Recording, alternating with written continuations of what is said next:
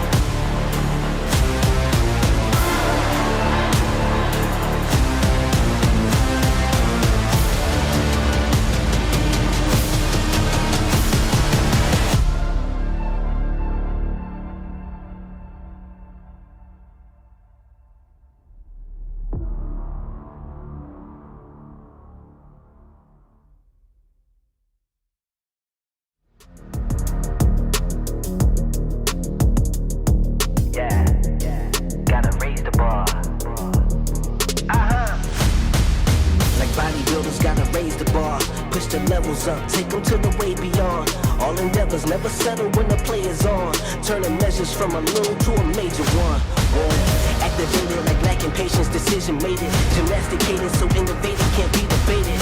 Flow aquatic, don't know a challenge, it been amazing. Fact of the matter, got the pattern to be the greatest.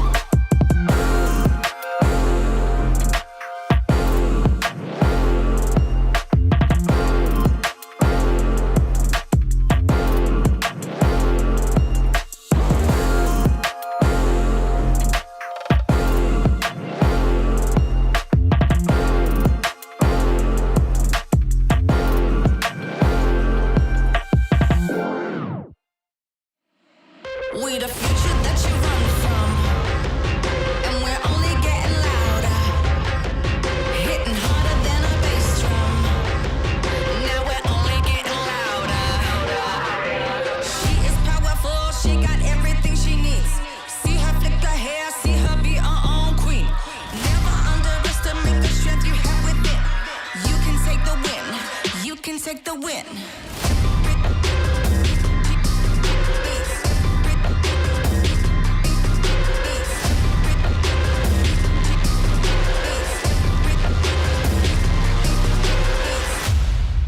We the future that you run from, hitting harder than a bass drum. And we're only getting louder, and we're only getting prouder.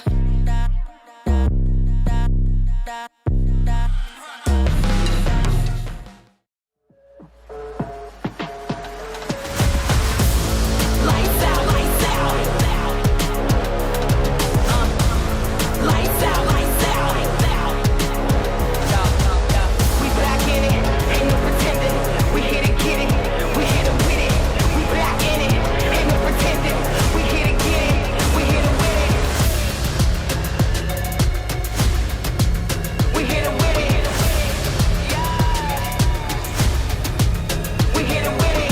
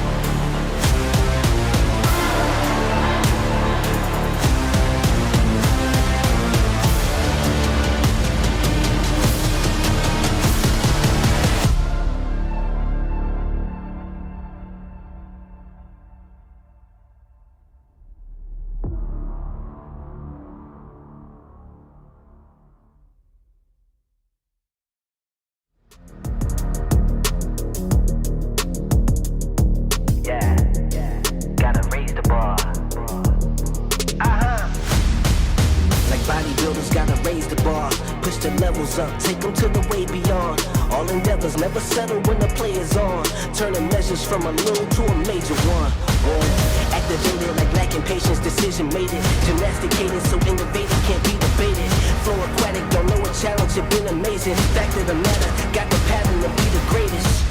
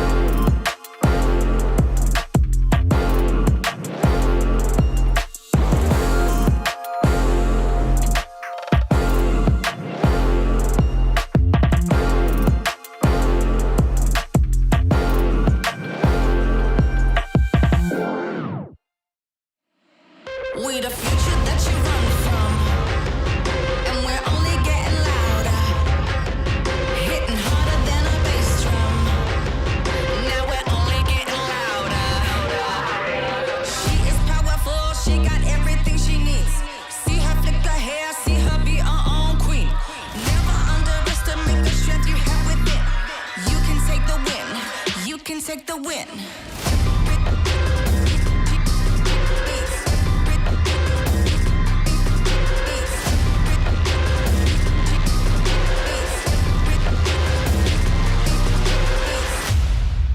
We the future that you run from, hitting harder than a bass drum, and we're only getting louder, and we're only getting prouder.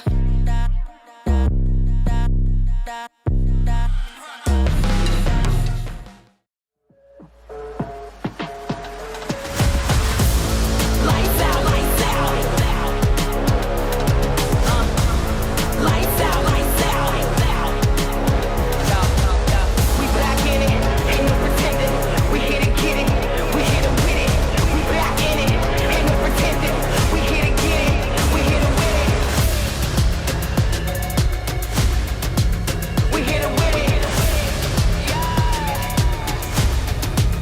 We hit and win it.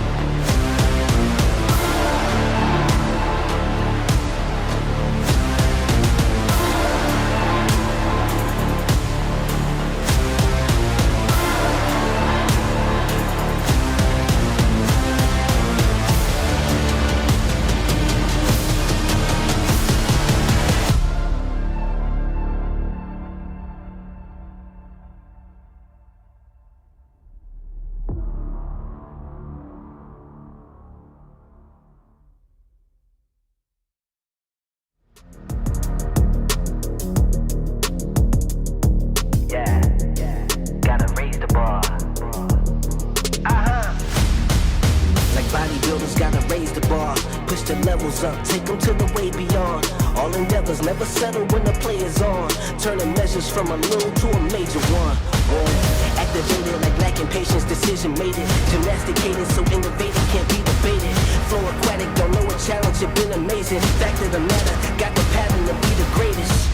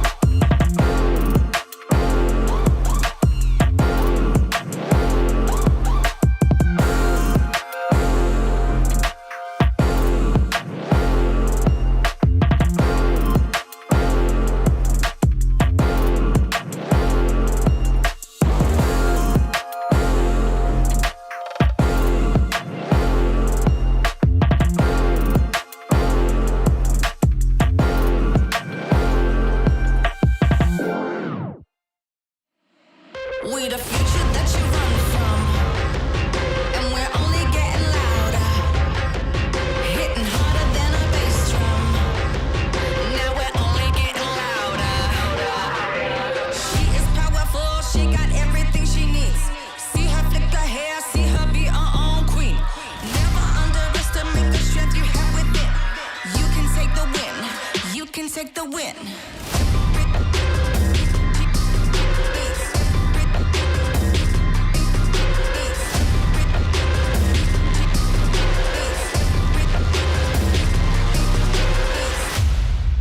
We the future that you run from, hitting harder than a bass drum, and we're only getting louder, and we're only getting prouder.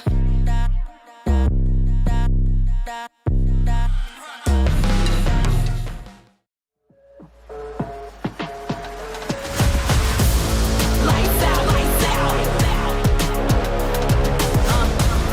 Lights out, lights out. We back in it, ain't no pretending. We here to get it, we here to win it. We back in it, ain't no pretending. We here to get it, we here to win it. We here to win it. We here to win it.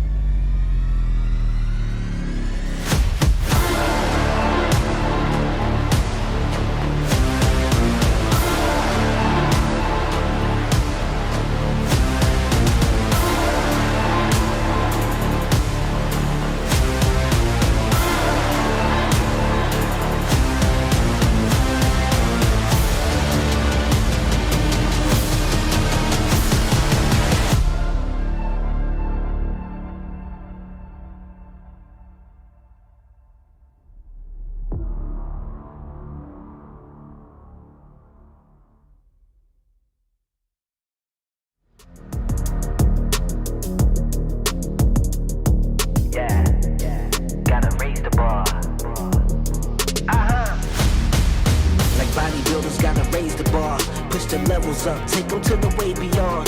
All endeavors never settle when the play is on. Turning measures from a little to a major one. Activated like lacking patience, decision made it. Gymnasticated so innovative can't be debated. Flow aquatic, don't know a challenge, it been amazing. Fact of the matter, got the pattern to be the greatest.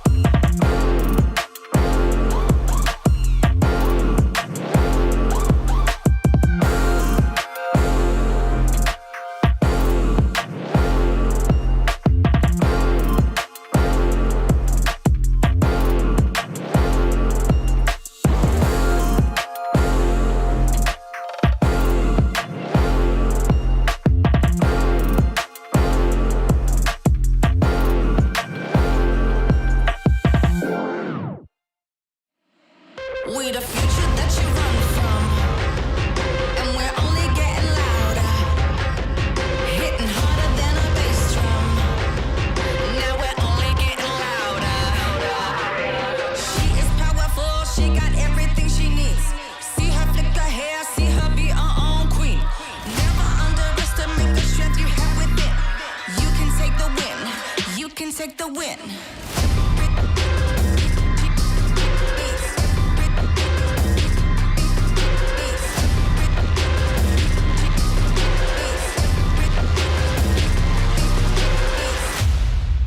We the future that you run from, hitting harder than a bass drum, and we're only getting louder, and we're only getting prouder.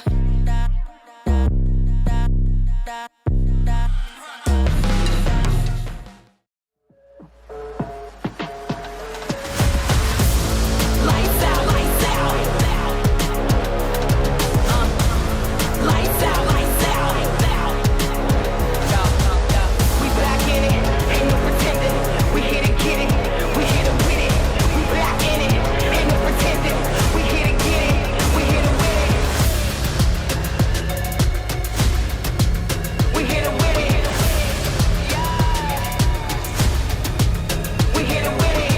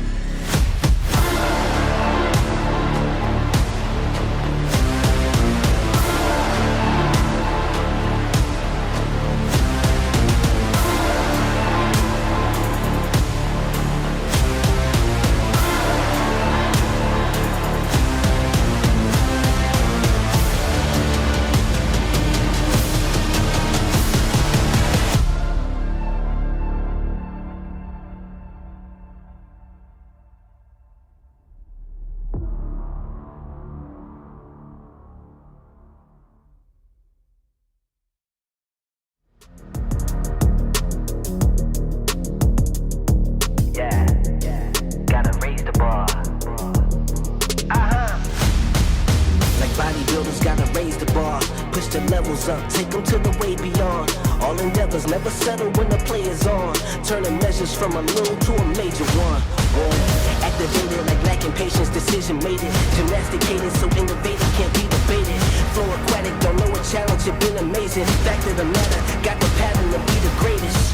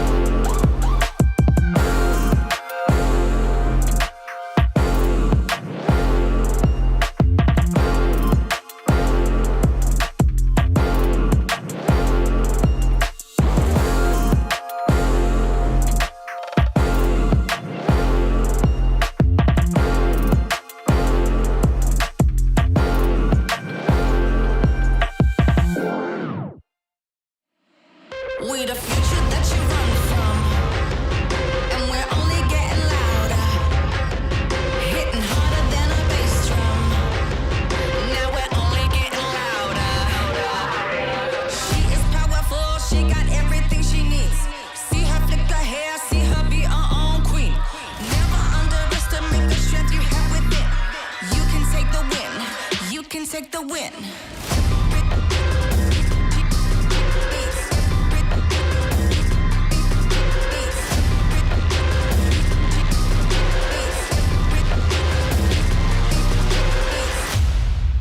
We the future that you run from, hitting harder than a bass drum.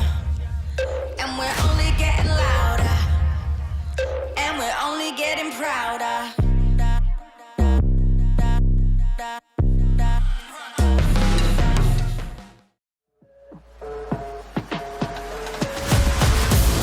Lights out, lights out. Lights out, lights out. We back in it, ain't no pretending. We hit it, get it, we hit it with it. We back in it, ain't no pretending. We hit it, get it, we hit it with it. We hit it with it. We hit it with it.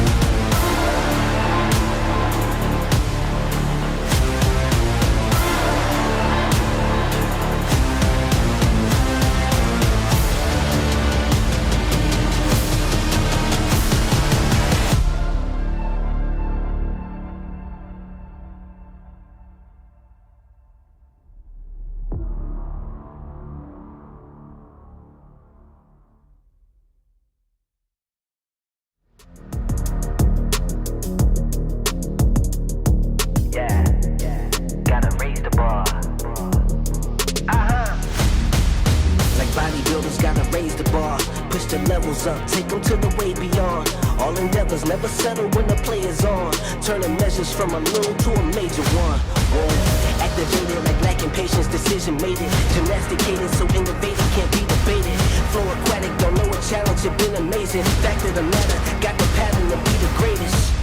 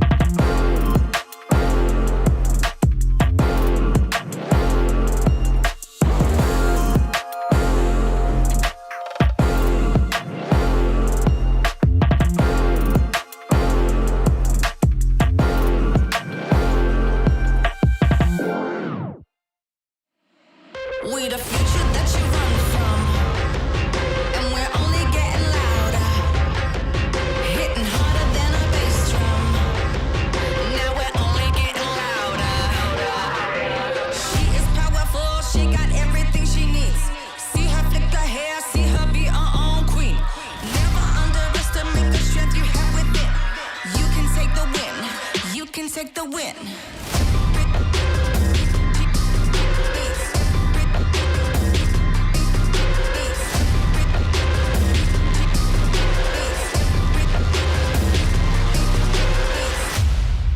We the future that you run from, hitting harder than a bass drum, and we're only getting louder, and we're only getting prouder.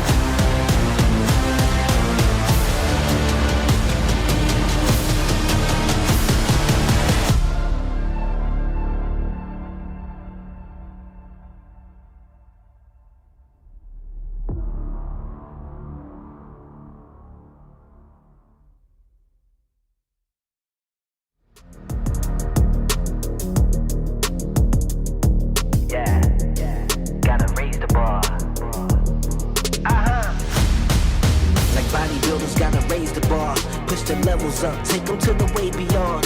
All endeavors never settle when the play is on. Turning measures from a little to a major one. Boom. Activated like lacking patience, decision made it. Gymnasticated so innovative can't be debated. Flow aquatic, don't know a challenge, it been amazing. Fact of the matter, got the pattern to be the greatest.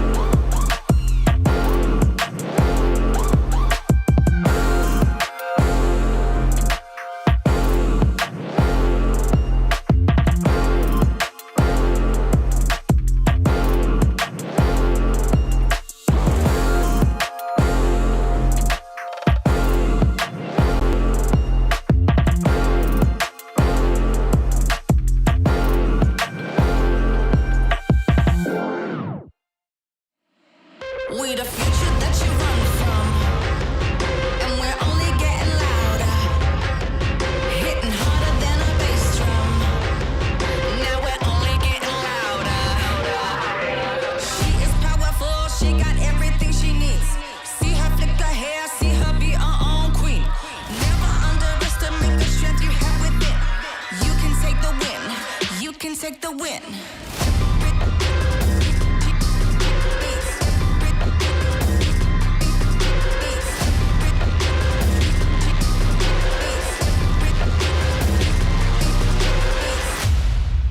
We the future that you run from, hitting harder than a bass drum, and we're only getting louder, and we're only getting prouder.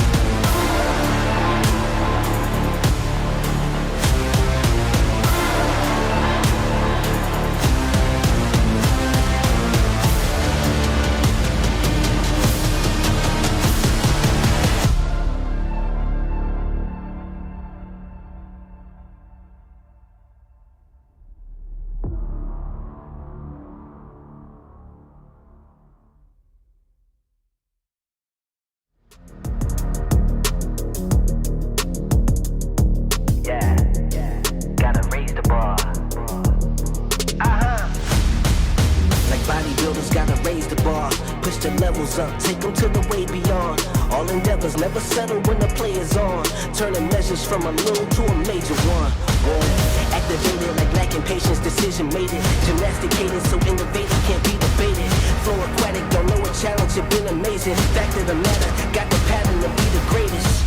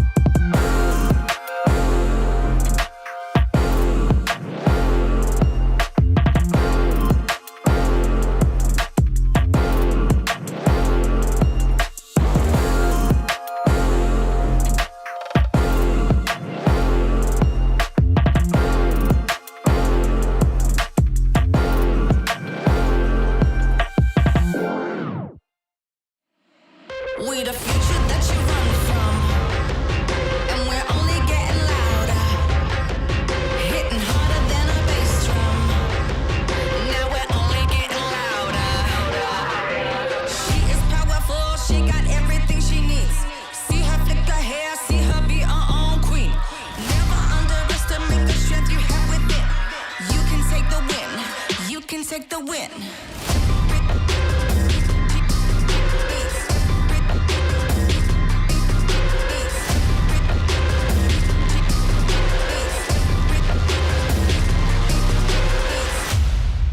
We the future that you run from, hitting harder than a bass drum, and we're only getting louder, and we're only getting prouder.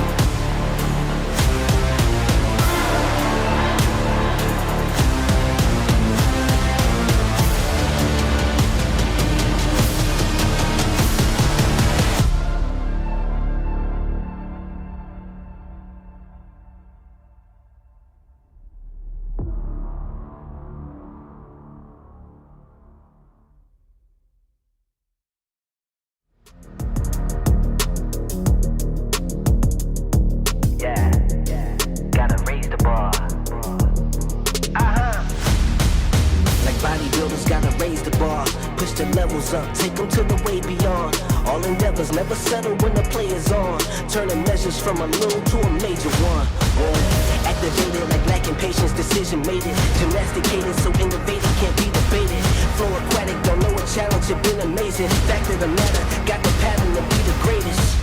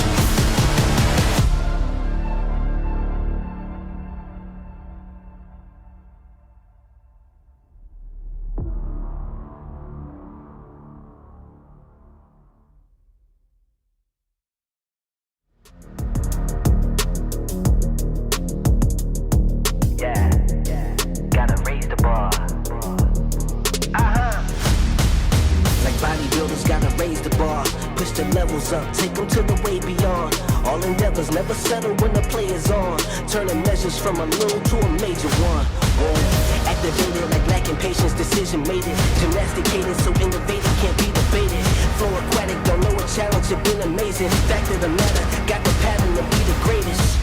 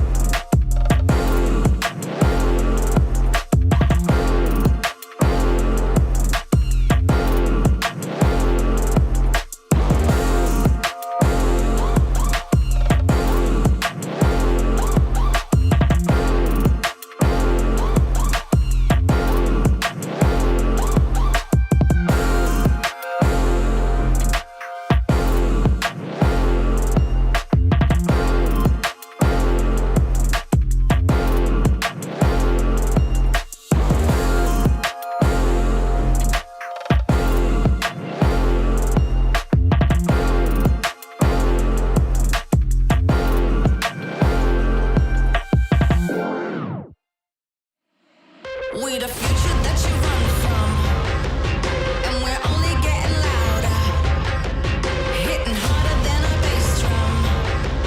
Now we're only getting louder. She is powerful, she got everything she needs. See her flick her hair, see her be her own queen. Never underestimate the strength you have within. You can take the win, you can take the win.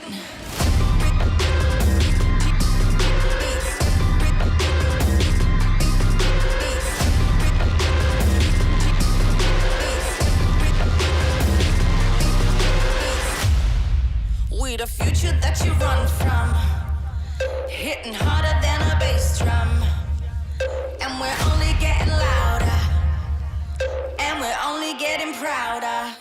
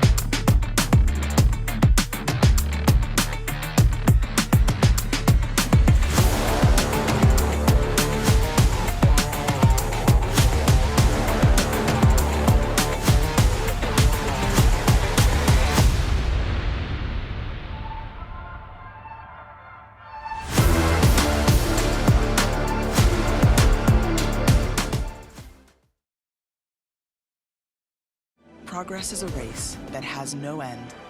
After every finish line, another challenge awaits. How can we continue to push innovation in a sport at the forefront of technology? This is how.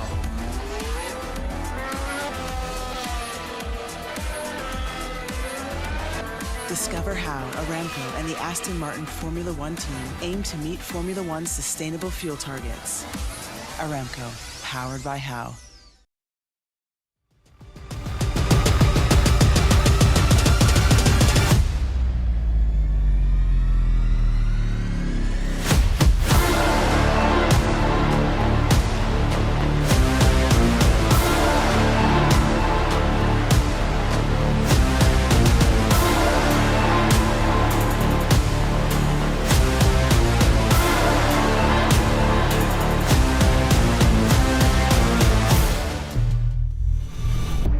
Greatness is in an instinct, a mind sharpened with attuned senses, awakened by what we're known for, but legacies are meant to be left behind.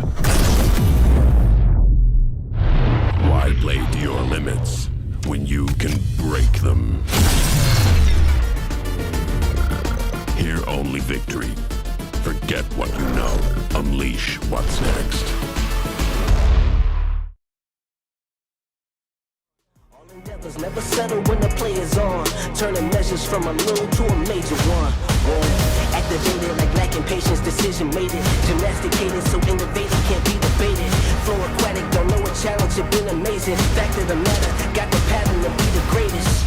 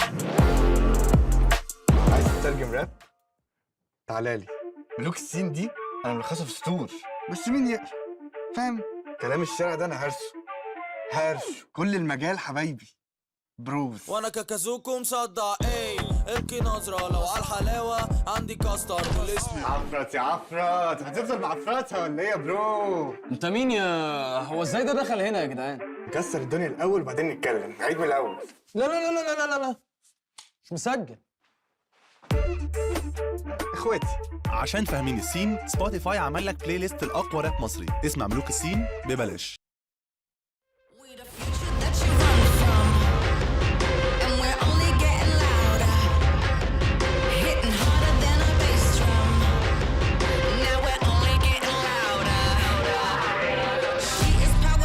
She got everything she needs.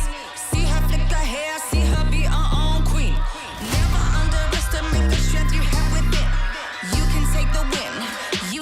the win. مع التحديث الجديد لستي سي بلاي تجربة جديدة للكل. لو جوك دايم تحديات نافس وانضم للبطولات، استكشف الشات والتايم لاين وتسوق من متجر التطبيق. الليدر بورد على تفاعلك بالتطبيق، والجوائز الأسبوعية والشهرية على نظام النقاط تنتظرك.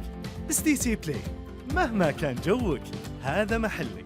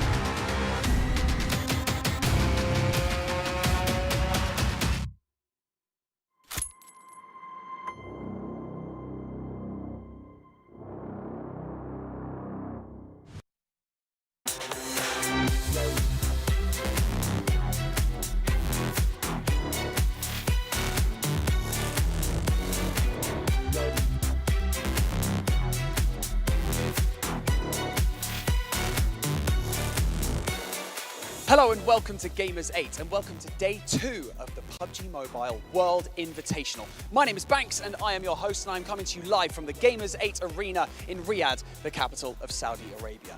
Now, many of our teams hit the ground running yesterday, but it would seem that the squad with the target on their back going into day 2 is Vampire Esports, but the competition is far from over. So remember, if you are in the Gamers8 Arena or if you are at home watching this, there is $3 million up for grabs across the next 2 weeks. So I guess you could say the pressure is on. So let's keep this train running and go over to the desk where they can break everything down before we dive into our first map of the day.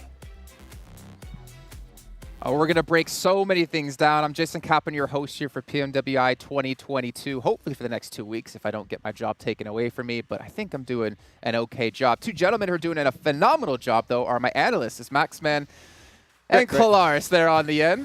Gentlemen, we've had an exciting first day of games, but we still have another day of play to come. And even before then, we have a special man to introduce here on the desk. We have Sir Tanny coming in from Vampire Esports, the coach and analyst for the team. First of all, man, welcome to the desk. Thank you so much for being here. Thank you so much for inviting me here, sir. Oh, man. Yeah, the thing is, if you do too well today, we're going to have you back every day. So maybe you don't want to be too good. I hope so. But let's dive into this right off the bat. How did you guys prepare coming into PMWI? I think we have a bit time to prepare because when we just finished the PMPL Thailand and at the 11 p.m. and then 6 a.m. we had to fly to here. Oh wow! So we don't have a time to prepare much. But I think my players just they are already ignition the engine from the PMPL, so they can play just like they want to play for now. To be fair, right, that's kind of the best way to prepare for an event like this is to play another event right before and you're ready to go, right? Go ahead, Max. Yeah, exactly. I mean, you're on a high. It's going so well for you guys so far. But I want to know, like, this is right now one of the biggest offline events we have in PUBG Mobile. How do you and the teams, adapt to this new offline event with all the teams here? I think it's a bit pressure to be here because this is the biggest offline event for the long time since 3 years ago, and we have competed the Southeast Asia tournament just like 2 months ago in the Malaysia. So I think it's a bit excited because we can meet another champions team from another league, just like that, So I guess my question is a bit more game specific to start things. Obviously, game 1 for you yesterday was fantastic. I really enjoyed watching it. What were the most important moments for the team in what was a difficult game, to be honest? Yes, sir. I think it's a really difficult game because the circle just don't come to us. Yeah. They have to push us to the circle. But I think the most important thing is my players. They can get a lot of kills, the elim points earlier, so that's why they can make the more confidence in the early game. You can see if they can shoot, they just go push forward, foot forward to get more kill. This is my team style. They have a strong team fight, but if they just stay but play very slow, the diesel engine, they're slow to burn, just like that. So you're talking to the right man about engines. I like it. I like my engines. But I mean, actually, we were speaking about it before, and it's cool that your team likes to go for the place and find like checkpoints and next to move to those important locations, right? Yes. In my team style, we are playing with the circle. Yes. Very slow. Sometimes we are outside the circle for looking for the best position to get in. We will think about this is the old center of the circle. Yeah. They have more opponent than the around. So we are rotating up and down to find the best position. Just like yesterday, on the first game, we can go straight to the Rust Hop, but we are going up there, with the bridge, and then go under the bridge. Just like that. Okay. I feel like I'm going to ruin the fun because talking about the best opening game we've seen in a long time here, I want to talk about game 3, unfortunately, which is the Sanhok. There was a little bit of an altercation you had with TJB Esports EU, right, when they were leaving Same and you came down from Rins. You definitely felt unprepared on your side on that. Is there like some changes you might want to bring to the table on that? I think the TJB, they are all the, how do you call this, that drop the Sami? Sami. Sami. Yes, to the south, TJB, they play on the Sami, but they made the Nigma. And they leave the city for the Nigma, and then they go forward to us. Yeah.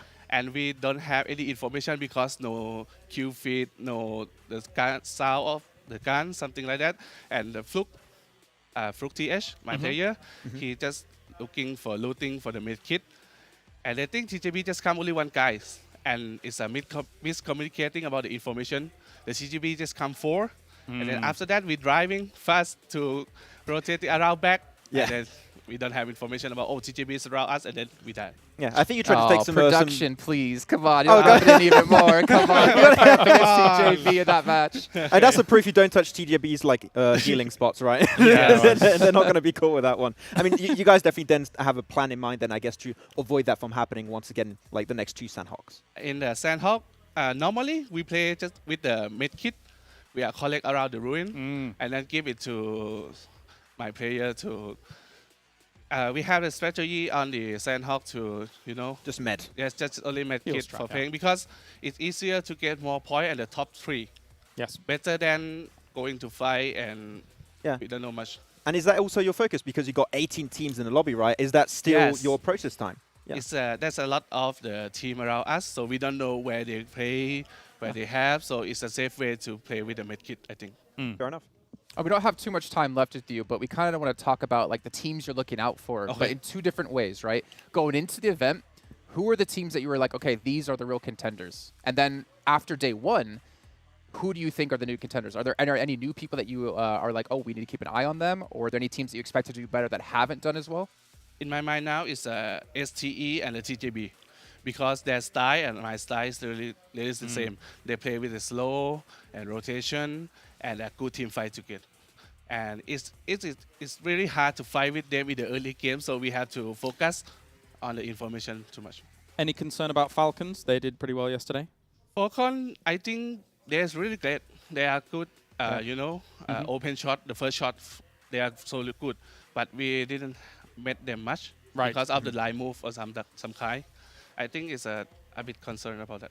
Okay, well, Sertani, thank you so much for joining us. I do sir. want to give you a quick chance to give a shout out to fans out there, whether you want to do it in English or in Thai. It's up to you. Okay, ก็ขอบคุณทุกคนนะครับฝากติดตามเชียร์ Vampire Esports ด้วยครับ We are the new team to the global competition, so please be support with us. Thank you. Hey, I'm sure you made a ton of new fans out there. Thank you so much for joining us. Thank you. And wish you guys obviously the best of luck today. Thank you. But let's try to jump into the format of the entire event. If you guys didn't join us yesterday, you might have missed on exactly how things will go. And this is going to be, as we mentioned before, a little bit different. 16 teams no longer happening in this event. It's going to be 18 teams. And we did get to see yesterday in particular how that's affected quite a few different teams here, Max. Yeah, I mean, you saw it with that first game, like Vampire, we were just talking about it. You take a central position like that, they become even more valuable because you can pick up basically so many more eliminations off the back of that. 24 on that first game for Vampire. Yeah. And I also understand, right, we were talking about it right there on the interview. The heal strat just makes also a lot more sense into Sanhok because there's so much unknown. The fights are so hard to take. Heal strat might even be more valuable now because you're just playing super safe. And if you really want to get down to specifics, I can understand his point about Sanhok and TJB being kind of aloof and kind of everywhere. You're in Sami, you're in moving kind of up on that west coast as well. It's not easy to know exactly where they are, especially when there's so many teams that you have to account for. So, yeah, it's interesting. It's going to be interesting, right? Because we expected, Nigma Galaxy, we expected TJB to do the heal strat. Didn't expect Vampire to do it. So if they don't have that altercation with TJB, it's going to be a fight between 3 teams for second place. But they all want to loot meds down there, which is the big There's problem. not enough. Well, as you can see here, ladies and gentlemen, we do have 2 days of play left in this main tournament. We have today the 12th and, of course, tomorrow the 13th. But next week, the top 5 participants from this main event will be joining the invited teams in the AfterParty Showdown, which is going to be insanely exciting with a couple of new maps. If you haven't looked into it, well, I'm not going to spoil it for you. You're going to find out when we get into it on the 18th. But, gentlemen, I'm honestly excited to see how this will turn out. I mean, imagine... Again, in particular, you have Falcons. If they make it into the AfterParty Showdown against some of the most known teams in the world, like the BTRs, that's going to be a chance for them to really make a name for themselves and, of course, gain a lot of fans. Yeah, it's going to be really interesting to see how they're going to be approaching the AfterParty. Or haters, I should say. I'm sorry. A lot of fans are haters. It depends who you knock out. It's going to be happening for sure, but I think that should be the main focus. Like, the AfterParty is going to be $1 million extra of potential prize pool, so it's just W after W if you can perform that. Distributed in an exciting way as well. And a very original way. The fact that R8 is already there as well for the Saudi Arabian fans, and if Team Falcons continues to do as they do, that's awesome for the local fans and awesome just for the region as a whole to show the kind of strength that they're putting out right now, considering considering what we've seen just yesterday. Yeah, and you can see here we do have a couple of different ways you can earn money, whether it is through the rankings and the $2 million, and of course the MVP, the Gunslinger, Grenade, Master, Eagle Eye, Field Medic. I know, if I'm not mistaken, Eagle Eye, it's an average of your top 2 distance shots. Yes. To see who is the best one. Exactly. I will not calculate it myself. I'll probably use a calculator, but yeah. And also, we saw the... even if you use a calculator, you might get it wrong. We saw the Grenade actually award coming through. Like, who is it from Stalwart that's got, like, an insane amount of nades? I can't remember. I was keeping an eye on the Eagle Eye, and I think top was Eagle Eye, and I think maybe he was even Grenades as well, actually. So yeah, it's one of Stalwart for sure. Yeah, they're doing well. Well, we still have, obviously, a lot to come up today here. I'm going to remind you guys once again, though, about Sony Xperia, the 1V, which created in collaboration with esports professionals and is official smartphone partner here with PUBGMOBILE. Make sure you guys check them out. Make sure you guys pick them up. They're actually down here, but they're also here on the desk as well. All right, ladies and gentlemen, we're getting extremely close to kicking off our first match of day 2, but I'm going to remind you guys once again with a sick hype video of the teams that will be participating not only today, but in the next 2 weeks.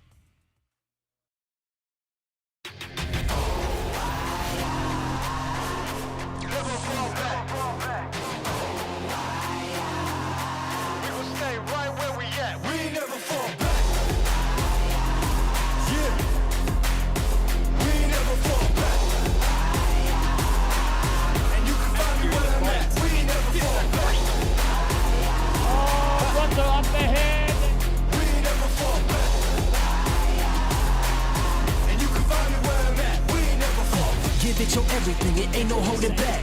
Time to be the one, best squad, that's a fact. Nobody can stop me when I get in my zone. Take it higher, go from unknown to world known.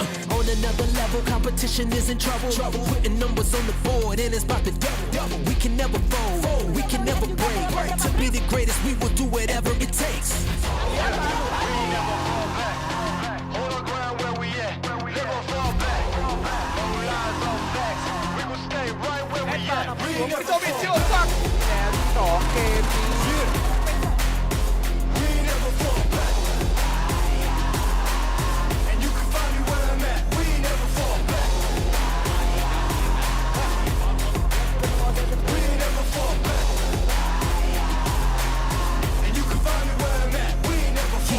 Legendary, feeling like it's my moment. No slowing down now, we can move forward. We got the passion and drive, we stay working. An undeniable team, we on the circle. Bring the fire like a dragon, hunger and the passion. Making history, our energy is everlasting. We're staying on top, team so supreme. Making big moves, the world has never seen. We never fall back, hold our ground where we at. We never fall back, hold our ground where we at.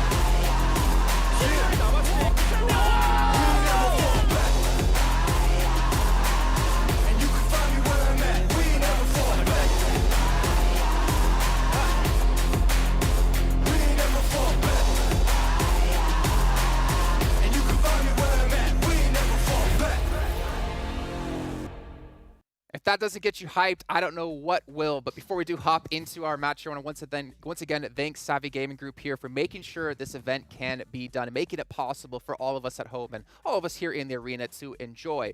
Now, for you guys to enjoy other things, we have tons of things and tons of prizes to give away. One way you can do so is by changing your social media profile picture to the team that you are supporting and making sure to post on the official channels, as you saw right before this video, about your teams and why you want to see them do well. And you can get some sweet prizes, maybe even a sweet phone. But ladies and gentlemen, we got to start talking about overall standings. We did have one day of play happen. We have had 6 matches out of our 18 total now done and dusted. And it's time to check in who's currently sitting at the top. And as you heard us talking to Sertani before, Vampire Esports in first place. They're just looking amazing right now, Vampire. Like that first opening They're game, so like hot right now. They're so hot right now, Vampire. Oh, they're going over there. They're just flapping their wings and like flying in first place currently by a pretty significant margin.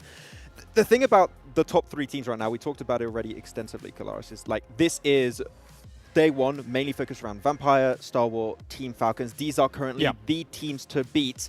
And there's a small gap that has been created now between 3rd and 4th, but there's still clear potential like for teams below. If they get one good game, they're back in the race. And the important thing that we took away from the fantastic interview actually with Sertani is the fact that, and they realize it too, is that some of these top teams, they're bringing very similar play styles across the board than those 3 teams. They understand that they're taking it slow, steady, playing those edges, playing for the position, and then the kills come, sorry, the eliminations come to them a little later on. Ultimately, he didn't quite mention Falcons in that, but they are doing a similar play style to him just because they're not actually coming in on the same angles. So these 3 teams, they're playing the style well. Whether or not that develops here throughout the next 2 days remains to be seen. We'll keep our eye on it. Yeah, and I think we can all agree that if teams can't start to perform today, if they're not at the top, then you could pretty much kiss it goodbye of them getting into the after-party showdown. You have to start making plays right here, right now, if you want to see yourself get through into this. And you know what? We're going to find out if they're going to be able to do so. And if you guys are unfamiliar with the schedule, we'll throw it up on your screens really quickly. We're going to be having 3 Erangels, 2 Miramars, and 1 Sanhok a day.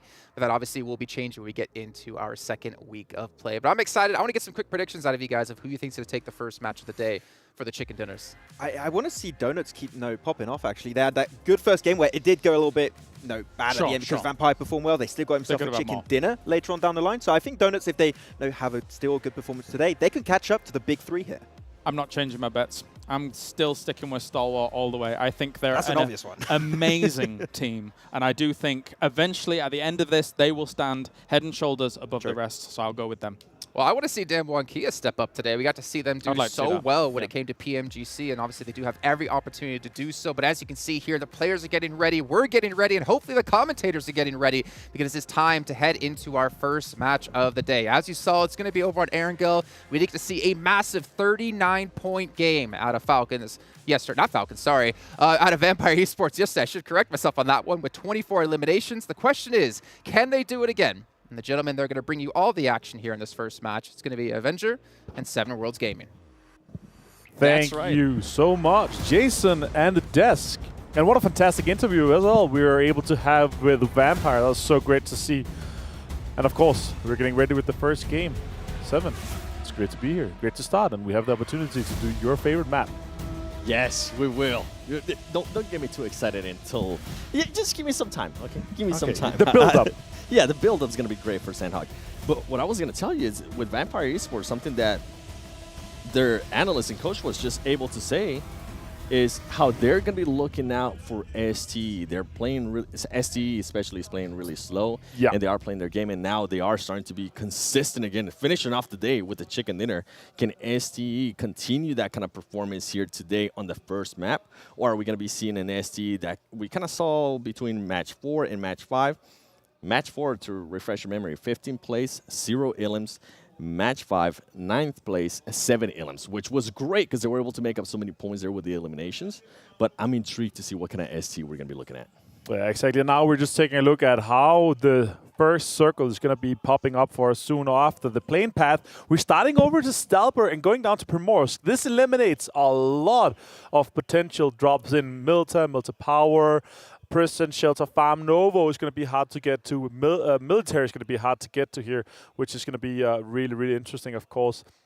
First game of the day. I'm super excited to get things started here, 7. And obviously, highest damage also checking in on action. Mike Flug also in there. But right now, Stalwart Esports is really paving the way in multiple ways. Yeah, and with Stalwart Esports, I mean, as I just said, getting that chicken dinner to finish off the game put them in a great place to hunt down Vampire Esports, and hopefully they will be able to continue to do that because it's going to be a battle between these two. But then you heard Jason say a team that actually surprised us was Falcons. This was a team that just kind of came out of nowhere. Falcon Esports decided to show up and started performing really well. And what's crazy to me right now as we're looking at this circle is that it's almost the exact same circle that we got on the first game yesterday, and we know what Vampire Esports was able to do at that time. I mean, they were able to collect 24 elim points. Could this possibly benefit them again? And I love this, that This circle is actually really good for this plane path here. We're flying in from Stalwart down to Primorsk. A lot of the teams are going to be able to get into the good drop spots for this. Again, thank you to Sony Xperia, the official smartphone sponsor here for the event. Super great to have you guys on board. And now we see REGAN.S and back-to-back actually kind of chasing each other. J-Way taking some shots. There's a DPS in play here in Flower C2. Let's see if we're going to be able to have some potential knocks. It's a little bit of a chase, actually. We have a new MP in play on J-Way. But Polo and the boys here in the coop are going to be leaving. And I'm pretty sure back-to-back is going to try to not lose anybody. This is a team that's currently in 18th place, dead last. So you don't want to start off the day 2 when you're wanting to make a comeback like this. And you can see the chase finally stops. It's going to be great for them. And with back-to-back, I mean, at some point here, they are the NA hopes because they're the only NA team that are going to be participating in this next 2 weeks. Right now, it's not looking like it's going to go their way. Yeah, I'm lucky in that sense, you know, having multiple teams that I can cheer for my kind of home region. We have Aton, we have VIVO, Keat Stars, so I'm kind of fine with that. No, it's obviously unfortunate that they've had a really rough start in that matter. It is day 2, so they've only played 33% so far. They have 12 more games to make up for it, which is going to be interesting to see. Now that, you know, especially the amount of preparation you can do from day to day is huge. So the question is, have they prepared? Have they spent that time getting into seeing, okay, how can they improve going into day 2 here, and how well they're going to be able to do compared to some of the other teams? Yeah, hopefully they went back yesterday, watched a lot of VOD, figure out what's going to be happening today, right? And treat today like your day 1. This is something that we were actually talking about before the show started. Yeah. They might as well treat this as their day 1 because their day 1 was absolutely awful. And for everybody watching at home, let's watch PMWI together. Complete daily missions to earn points. Once enough points are accumulated, tap on the rewards icon to claim the corresponding reward. Yeah, exactly. And you can participate in the event solo or with your teammates that you usually play with. It's obviously easier if you're able to get that together with a whole team, and you can get the reward easily. But I was going to say, we have seen some great skins. Oh, for sure. Especially the PMWI packs. And between August 4th and August 13th, they are going to be 50% off for the PMWI packs. Get a set straight away and have 5 chances to draw PMWI treasure chests. Yeah, and that's a further sale on the PMWI packs, and you can get 6 chances to draw the treasure chest from PMWI. Well, what I'm going to be looking at here is, I mean, I would like to see some of the bottom teams. I mean, Virtual Gaming Squad. This was a team we saw a little bit like they didn't know what they wanted to do yesterday. I forgot which map it was exactly, but they weren't sure what they wanted to do. If they wanted to be pushing or if they wanted to be a little bit more patient. And you can see a bit of a disconnection between that team. I'm hoping today they went back, watched that VOD, and they're going to be more assertive on what they want to do. Whether it's aggressive or defensive, as long as everybody is on the same boat, that's what I want to see. Yeah, especially the teams that were able to do well yesterday was the teams that were either very aggressive together as a team, moving together and getting the eliminations that they were for, or super heavy focused on getting the placements, trying to stay 4 alive as long as possible. Because obviously, if you are in a 4 versus 3 situation, you're the team with 4, you have the upper hand just by nature, by that. So that's the very hard focus. One of the teams that did that, obviously, was Donuts. We saw their game on Erangel. They were able to hold down the barn, just east of Pachinki, and then move out and then take over control of the late game, which was very good to see, of course. Yeah, and you're talking about Erangel. They ended up getting the chicken dinner, right? Yeah, and on top of that, they ended up the first game, 4th place, 8 Illims. So far, Erangel has been working for them. Can they continue on this trend? And I mean, same with VIVO Esports. I know we've been talking about them, but I want to talk about them a little bit more because their damage is just out of this world. I think it's almost more than 2K damage than the other team with that 2nd place damage, which is going to be Donuts. To put it into context, the damage dealt from VIVO Esports, 9,503. Donuts in second, following them, is at 7,638. So just... you can see how much more aggressive VIVO Esports is right now. Yeah, I really love to see how they're able to play. Damwon-Kia, another team that we've seen some from. As the guys are managing in a desk, you know, we want to see more from them compared to what they were able to do at PMGC2. And, you know, we're having big expectations to these guys. You know, they are a team and a organization that have huge respect amongst all the teams here and globally. So let's see how well they're able to fare throughout. Yeah, and I mean, you heard Jason say too, Damwon Gaming, Damwon Kia. This is a team that just hasn't performed. Like, we haven't seen them at all. We saw them getting eliminated over and over again, and they finished off at least they finished off the day with the 5th place and 2 elims. So maybe that'll spark up. Maybe they'll be able to carry some kind of momentum. I'm hoping it happens for Damwon Kia. They're super focused on their placements. They want to get high placements, but considering that we have these 2 extra teams, the most of the points that you're getting in the total games here does come from eliminations, so they need to focus on that as well. But being able to still have, you know, their top 10 placements, but they're just not able to convert some of these eliminations and not stealing enough kills like some of the other teams are really excelling at right now. On screen, Cielo from VIVO Key, we have a lot of teams that are already taking in some of these positions that we are close to the river, which is going to be really hard. Some teams are obviously taking some terrain that could be high ground or very easy to traverse across the river, or potentially gatekeep on some of the bridges that we see here on screen. So high ground here in the castle, overlooking multiple angles. I was going to tell you, with VIVO Key, I was actually really impressed with how they were able to play yesterday. I mean, they started off the day in 8th place. I think at one point they were in the top 5, which is good to see that Brazilian team, we know them how aggressive they can be, and we know how great they did in Sanhok. I want to see them translate that a little bit more to Miramar, because Miramar was not the strongest suit. I know we're currently not playing Miramar, but I am already thinking ahead for that team. Yeah, really looking forward to see if they're able to step up and show what they're made of. We know they're capable of great things. Also what we've seen both regionally in PMPL, but also the PMPL Americas Championship, where they did well too. Here we have Bucks Gaming on screen. Now next circle is going to pop here, and it is going to be a great one. The question is it going to be an odd one? Is it going to be a center one? It's going to be a center one. So actually the vast majority of the teams are already in, but look on screen 7. There are some teams far outside the current circle. Yeah, I mean, we heard the analyst from Vampire Esports said that STE, they're going to be looking out for that team because they're playing so slow. I think this is just a perfect picture of what he was talking about. Most of the teams are already starting to rotate. They're in vehicles. They're trying to position themselves. And guess what?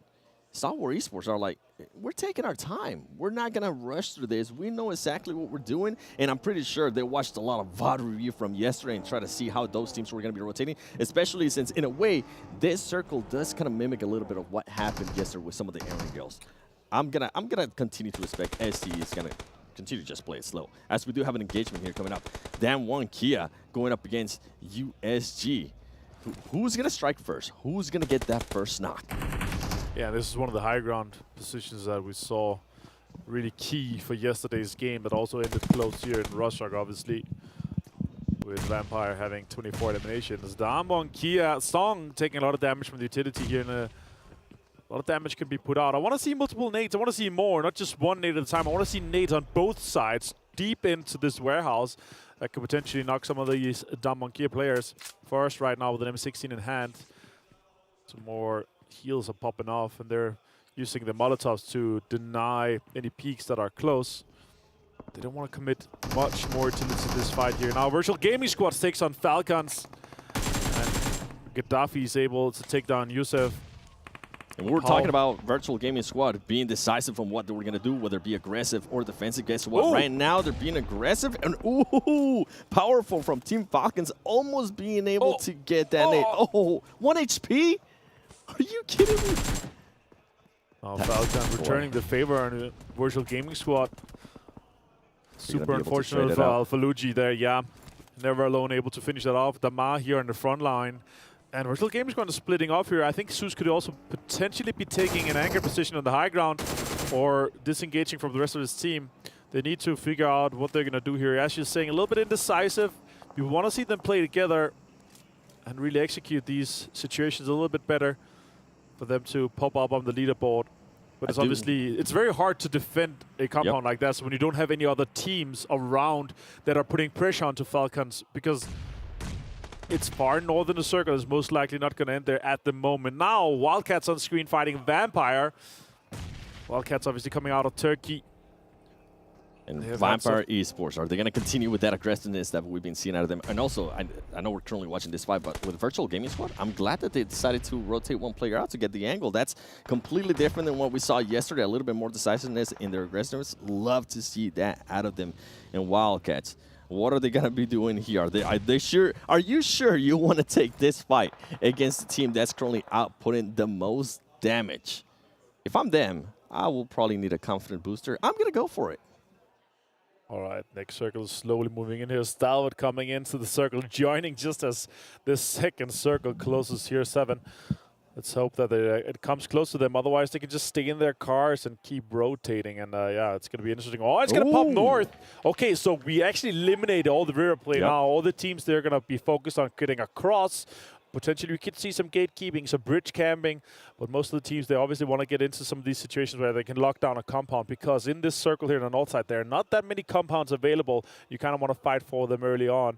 Obviously, also the road that goes on from Yasnaya up to Cerveny is a huge factor. There's not a lot of cover around that road, except for those few compounds. And as I'm looking at the map here, I'm going to be looking at Stalwart Esports. How are they going to try to break into that circle? Are they just going to do a full-on rotation edge of the circle and slow it down as they've been doing? Or are they going to get a little bit more aggressive now that an opening is happening for them and try to reach that? I think they might just play that outer circle. Yeah, we'll see. And also we saw just on the map real quickly that back-to-back is actually in front of them, so that could be rough for them. Let's see what the situation is going to be later. We'll jump into now. 4 rivals on screen coming out of Malaysia. Oh, this is a fight that I want to see here. This is a big one. Aton Esports, please. You guys are currently in 16th place. It's a team that I expect a lot more, especially with the new player, Texa. We saw some flashes of greatness yesterday out of that team, but just not good enough, hopefully today. And TJB, I mean, this is 6th place. I'm pretty sure they want to continue on that trend. They want to continue to position themselves within those top 5. Because remember, top 5 is the desk, and the analyst was saying they are going to be moving to next week when we do the after party, and that's going to be even that's going to be even crazier. Wait until you see what's going to happen. Now, I do want to let everybody know, currently watching between August 4th and August 13th, all users in the region of the top 3 teams will have the chance to win a prize, maximum of 1 award per user. Keep an eye out on that. And here we go. They are going to decide to engage. Oh, TJB is actually boxed. Aton Esports might be wanting to back up, and Box is just going to be full sending it as he's able to run over a player with Kiss. And Box Gaming is just absolutely destroying the TJB players. There you go. There's a little bit of a break. There's a little bit of a trade for them. Yeah, that's a rough situation. Let's see what they're able to do. Also, you can see VIVO keyed in the distance, and now all the teams are definitely moving into the circle, trying to get into a bit of an angle here. Box taking some shots at TJB, putting more pressure onto them. Can they continue? They try to eliminate them right now. Oh, Shao! No, he goes down. He's getting traded real quick. Sabu, insane by Box. And it is going to be just Trismi. As Trismi is getting third party, he's going to hop on that car and just decide to back off as Vivo Kid was trying to get into that action. And I'm surprised, actually, that Aton Esports decided not to push the action even more. I feel like they might have been able to third party and at least get some free ilims. Some of the likes of what Vampire Esports was able to do on the first match yesterday. And here we go. Boss Gaming, Trismi. Now it's just you. Now it's trying to find a place where you can maybe secure some of those extra points for your team. And guess what? Wildcats, Vivo Key, they want to get on that party too. Defoe, can he do? He's going to try to go for the rest. No, he gets straight. Diego down, Adrian down. It's actually only McGrillen left here against Hexray and Boran. And Vivo Key is out. And we can hear our Turkish colleagues be pretty damn happy for that, because it looks like they could potentially get both their players up again. Now Vampire rotations coming in. Solo Mega there with the DP28. Yeah, and Team Solo Mega is going to get caught, and he's going to get knocked right away. His team, though, is going to be able to position themselves. This is going to be an interesting fight, even though Vampire Esports don't have the height advantage. I would love to see how Team Soul is going to be able to defend this. They're thinking about getting away. I don't think they're going to have enough time. Hector decides to lay down. Can he play this snake? Can he get some knocks? He gets spotted and he gets absolutely knocked. Luckily for them, that distraction was able to just create some chaos. Some 2 players from Team Soul were able to get away, but guess what? Aton Esports, this is what I wanted to see. Try to third party something. Send a text, throw in some nades. Send a text, trying to get some angles. You see Choco in the car going around, seeing where the players from Vampire Esports are, and Choco's actually going to full send it with the vehicle, trying to spot somebody. Now a replay of Vivo Key and Istanbul Wildcats, but Let's go back to this fight here. Vampire, Aton. Circle has popped again, and it's actually not close to these guys. They have to move. Vampire getting back to vehicles, trying to move on. And Stone jumping into the buggy. He's going to be rotating into Circle right now. A lot of damage. This is, again, they're fighting for terrain that is not inside the new circle rather than focusing on, all right, how are we going to get into the new circle? So you can see the focus is on the eliminations.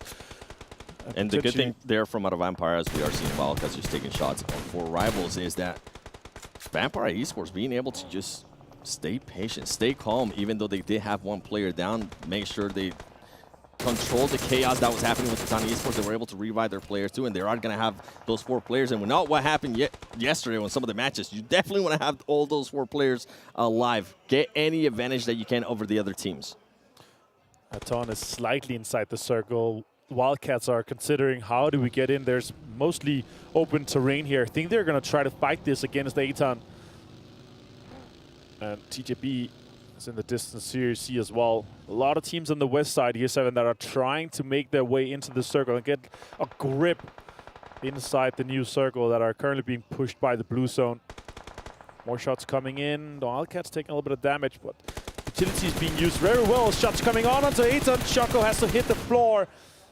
And while Boran hits a lot of bullets, doesn't get a knock on that one. Choco just barely being able to duck down just in time, and that smoke is going to help them out. Hopefully they can try to find a way to get out of there, because they're going to get sandwiched between Damwon, Kia, and Wildcats here. That's not a position that you want to be. And guess what? I think on the side, I was able to see some Team Soul players. There you go. Synatexa, being the smart player that he is, being the veteran that he is, trying to see if he can maybe make a push up or find some kind of angle to get a knock and allow his team to rotate out of there. Right now, for Aton Esports, it's not looking good. Boran has to push in. He's in the blue zone. He does find a knock on Synatexa, and the rest of the guys from Wildcats, they're sending it in on the cars and the vehicles. X-Ray finds one on Synatexa too, finishes him off though. It's another point going their way. Boran taking some damage. He's going to be found by Bruno. Bruno getting ran over. I thought he was actually going to be able to get somebody before he was found. He wasn't, and here we go. Wildcats, Aton Esports. This is massive for Aton. They need to be able, they need to win this fight. 666 just waiting, throwing some smoke, making sure he confirmed those elements. Those are great. That's going to be some points that are going to be a must. You never know what can happen. It can come down to just 1 point. Here we go. Is it going to be Choco? Is it going to be Wildcats? Who's it going to be? And then we have a player from Team Soul, Goblin, just waiting patiently. And this is actually something that we saw from Team Soul yesterday as well, being able to just slow it down. It was just 1 player. Once again, it's just 1 player as well. Yesterday, they ended up with a 5th place and 3 elims. Can they do that today? Can they get within the top 5 with just 1 player? Yeah, nice finish by their Istanbul Wildcats. Are able to terminate them completely, eliminate them, and get the points on the board. Aton is out. That's the 17th team. Donuts here on screen. Stalwart has a decent position. The circle is getting very close, and the southern side of this circle here, where Stalwart and Donuts is under a lot of pressure from many teams, and not that much space, not that much terrain available for most of these teams. Yeah, and I was seeing some trades there on the Elim feed. I think it was back-to-back between RSG, and there you go, Wildcats out as well. Vampire Esports, here we go. The aggressive team, they're trying to find some people too. Not able to confirm anything there with 52 Esports. Looking around, trying to see if there's going to cause some kind of damage. And Morph, I see Morph there on the other side of the gas line. As I talk about that, guess what? Vampire Esports continues with the nades, and they are knocking people as they are trying to get different angles. Fluke being able to knock Deku, but Gaddafi is starting to third party. Oh no, Vampire Esports starting to get third party from a lot of people. So much pressure on this southern side here. Vampire Esports is out in 14th place. No placement points, but 3 elimination points gone their way. Soul is out as well. 15th place and 1 elimination for them here. Stalwart is really controlling this. They're able to maintain Pika, finding a lot of shots onto 52. And that is 52 out in 13th place with 2 eliminations here. And now the placement points begin here from 12th and up, getting 1 point for that. So let's see how much further these teams can push themselves. This is when it matters, and this is when we're going to see teams. What are you going to be doing? Are you going to just decide to go aggressive, or are you going to decide to go a little bit passive? Damwon, Kia just getting 2 of their players confirmed and eliminated. And here goes Forrest, trying to find a different location because it wasn't working for them. Box eliminated in 12th place with just 1 elim too. Nigma Galaxy as well out in 11th or 7th with only 2 eliminations. A lot of teams are going out early. Falcons going out in 10th, 2 eliminations. TJB under a lot of pressure from Damwonkia. Damwonkia again in these situations where they're able to get really good placements, but I want to see them able to finish this off. That is back-to-back out. They're out in 9th place, while Damwonkia here, 2 players, but 7 eliminations. They've really stepped it up compared to yesterday. They did not get that many eliminations at all, and now they're able to combine both placements here. All right, we Stalwart. also saw TJB Esports getting eliminated, and look at the circle right now. I know you guys, you can see it a little bit on the top right. There's only one team that's inside that circle. It's going to be Morph as TJB gets pushed. And guess what? Oh, that was early. That was the replay. Yeah. Okay, threw me off. I was looking at the map, and I was looking at Morph, how they're just currently sitting pretty in that gas station. Yeah, exactly. Morph is good in the gas station. Stalwart has the high ground. They actually have to come off that high ground lip there of the ridge, which means they're going to be fully exposed. The question is, how many more can they take with them? 4 rivals in a good situation. They are following with a lot of cars. They could potentially pull up under the gas station. There's currently no one doing that. Looks like they're going to be choosing to do so. Damwonkia, it's still 2 players in this situation, but 7 eliminations is good. We only have 6 teams left with 18 players. And here goes 4 rivals. Good too. 4 rivals trying to make the push and everything against RSG. RSG Lightning able to knock one player. Can he knock another player? He doesn't. He gets knocked himself. The other teammate trying to back him up. Lappy decides to lay it down and try to just slow down things a little bit. Can 4 rivals survive this? Or the grenades are going to start coming in there from GC RSG. And here comes the first knock once again from RSG. Having the upper hand against 4 rivals, and now the angle started. No, nobody's going to be there. You want to look at the other side because Pembur is currently laying down. He knocks somebody. He's not going to be able to knock somebody, but guess what?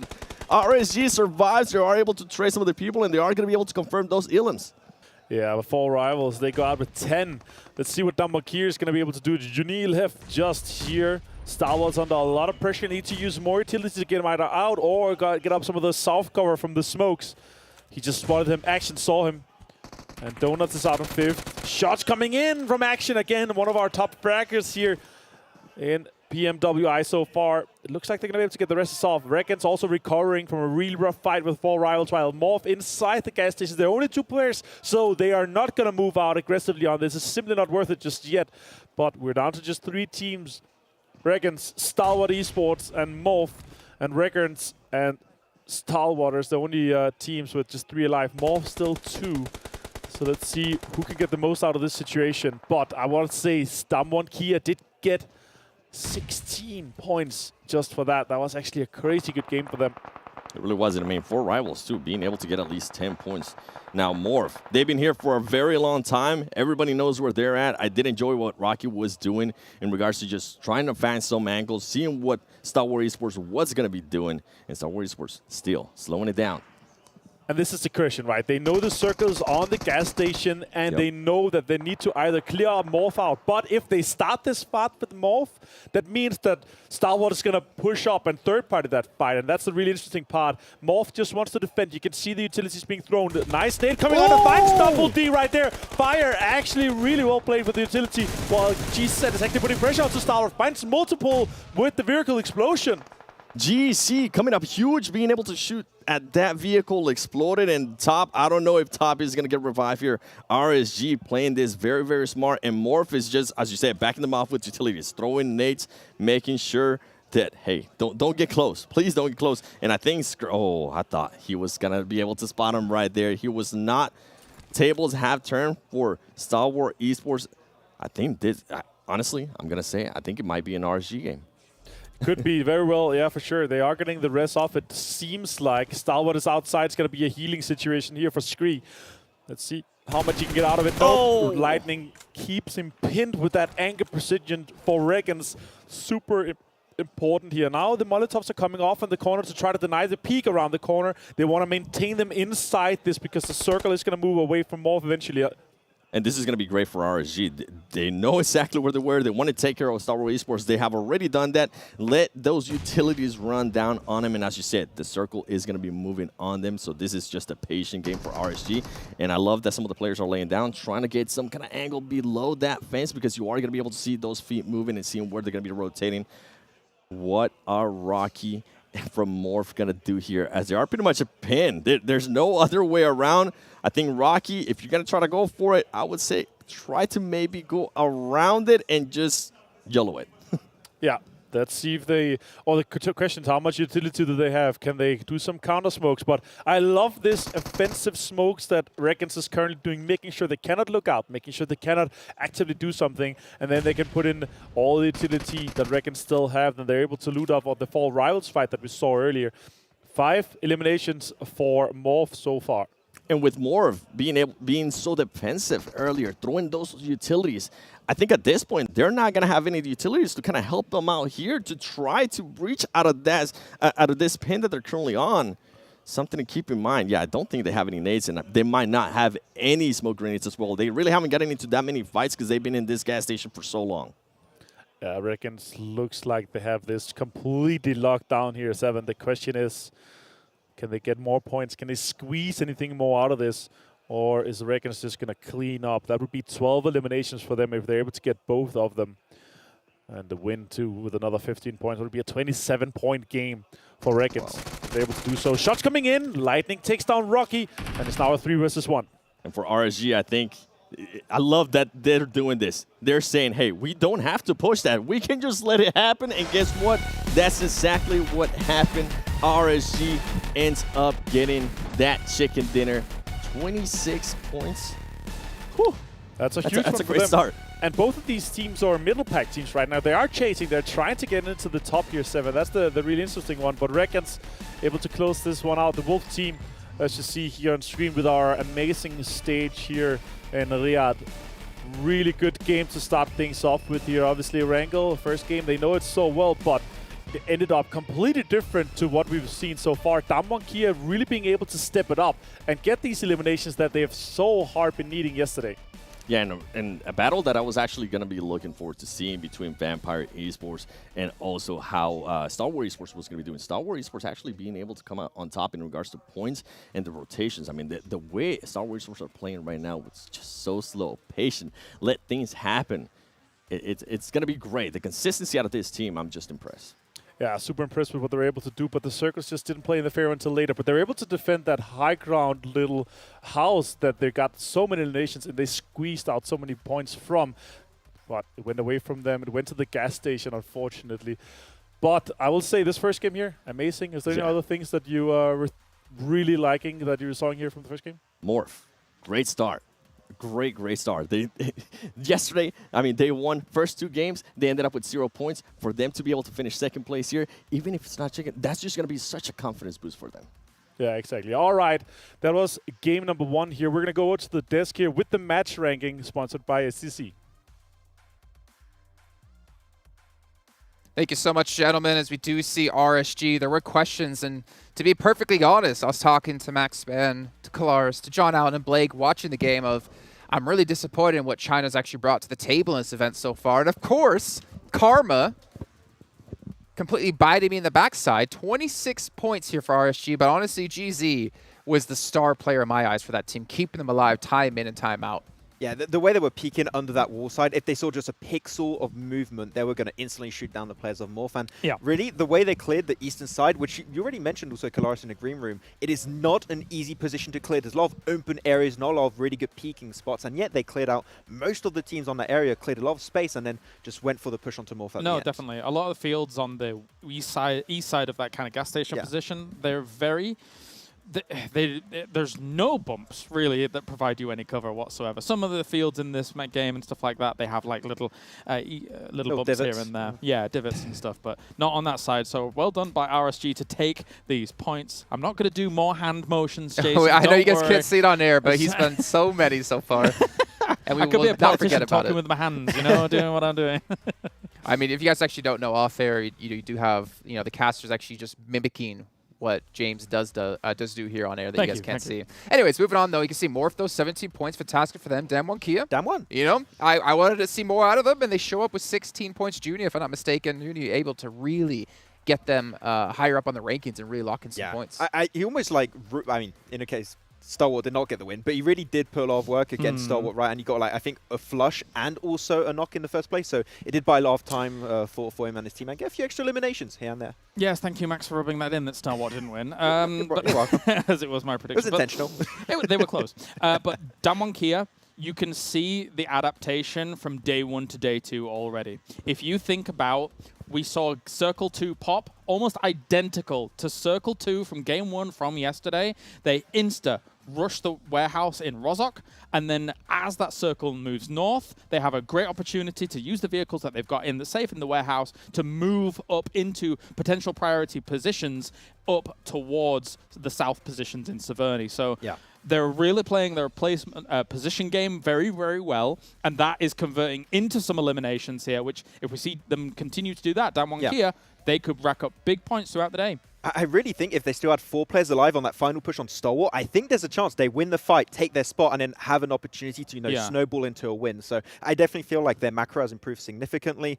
We're going for donuts in that game. They did struggle a little bit towards the end game. They were just in that showroom position, and like all teams are looking in their vicinity. It was hard to move out of there. I just love seeing things like that for Damwon Kia because it's such strong cerebral play from day to day. It shows that they are master tacticians to be able to kind of take away where all these other teams are moving around them and say, this is our opening. This is a building. Especially Donuts I could talk about this forever, I'm sorry. Especially Donuts USG, who comes from a region where Japan actually does fight against South Korea, and they know not only that Donuts USG is in Rozhok, they know exactly which buildings they're going to be taking. So they can adapt to that, even just in these micro decisions. Especially in that circle, you want to go for it. All right. Well, I mean, we did have obviously some teams a little bit shy. I want to say, looking at Donuts, they did have a couple of opportunities in there. But hey, 6 points. They're keeping themselves going forward, right? Not a big deal. For you guys at home, I want to give a shout out here to Aramco as well, another sponsor, another provider here to make sure this event has been happening for all of us to enjoy, not us just here, not just the players as well, but you guys at home who are watching. But we got to move forward though and talk about again like this game. It's just the first one of 6 today. We got to see some teams start to show up. I think there's a lot of questions in our mind of how would teams be able to recoup or revitalize or do something differently with their game ended to. You mentioned Damwon Kia. For Rivals, I mean, hey, they performed a lot better in that match than we saw them do in any single match yesterday, I feel like. I think that's one of the first times we've seen them on the front page. Yeah, I think this is like their best game so far in the tournament. And I still think like with a Northern Circle like that, they drop up in Severny. I think they should have been a little bit more present, a little bit earlier, take those positions of interest, and it could have been potentially a chicken dinner for them, but I think that they just allowed teams to rotate too quickly, take those spots, and then it just crumbled apart. I think the things that really hurt them were the south shift away from kind of at least holding a little bit of the South Severny compounds in play, because if you're actually holding those South Severny compounds, they're super prio. They have so many lines of sight across a big open area, but once that shift comes in, it's very difficult for them to transition down into a lobby where actually we're seeing a lot more teams survive than your normal 16-team lobby into the later stages of the game. Just really quickly, by the way, you saw Shandy in there. I believe that is GZ in game. I know we had Mike for Vampire, who is Stone, if I'm not mistaken, in game. So just wanted to bring that up. But we're going to actually head over to some highlights brought to you by Sony and kind of recap what quickly went down in that last match. And honestly, there was a lot of action happening nonstop. We were having some flashbacks to match 1 yesterday. I did like that little bit of a clash that we had between Damwon and Donuts. But more importantly, I feel like we got to see some individual brilliance. Thinking back to Lin up against B2B, I think 2 players were crashing into him on a vehicle. He and just he actually takes both of them out, You're just rolling down to him in a Dacia, and he's just like, okay, like 1-2, easy knockout from him. It was very impressive from Lin. And TJB is a team that I feel like people are slowly adjusting to TJB as seen like as a real contender. But this was a fight. 4 Rivals, rock up a little bit too late. If they had that position initially, I think that fight versus RG potentially goes their way. Yeah, it's just such a difficult place to fight out. I mean, either team could have really won that. True. Given the scenario, as you say, the RSG was well set up, ready to go for that. And again, actually, all that being said, great to see now China properly on the board with this one, because I think there's a lot of expectations and a lot of hopes around this team being able to do something on the international stage. They don't have as much international experience as some of the Chinese teams, so they're going to be having to represent hard here in the next 2 days. And they are still playing like PL right now, so there's that adaptation that's going to be happening. And like as you already stated before, they have the hardest adaptation to make from their home region to PMWI. And this first game is great for their morale, and I think they're going to have a better understanding of like how these games go with this type of lobby, and that's just a great way for them to hope to improve even more as the event goes on. I'm going to correct myself again, actually. I think Shending actually is Lightning. I did like double check really quickly. I believe it was actually Lightning able to stand up. It's tough when they're using 2 names. It is very tough. So, yeah. maybe people should keep their names in game to the same it is outside of game. Obviously, a big shout out as well to Saudi. I've mentioned all the sponsors here because, again, without them, it wouldn't be possible. And if you guys haven't actually seen, the outside of this whole area is ridiculous. So many LEDs. It's been a phenomenal event. And you guys at home, hopefully you guys have been phenomenal as well. We still have our meme contest currently happening where you guys can post your favorite memes over on your socials and make sure you tag Esports, PUBG Mobile, wherever it might be on the appropriate channel. You guys can win some sweet, sweet prizes. I'm not going to tell you exactly what they are, but you're going to want to win them. It could be one of these Sony Xperia phones. You never know. But it looks like we are about to head into our second match of the day here as Miramar is loading in, and the castles are going to be brought up over to take things away here momentarily. They've already had a insanely action-packed first match of the day, and we're going to find out if it's going to be just as action-packed in match 2. But the real question is, will we see some new teams start to rise up through the ranks and own the circle? Well, only 2 people could tell you. We're going to find out right here, right now. I mean, Thank you so much. RSG, they were able to, a team that just was, in a way, kind of non-existent yesterday, being able to bring it back, get that chicken there. I think we are going to be seeing new teams, Jason, now that you asked me that. Now, I'm going to be hoping for back-to-back just because I am an NA fanboy and that's my region. But I'm also going to be looking at Aton Esports, Virtual Gaming Squad, and Nigma Galaxy. This is a team that I feel like a lot of people expected so much out of. But right now, they're just not performing to the expectations that people had. Yeah, for sure, and that's the big one. But on screen, we have our plane path, and it's actually quite west, considering the middle of everything is close to Picado. So a lot of teams going to have a hard time reaching the eastern drops in Pala, La Pedita, La Saha, Jungard, Chiara Branca. And obviously, I'm not able to pronounce all of these as well as you are, my friend, but I'm going to try. And you're going to laugh at me and correct me. And I'm going to be like, oh, yes, I'm going to be working on those. Favorite map here for me, I don't know. I know that yours is obviously the next coming up, but we are going through all 3 of them today, 7. And there's going to be some really interesting. Personally, I'm hoping for some of the more southern circles. I really love the terrain, the really hard terrain that we see. Super high ground, deep valleys with the roads in there and the compounds that we're able to see some of these players play out of with the insane high ground control can make some of these crazy games. We were talking about it yesterday, these high elimination games, and potentially could we see something above 25 now that we have these 18 teams? And that's really what I'm hoping that some of the teams are going to be chasing, try to make a record-breaking game for this one. Pretty much the most standard circle that we can have here in the whole world. Picado absolutely dead center, and most of the teams are going to have an easy time getting some terrain in this one here. Yeah, I was going to be looking at Box Gaming to see if anybody was going to try to land on them. We saw some scrims earlier that were starting to land on them, but I think that was just messing around. Nothing happened there. Aton Esports, though, the Urban, you were talking about finishes. I actually would love to see another Urban finish. Those are always just a blast to see.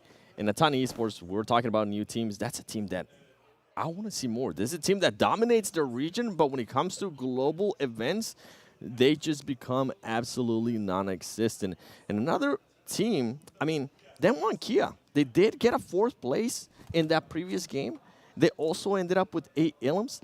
This might be a turn for this team. A lot of people, I mean, even the desk was saying, we expect a lot more out of them one Kia. The tables might be turning for them. Yeah, and that's the big one, right? We were talking about it last game. The desk have been talking about it. The importance of being able to improve from day to day. It's hard to do from game to game. Obviously, you don't have that much time to VOD review, but from day to day is massive. And I really love that you see these teams having massive improvements from day 1 into day 2. It really tells how much hard work they've been putting in preparing to try to improve here. Damwon Kia was definitely one of them here in game number 1. Let's see if they can continue that trend. And talking about improvements, I mean, I was thinking back on that match that just happened in Erangel, I feel like there was a lot more people alive towards the end of it. At the 20-minute mark, I mean, I don't think we had lost any teams. And when we went to yesterday, there was a lot more action. So you can definitely tell a lot of the teams decided to just go back, watch that VOD, adapt to some of the playing styles, and being able to back off, not be as aggressive if you don't have to be, especially with some of the aggressive teams that we have seen from AfterParty Esports. And even though Stalwart Esports, I keep saying they are playing slow, if you do come near them, they do kind of put their elbows out. They do kind of say, hey, we might be playing slow, but be careful because we are going to be aggressive if you force us to be. Yeah, exactly. And that's what we really love to see, the responsiveness, the adaptation, the that you're able to adapt in general, you know? And that's what I really love to see in general. But here we have Aton and Soul on screen, and remember, we do have 50% off the PMWI guns, kits, and outfit right now, so check that out here.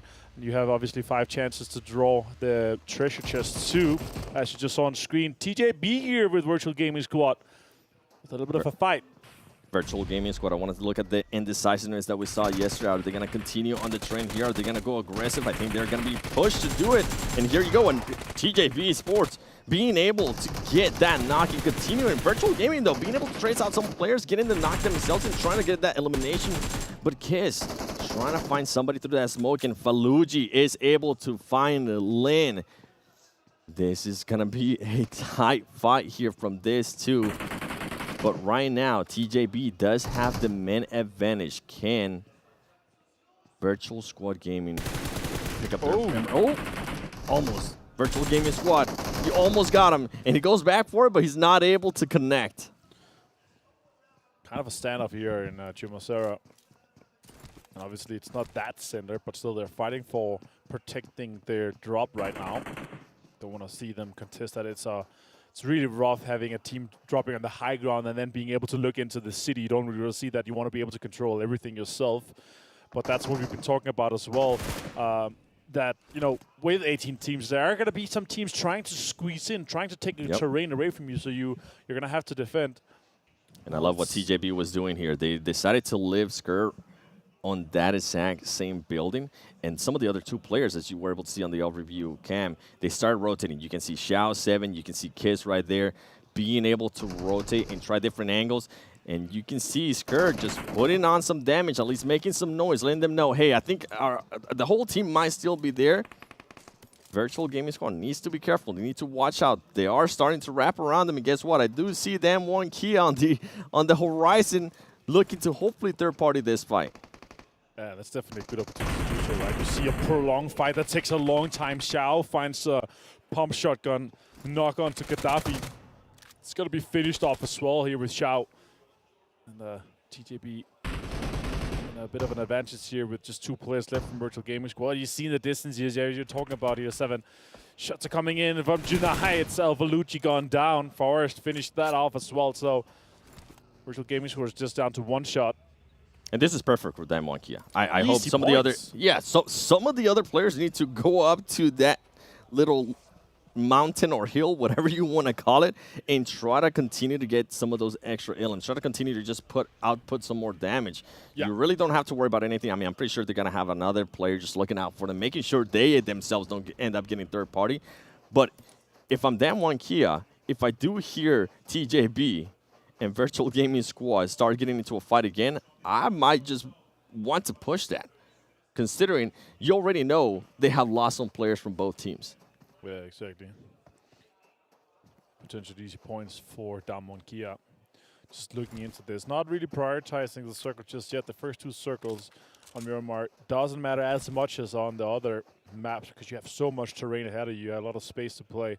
It's really much for that to see. Let's see what the J-Way sees here through his eyes. He has some information, and it's somewhat of a potential gatekeeper that we could see from back-to-back, but I'm not sure how much they're going to commit to it while the circle moves in. And a lot of teams, around half the teams, have prioritized getting some of those center locations. J7 on screen. I think at this point now the teams are going to slow down a little bit more. You can see back-to-back just being patient, and J-Way was one of their best players yesterday. He was able to, I think, collect 4 ilms. He was not the player with the most ilms, but it was interesting. By the way, for everybody currently watching the live stream, reach 100 million people live watching, then everyone could get items in the 2022 PMWI Lucky Crate. Maximum of 1 award per user. Maximum of 1 award per user. Yeah, Avenger. You can visit that in-game, and you can do the watch together in-game, of course, every day here. But let's see what back-to-back is going to do on this TJB situation, Seven. It's a potential gatekeep or even a camp on that rotation we're going to be seeing coming out of Chimosera. Circle's also closing slowly, so they're getting ready to get out of there. They could have hurt them, though. Circle's going to be popping soon, and as you see here on screen, A lot of teams is northeast of Picado, around the graveyard area, west of La Bandita in that. And right now, you can see our most elimination leader. There's obviously... I love that TJB kind of had their spidey senses going, and they were like, yeah, we need to back up from that. And look at that right there. We might end up getting an urban finish in Los Leones. Yeah, I could love to see that for sure. Headshots as well. A tie. Shandian, Ravenclaw, and Shuazubu is going to be tying that up. And the other one that I'm actually really interesting as the desk we're talking about here, there is the Eagle Eye reward. $5,000 extra for the 2 longest shot average of those eliminations there. And right now it's 375 meters, and really close by in second place, 373 meters for the 2 top ones currently. I mean, if you do end up getting those awards, you might as well just try to get some skins as well, because guess what? From August 4th to August 13th, you're going to get 50% of the PMWI packs, get a set straight away, and 5 chances to draw the PMWI treasure chest. Falcons here on screen. Yusuf, great plays from him yesterday. Shots coming out from Stalwart, though. Never alone. Scars taking a lot of shots and also never alone. He's going to go down to the vehicle explosion, and they're going to capitalize on this situation, Stalwart is for sure. And that's what we're talking about. If somebody does come near them, they are going to start shooting. They are going to try to just put their elbows out, and that's exactly what we see out of that team. And Stalwart Esports actually wants to be able to confirm this. You can see them debating about it, whether they want to be able to push this, wait for the teammates, because I think I only saw just 2 players from Stalwart Esports. Here you go. You can see Pika. They do. They definitely want to confirm this ilm. Stalwart Esports can taste that first place. I mean, we saw how the first game went. I'm pretty sure that might have just pushed them enough to be on the first place. Currently, they want to continue on that trend. And Team Falcons, they had an amazing day 1. Not the best start for day 2 with the 10th place finish and 2 ilms in the previous match. But anything can happen here.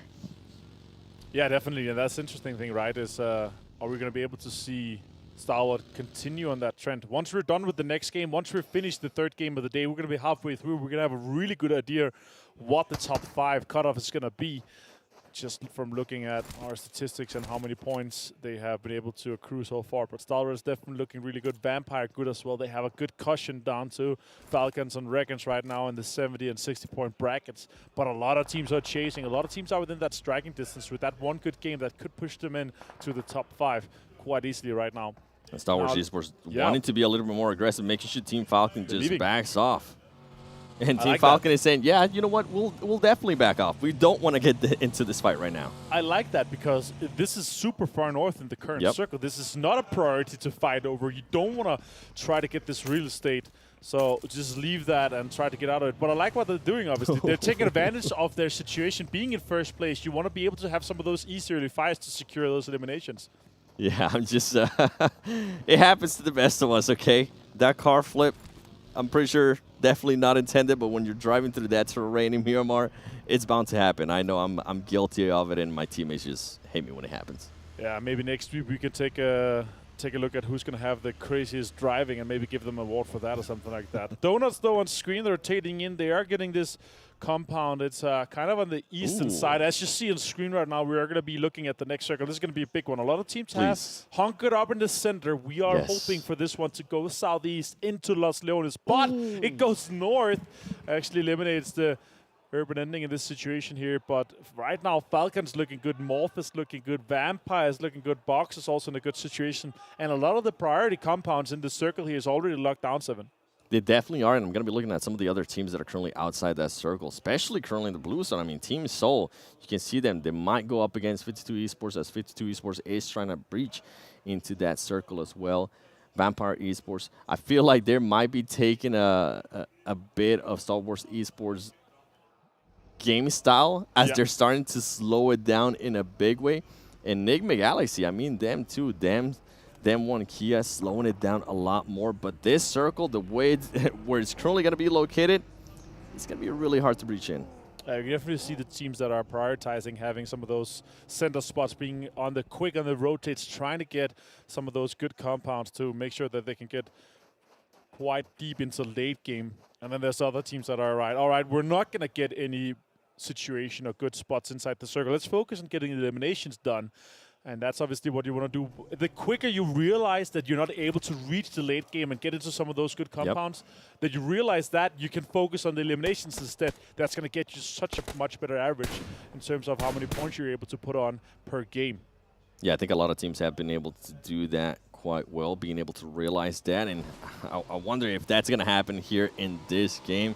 You see VIVO, Keith, Gremlin, Curly just driving around on the motorcycle, trying to figure out where they're going to be. As you see Hector from Team Seoul chasing him. He's able to see him, and is he going to want to take this fight? You can't be driving like that in that terrain. We just saw what happened earlier to Team Falcon.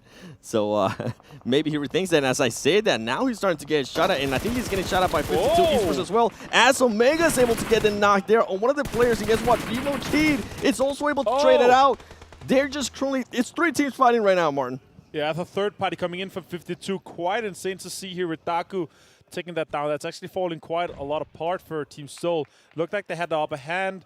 McGrill and Diego both down at the most. Cielo is also knocked right now. Adrian trying to make something happen here. Takes shots towards Seoul. Connects a little bit onto Goblin. And now he has to fight. Take the fight straight to him. Pushes with the UMP. Goblin's low himself. He's going to find a potentially. No, you not able to connect just yet. Goblin has no heals. No, he has no heals. Going to have to run away for the Blues on 7. Yeah, I was wondering why he didn't want to stay there for that fight, and as soon as I saw that, yeah, that makes total sense. You get out of there, Goblin. You try to get into that zone because Adrian is going to have those heals, and you do still have to worry about 52 Esports because they have a lot more lead. They can end up gatekeeping you.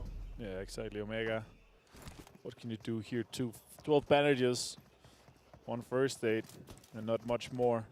I'm surprised. The gatekeep here right now. It's Nigma Galaxy Road. He's going to find one of the Soul players. He's going to be able to get him down. He gets third party from the side from 52. Again, a nuisance from these players. Omega takes shots. Rupa changed to the mini, takes him down. And he's going to be able to confirm the elimination as well. Really rough situation for Team Soul. They're the guys initiating on VIVO Key. Team Seoul getting eliminated with 3 LMs. It didn't end up working their way. They were trying to play really slow. And what I was surprised is that for a team that was playing really slow and looting so much, they didn't really have that many heals. They had to use so much heals because they stayed on that zone for so long. 52 Esports. Congratulations, you were able to at least third party get one of those LMs. I know, I'm pretty sure they have a lot of damage because they were also shooting earlier when VIVO Kid and Team Seoul was fighting. Good awareness out of 52 Esports. Rotations are coming in. The circle has popped and it's gone southwest. It's in quite open terrain. It has a road straight through the middle. So the compounds there, they are extremely viable and important to play right now. Right now, Forest has gone down from Dom Wonkia. The REGAN.S again taking good control on the edge. You can see on the map that they are outside, but they are gatekeeping all the teams that are trying to get in from the east because it's a western shift or southwestern shift at least. And with RSG, I'm pretty sure they want to continue on that trend as one of them does get knocked by Wildcats Boran. And I am seeing some players from TJB actually getting eliminated to this zone. Oh, that's just unfortunate. Super unfortunate for TJB. Guys on the desk are going to be like, oh no! Please. How could they? All right, X-Ray from Istanbul Wildcats. They are putting on some pressure onto REGAN.S. REGAN.S had a good game last one. Obviously, being able to put themselves into the top 5 now. They didn't, I think. think. Is lost, though. They're down to 3 players. They are on the edge. They're going to have to fight their way in this situation. I was going to say, I think Flower Sea is trying to go. Great timing, by the way, Flower Sea. That was the best timing possible as 2 players from Donuts USG was coming up. UC needs to be careful there. GC needs to be careful because one of the players, Missile, is currently aiming down on him. And I think RSG is going to be able to recover that player that was knocked earlier. Exactly. Let's see what they're able to capitalize on this situation here. Outside the circle right now is a rough one for sure. More pictures coming out for 7, while the other players. While Donuts is starting to push up. How is Donuts going to be able to approach the situation? Are they actually trying? How much utilities do you want to waste on this, right? That's what we're going to keep in mind. And there is a knock right there from them. Here we go. Here comes the push from Donuts. Donuts knows that they have the mental advantage. DD throwing some as well. And he gets knocked. Oh no, by Wildcats. What? They end up getting third party by Wildcats. RSG just unlucky in that situation, as Donuts definitely one of them. But guess what? Flower C is still alive. There is a little bit of hope for them on being able to get at least some placement points, unless Naoto is able to spot Flower C, and I think they might have done just that, as Flower C is going to be... Oh, man, this is just not a fight that you want to be at. I was hoping that he will be able to lay it down and just not get found. Oh, and guess what? He's going to get pushed. Can he knock? He's able to knock one. Can he knock the other one? He's not able to knock Cezanne from Donuts. Good try there from RSG, the winners of the previous match. Yeah, exactly. All right, 4 rivals here fighting. You can also see Vampire in the distance. The next circle has popped northwest. This is a really rough situation. The vast majority of the team are actually on the eastern side, so it's going to be having to fight for terrain that is not a lot available for them right now. 4 rivals on the distance. They actually got a hard shift towards their direction, which is good, but Vampire right now outside the circle. They have to fight their way in here, 7. Yeah, and if we look at the current circle, I mean, there is some teams in there, but they're currently pretty much on the edge. And as you mentioned, there's just so many teams outside of that circle. Aton, you see it right now, Vampire Esports knocking one of his own teammates, as Stone does get knocked by 4 rivals. I thought they were going to be going up against Morph, and guess what? Morph realizes that, and he's also going to try to push. He needs to be careful. He's able to get one knock. He gets knocked himself. Can Fluke clutch this up? He was able to. He might be able to heal up himself and also revive that player, as we see Lappy now moving around, trying to get some of the other confirmed ilms. More frenzy, though, throwing nades and being able to confirm those ilms. And this is a really rough situation. As you see, these teams are trying to get into the circle. There are so many teams outside. Donuts is one of them. Vampire is one of them. Back to Back is one of them. Damwon Kia, Istanbul Wildcats, Aton. All these teams, they have to move into the circle, but they are focusing on the eliminations because they know it's going to be really hard to get into this. That's why they're not rushing to get to the circle. They're rushing to try to get these eliminations confirmed. Vampire down to 2 players. And right now, for them. I was going to say, there's so much third-partying going on. We saw 4 rivals trying to third-party that fight, and guess what? They ended up getting third-party themselves by Stalwart Esports, and also the place on Vampire, though. Looking at Donuts, can he get that knock? He's not going to be able to get that knock. Fluke about to go down to the zone, actually. He ends up going down to the Donuts players, and there you go, Vampire Esports, Team Falcons, if I'm not mistaken, being able to get that final ilm. Donuts just trying to get deeper and deeper into this situation, but it's not looking too good for them so far. Damwon Kia with the utility usage now, it's coming out. Zone is pushing them. They're not inside. It's not going to stop anytime soon. Wildcats in front of them. They want to try to clean up this situation maybe. They are just on the edge of this. They want to be the last team to come in from this southeastern side. And as you can see, it's been found. Some players from Damwon Kia driving around, hoping they can survive a little bit longer. And guess what? They might be able to do just that. Good scouting out of that player, too. Nicken. Ooh, Donuts trying to make something happen here versus Damwon Kia. Can he win it? He does. Damwon Kia gets him down. Fantastic play here. Denba. And now Istanbul Wildcats decided to move into this spot, and they want to be that team that are controlling that southeastern edge. Aton on the further side here. Great Wildcats positioning as well there yeah, from I like Wildcats. That. Oh my God. I can't believe it. They're able to get some crazy shots coming out of this one. Aton taking more shots towards Wildcats. Now Stalwart on screen right now, Speaker. The reason why I was saying great position there from Wildcats, you guys aren't currently able to see it, but they are going to be able to gatekeep at least one of the players from Damwon Kia. And the way Damwon Kia was playing just there, I mean, that great awareness out of them to just focus on getting into the zone. Some of the other players are going to try to get into the zone. We see Action going up against Falcon Esports. Can he get this knock? He does decide to get in the car. What are you doing, Powerful? Oh, man. That was so scary. Action only has a little bit of HP. He is able to get that knock, and that's why he was one of the top players of day 1. And guess what? Stalwart Esports confirming those ilms. That's crazy. Yusuf, last player here for Falcon. 3 eliminations for him so far. Trying to get some utility out. Potentially could find one. Top gets taken down. He's pushing in. Utility is also taking further ones down. And Box is fighting with Nigma Galaxy. More utility being used. That could be a good grenade too. That does some damage on top. Use it. Putting himself in a great position. Stalwart Esports is going to have to push this up. I'm wondering if he also has any other grenades. Oh, and he's starting to get third party from, I believe that's Wildcats or Damwon Kia, stopping the idea that he had. And guess what? Action finished it off. Yeah, and now they have to move in. They have to try to get in further to the circle. This, as you see on the minimap top right, it's a really rough southern shift. A lot of teams are fighting for that north control right now. 52 really close to top. Stalwart. Vast takes him down, jumps with the UMP out and just finishes him off really quickly. Did not expect that for sure, but that's a good third-party advantage peak right there. Scry is also making something happen, but 52 is disengaging from that fight. They want to take control of the lower ground instead and let Stalwart fight with Damonkia inside the crater. They were taking advantage of that, and also you can see Vass still staying over there, still trying to get an angle in case some of the other teams, especially Stalwart Esports, decides to push up. Great awareness out of that, and I mean, for him to be able to get one of the players from Stalwart Esports out, that's exactly what you want to see. Yeah, exactly. And you want to have Stalwart push that southern side. They want to get into the fight here with Damonkia. They need to take control of the inside of that crater. Juni has a Groza, though, I see right now in hand, so it could be a hard player to take down. He also has a really good Rich to play with. There is utility being pushed out as well. Yeah, this is when you start wondering how much utility this 52 Esports going to have, because if they can throw a Molotov, they're going to absolutely stop that push from Stalwart Esports, allow them to back up a little bit more, and also cause some damage. And as I'm talking about Molotovs, that's exactly what they're doing. They're trying to stop that push from Stalwart Esports and position themselves a little bit better, get some angles. This is going to be an interesting fight, how Stalwart Esports is going to be able to get out of here, and if any of the other teams are going to be able to their party, because Wildcats might just get an angle on 52 Esports. That is crazy. That's a really aggressive push for Wildcats. You see them pushing in. The foe is just putting more damage into it. The UMP is in play. Looking down Badu.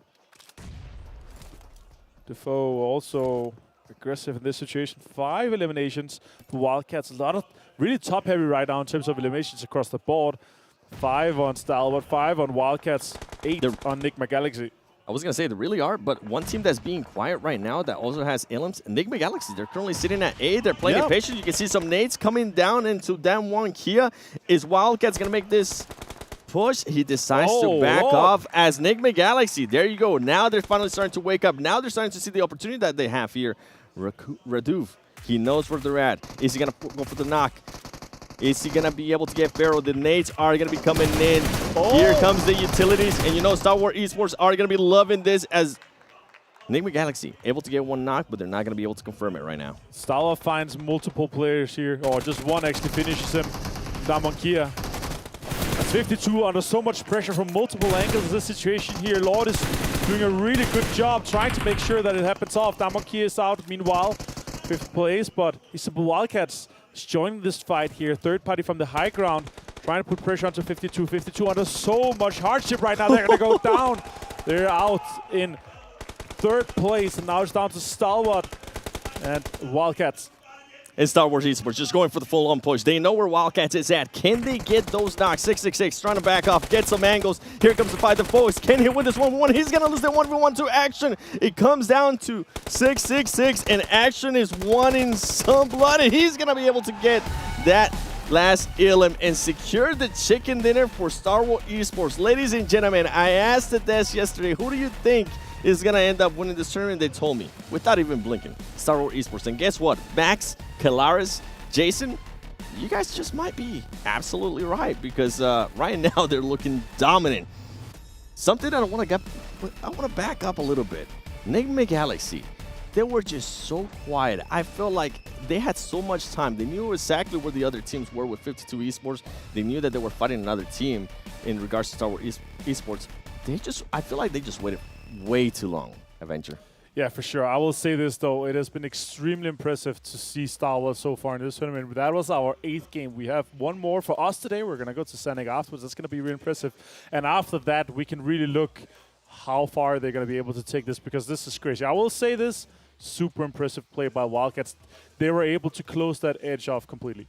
Yeah, I mean, I was impressed by Wildcats as well, being able to get on top and being able to just get some angles on some of the other teams. But you know what? We'll let the desk take care of everything after this break.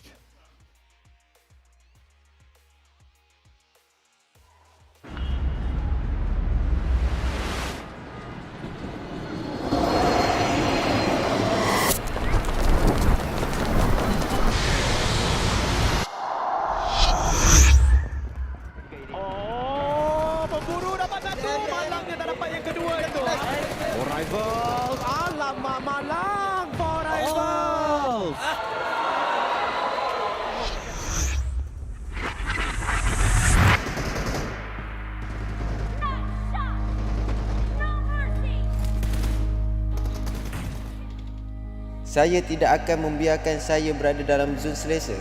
Kerana bagi saya, setiap perlawanan adalah permulaan yang baru.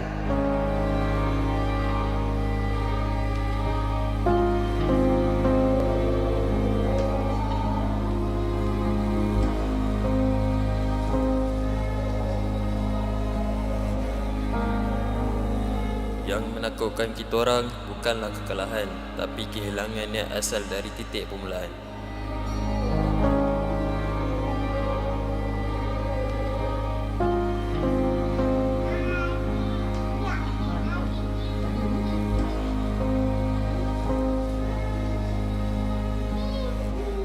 Mereka adalah punca kekuatan saya. Sesukar manapun perjalanan ini, saya akan mengarunginya dan membawa pulang kejayaan kepada mereka.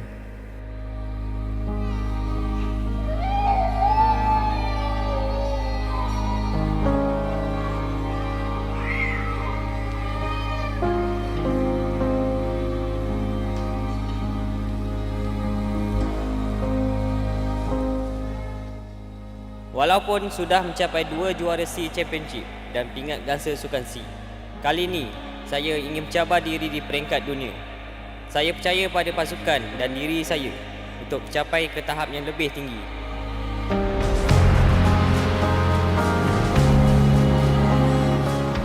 Dah bertahun saya meninggalkan halaman kampungku demi mengejar impian saya di kota ini. Semua usaha selama ini adalah untuk membuktikan diri dan mengibarkan jalur gemilang di pentas dunia. Kali ini kami telah bersedia. It's now or never. Tidak kira pengakhirannya. Kami akan buat yang terbaik untuk mengharumkan nama Malaysia.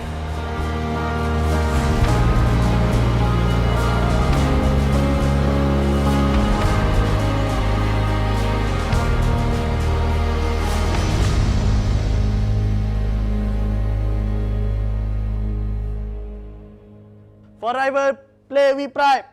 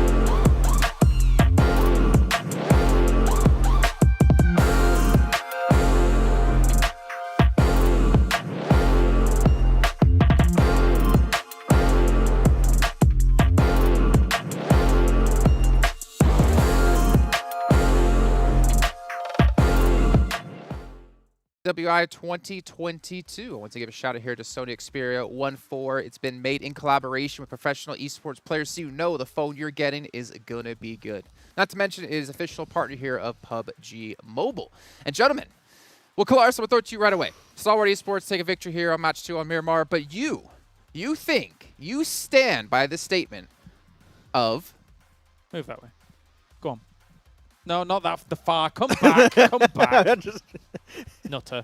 Go on. I think. I'm leaving it to you. Your statement of... Oh, yeah, they're the best team. By far. That wasn't it. That Stalwart could have had back-to-back chicken dinners. Oh, that one. Oh, that yes. one. No, that's true. What if you made a lost statement there? No, yeah, you're right. You're right about that. And I was right about that as well. And I continue to be right all the time. Yeah, obviously, game 1 was a little bit more difficult for them because obviously the circle shifts away and things like that. But then, once again, they come in and show why they are the best team here, and it's going to be hard for anybody to knock them off of their pedestal, I think is fair to say. This was a great execution from them once again to be able to play this north side of the circle. I did think they were going to get pinched, but they got a little bit fortunate about some of these other teams kind of crunching down on one another on the west flank as well as the east flank. As we take a look at our STC match rankings, you can see Stalwart Esports, 26 big points, Max. Yeah, 26 points on top of that. Like, every single fight was once again super snappy. They actually took a very early fight versus Falcons. Falcons wanted to play edge. They just kept pushing on them, so Falcons could not play to the level of gameplay they would have expected in this Miramar game. So a little bit rough, but yeah. And even Scry's like, yeah, I'm the support player. I'm just going to send it. I'm just going to jump above the wall and just go and eliminate an entire squad. So, I mean, as you said, you think Stalwart's going to be a top team. I think everyone here thinks that Stalwart is the best team. Like, there's no way you don't think that. Hey, I mean, if Vampire doesn't nade themselves and start off the landslide as their demise, maybe they would have placed a little bit higher there. But again, we see Falcons, decent result, Damwon Kia yet again. And for one of the first times, DenizBank Wildcats able to make themselves a second-place finish. Yeah, we were actually surprised while looking at like the stats. In the tournament before this game, X-Ray was like the third best fragger of the entirety of PMWI, was what, 16 eliminations? Yes. That was a little bit unexpected, so there's definitely something working out for them, and here it definitely worked out with the second place and 19 points. Yeah, coming into today, I think he was in that 5th tied pack where there was all the 11 eliminations and things like that, but yeah, definitely so. I mean, looking at their placement to elimination ratio, I think even from yesterday as well, it was a little bit of a surprising, variance to that. I think yesterday when they were trying to hold off against Nigma Galaxy that came on a wide wrap around them against Erangel, I think they could have held that off better and then potentially beaten out Stalwart in the game that they won yesterday of all teams, actually. But Wildcats wasn't able to hold that down. So it's nice to see them getting some points here now. It's just cool to see the resurgence of a lot of teams that struggled on day one, right? You got DenizBank Wildcats, Nigma Galaxy, 52 Esports, Damwon Kia. So like they are slowly climbing back up. They can't afford another bad day. I think you touched upon it earlier, right, Jason? If they have if you had a bad day one and you also have a bad day two, your hopes of a championship position in the top 5 are dead. And just as an aside as well, I'm actually happy to see 52 Esports getting themselves 13 points in this game. The reason being is because they already kind of put themselves at a little disadvantage in Miramar in that they're dropping in Ruins, which is far northwest. It's arguably one of the worst drop spots on the map, but they're still using it and did okay. Gentlemen, I'm just going to clarify this for you guys here and obviously for you all at home. This is the player stats of Stalwart Esports, not the entire event. This is just today in 2 matches. Action was the MVP of day one. So you want to give them the trophy for champions. Do we give the MVP to Action too? I think we just do 2 in 1. We just do it. Like, just give them both. It's pretty much there. I was going to say, are you sure that this is just day 2? Did he just double his eliminations? Because he had like 17. He had like the most eliminations day 1, didn't he? When we looked at our top eliminators, he was like at 17 or 18. So he almost doubled his eliminations in 2 matches. Okay. Yeah, Action. He's really good. I don't know what to tell you. I can't say any more about it. Yeah, exactly. MVP Arnold material. Schwarzenegger would be happy because he's definitely the last Action hero. I mean, he puts up almost as much damage as Vampire Esports put up on that Erangel in the very beginning of yesterday. Ridiculous stuff, but to be fair, this is the team we have been talking about quite a bit. We know what they can do. We didn't see it quite as much when it came to day 1. But we're definitely starting to see it now, and this really makes me worried for all the other teams out there as we now dive into our Sony highlights. And it's probably just going to be them, I would imagine, for the most part. But to be fair, I mean, 52 Esports, at least for them, I was really happy to see them get towards the later stages of the game. This is a team coming in from Pakistan who didn't get a single chicken dinner. I'm sorry, James, you're going to be cut in half by a phone. Chicken dinner when it came to PMPL Pakistan.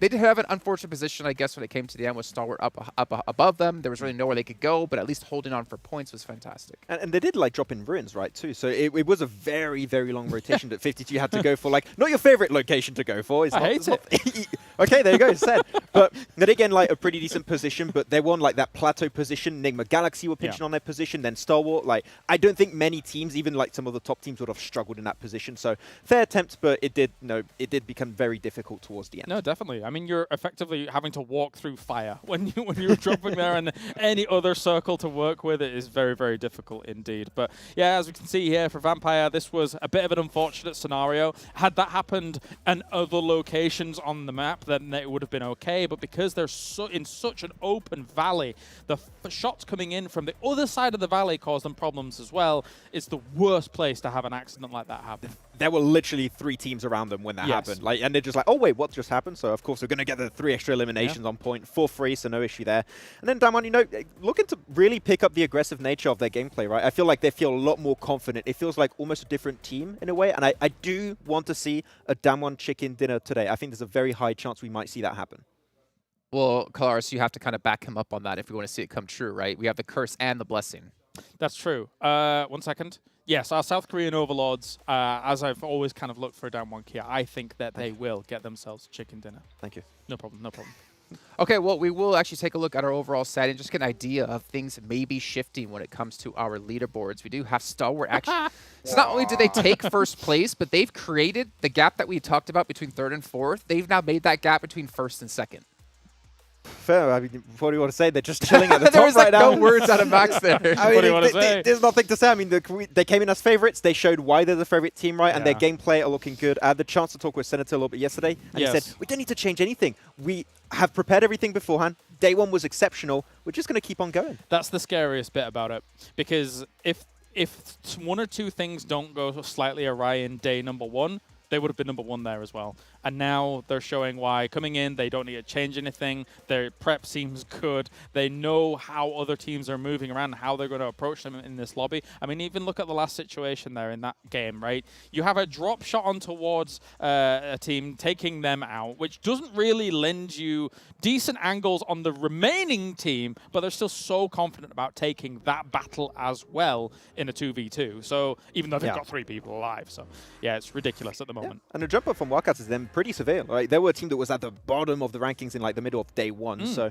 they are putting themselves back in the competition. I can hear I was kind of teasing the Turkish talent there and saying like, oh, well, how they're doing. But they're actually popping off slowly. We're getting ourselves in a situation now here, Jason, where we're approaching the halfway mark here for PMWI, the main event itself.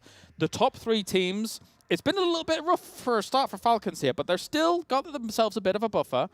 It's going to be about that 4th and 5th for a little while here as we watch those kind of tussle, because top 5 is very, very important to try and qualify yourself into that next weekend.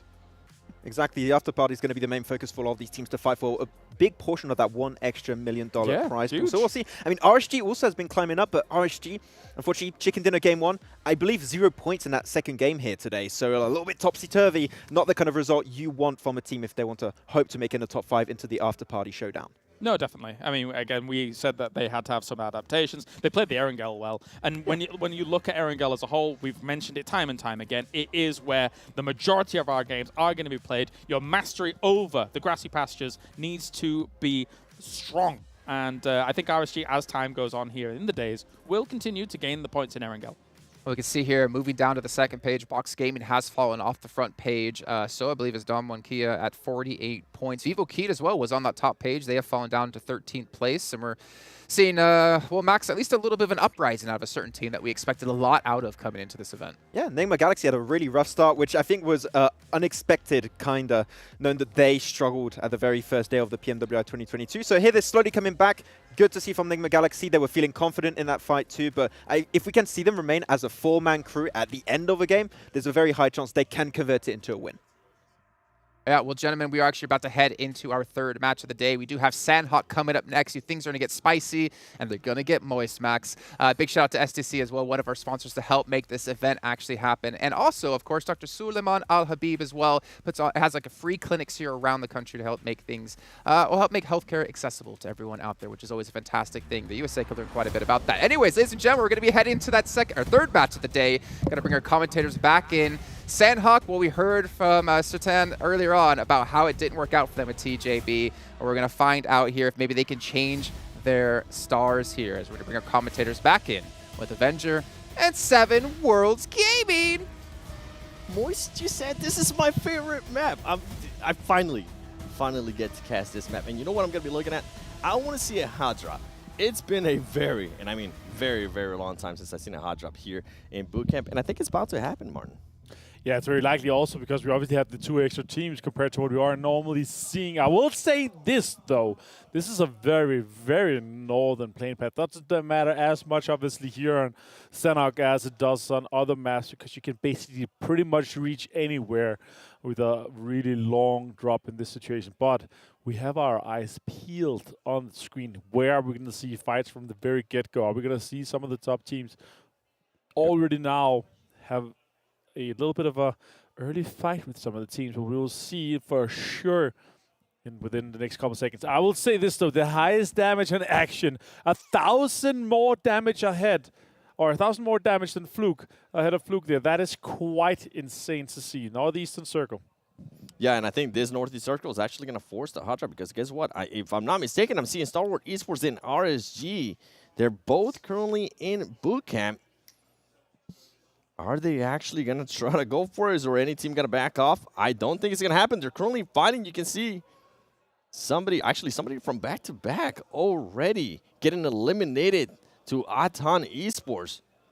I think back-to-back is going to be surprised to that drop. And guess what? Now we go to it. Now we go to this fight. RSG going up against Stalwart Esports. Who is going to win this fight? Let us know in the comments below. This is about to get interesting. Martin. Yeah, I'm loving what I'm seeing already here. REGAN.S, what can we What can we see happen here from this situation? Scry, can he do something? Action goes down. Our top damage dealer is out. That is unfortunate for South for sure.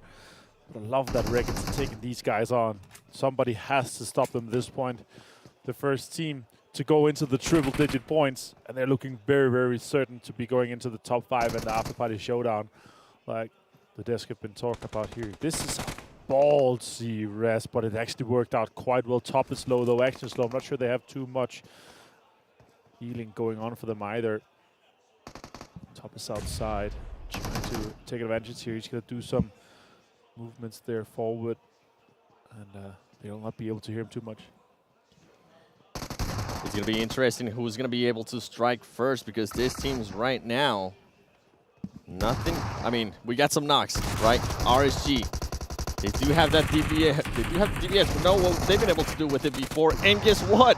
Stalwart Esports getting eliminated by RSG.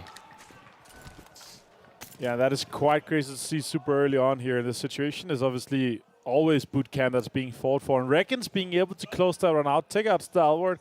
It's going to be this game for everyone else to try to catch up, try to capitalize on the situation that our current leaders are right now not alive as the first team out for this situation here. In Sanhok, it's always a blessing. We always have so many fights, so many crazy situations from the very get-go, and we're going to be having more. Now, down Monkey, I really love what I've been seeing from them for the first 2 games here because last days it was not the best for them, but they have stepped it up. They managed to combine both their placements with the eliminations that they were needing so much, and now they're looking really, really good. So hopefully they can do quite a lot better compared to day 1 here. Let's see what happens in this game. And the rest of the day, we have obviously 4 more games, including this one. Nice shots coming in from Dwayne, putting out some destruction onto that one. Let's see a replay of what happened here. Oh, he actually ran into it while he was focusing on the window. That was quite impressive. 52 Esports, they are pushing on to Donuts and USG here. Yeah, and if you're RSG, I mean, you're going to be happy about that. You didn't really have to move much. You just pretty much had to shoot and then let the player walk into that line of sight. And you were talking about teams that weren't improving. I mean, 52 Esports, they had quite a performance, not in regards to Ilms, but at least in regards to placement in that previous match in Miramar. The 3rd place finished 3 Ilms, and right now they're starting off hot too, being able to get at least 1 Ilm. Now, with Stalwart Esports being out, I'm hoping that a lot of the other teams are going to be able to take advantage. And I'm going to be looking at some of the teams that are towards the bottom. Team Seoul. I mean, they currently have 32 points. That's a team that really, really needs to figure out if they want to continue playing the passiveness and slow gameplay that they've been playing, or if they want to just get a little bit more aggressive, get a little bit more confident, be willing to take fights to those teams, because right now I'm really not seeing that out of Team Seoul. No, and obviously a huge following, huge fan base that are cheering these guys on. TJB on screen, though, they are currently in the mid-pack, able to kind of pounce into that top 5 if they have a good game. Our mid pack is looking really interesting, really spicy. We have about 6, 7, 8 teams that are within that striking distance of the top 5. Right now, the only teams that are looking pretty certain to be going is Stalwart, Vampire, and Falcon. I would love to see Falcon being able to, go into the after-party show match as well, even though R8 is also joining them. Obviously, home turf heroes is super important here with the backing and the pride that you can have with the teams being able to represent in your own country. That is fantastic. Team Soul on screen, as we were talking about, right now overlooking boot camp, potentially considering what's going to be going on here. Are we going to be trying to get some of those rotation kills that REGAN.S is going to be doing later? Actually setting up quite heavily on this camp here, 7. The potential could be quite big. The question is, do they run that way, or are they going to be running together and just going to be running into it? Look at that on screen, 7. I'm going to disagree with this. Spicy. I don't know what Omega's trying to do there. I mean, you're going to be living. Yes, you do have some players, right, overlooking what RSG is going to be doing. But when you lay down in between 2 rocks, are you scared that you might end up getting third party from the other side? You have to make a decision right there. Am I going to focus on what? Am I going to focus on RSG, or am I going to be focusing on just what's behind me? I feel like I don't agree with that decision. I'm hoping he's able to change it, because Team Soul can definitely get some eliminations here, especially if they catch RSG by surprise. And I think that's exactly what they're trying to do.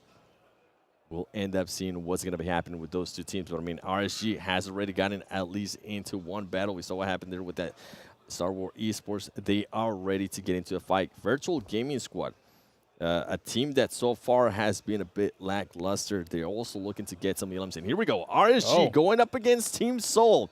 What's about to happen between these 2? You see Didi, and I think they have an idea. And RSG is going to let those grenades rain down on Team Soul. Who is going to get the first knock? That's what it's going to come down to. Goblin, there you go. He decides to get up. He gets a knock, and now he's about to get knocked himself. They do end up training.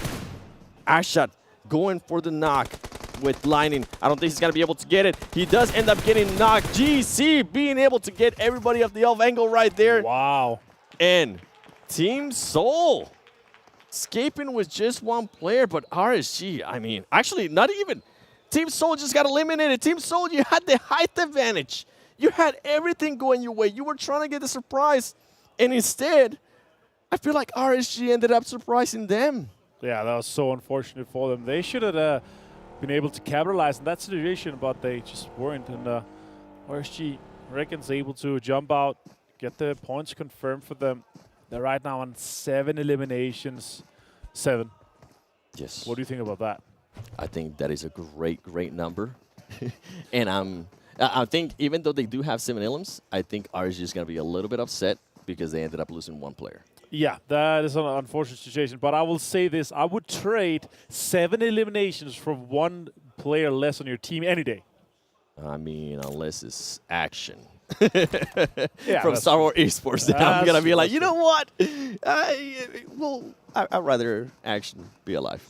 Yeah, for sure. Right now, we are looking at a cutoff at 63 points for the top 5 Istanbul Wildcats. They were able to jump into that spot with their last performance, and that's obviously a good thing here. But Sanhok is a map that we have these healing strats going off of, and that's really the question: who's going to be able to make the best out of it, and how much are they going to be able to loot? You see here on screen, some teams are far away outside the circle, but you want to try to get as deep as possible in the circles, potentially 2nd and 3rd circle, and then that's where you start using everything and all your heals. We have a northern circle shift. We have a very close Paradise Assault, but Damonki is set up already. Virtual Gaming Squad set up already, and we have a lot of other teams that are already in the same vicinity here, and they're going to have some teams in their proximity. The question is, do they engage in fight? Do they prioritize trying to stay 4 guys alive for this late game? Yeah, and I think right now at this moment it's just better to try to stay alive. We have TJB, Vampire Esports. These are 2 teams that are currently inside the blue zone and far away, must I add, from the actual safe zone. They need to figure out if they want to continue to engage this, because this, in a way, this is kind of pointless, right? Right. This is just going to hinder in a big way, and they actually decide to go for the 5. TJB being able to strike first and being able to eliminate somebody from Vampire Esports. Schweb, he sees somebody. Here comes the nades. Here come the Molotovs. Who's going to be able to get that first knock? TJB does decide to back off. He's going to try to find that angle. He knows where he's at. He currently has the health advantage. Not anymore. Now they're a little bit tied up. And some of the other TJB players slaying back, trying to find some of the other angles. This is an interesting fight for me. One that I must say I don't agree with. And I think it's going to end up forcing one of these two teams to end up with the heel strat. They're searching him. Stone with the height advantage decides to back up as well. I think they decided, you know what, I'm sorry. Show up. I think they're just going to be able to get you unless he's able to somehow clutch it. And we have seen it before. And as I say that, he ends up getting knocked by a grenade. That's a huge one for them. Good points limited there, but also now you're able to pick up more utility for that. Let's see what Vampire's going to be able to do this for the rest of the game. Now, Donuts on screen. Currently in a pretty damn good situation for this one here. They're going to be fighting Box also here in this situation. Currently, both those teams in the middle of everything. And also USG Donuts, they are currently top 5 with 65 points to 7. They obviously want to try to maintain that spot to try to get into the after party, because that is where the dance floor starts. Yeah, that's where the fun will begin and the madness will also begin, my ad. And once again, we might see another engagement with teams that are just a little bit far away from the safe zone. They're going to start getting damage from that blue zone. It's not going to be too much, but we've seen it over and over again. I'd rather them just focus on getting to that safe zone, getting to their location, being able to, if they can as well, loot a little bit more, get some more utility, and more. Rocky getting spotted, almost getting knocked. Actually ends up getting knocked and might end up getting confirmed here by Powerful from Team Falcons, and you can see him just going at it. He's going to be able to confirm that. That's going to be one LM point for Team Falcons. Important. We can hear people obviously clapping. The distance never alone finds another one. And the crowd goes wild. That is good to hear. Support for Falcons. Doing quite well for themselves currently. Another point confirmed in the book for them. That is going to be a total of 3 eliminations so far. Frenzy, last player for Morph, trying to send it into the circle now. He's just left with 9 bandages and a dream to try and make this happen. He better start driving. He's better start fighting, driving fast. And I can hear the crowd. Falcons. Falcons. Yeah, I'm all for it. Honestly, Falcons has surprised a lot of people, and they've been playing great. And as we say that, guess what? TJB, Vampire Esports, the team that we're fighting earlier, they finally end up fighting that other player and gets eliminated. TJB, they are currently just Avenger. They're so far away from the zone, although that new circle might end up benefiting them just a little bit. Yeah, that could be a really interesting one. A sudden shift for this one. A lot of teams going to have to move. Wildcats are one of them. 4 Rivals are one of them. Some of the teams that are right now outside the circle in the south side could move in and actually get some free terrain for this one. The question is, are they going to choose to do so? We're going to have a little bit of a replay here, see what happened with Vampire and TJB. Easy open door surprise. And here's my point for me. We're down to 16 teams, 54 players remaining in this situation. Nigma Galaxy right now on screen. Some healings are going off. They're going to have to get in on the circle here on the southern side. Nigma Galaxy, a team that has decided to slow down their playing style in a big way, I feel like, compared to yesterday. It has worked out for them so far today. And you can see RSG going up against a fight with VIVO, Key, Dan1, Kia, just looking around, trying to figure out where stuff is happening, seeing if they can maybe possibly somehow third-party this. 52 Esports. You heard us talk about them earlier. They were aggressive. They do have... They're just trying to spot anybody. You see Wildcats on the horizon. That's not going to happen there. And I'm hoping we get a chance to see Nigma Galaxy because they're very close to Aton Esports. And we could see a fight ensue there, as we do see as well Dan1 Kia very close to 52 Esports. More friends, the only player alive trying to secure some placement points. More teams are moving in on the northern side. There's a lot of teams currently on the north half of the circle. The question is, do they try to do bigger rotations, try to get closer in? The circle is super close to Ban. Still have Paradise inside. Dan1 Kia first on screen. And he is really focused on locking down this compound currently. They are sitting in a decent spot too. Now shots are coming out. It's VIVO Keat versus REGAN.S. McGrilling gone down. Unfortunate for VIVO Keat. After this game, we are going to be halfway through the main tournament. Ooh, that's a great amount of damage coming out from that nade there, 7. That is a great nade there by VIVO Keat. And at this point now, REGAN.S decides, you know what, I think we need to go back him up, and that's exactly what they're going to do. REGAN.S right now with 9 ilms. and I'm pretty sure they want to be able to add Ooh, some third more party. to the tally. And if I'm not mistaken, I think that might have been back-to-back that I saw on the horizon, trying to get an angle on some of these players. Can he make that jump? Ooh, oh no! I really thought he was going to make it. It looked like it for sure, but nope. That is back-to-back, as you were talking about here, putting some bullets towards the direction of Cielo. As you see on screen, we still have TJB and Vampire down outside in the blue, trying to get as many heals as they can get off action. Most elimination, 9 more than X-Ray from Wildcats. That is impressive. Yeah, 1,000 more damage still for...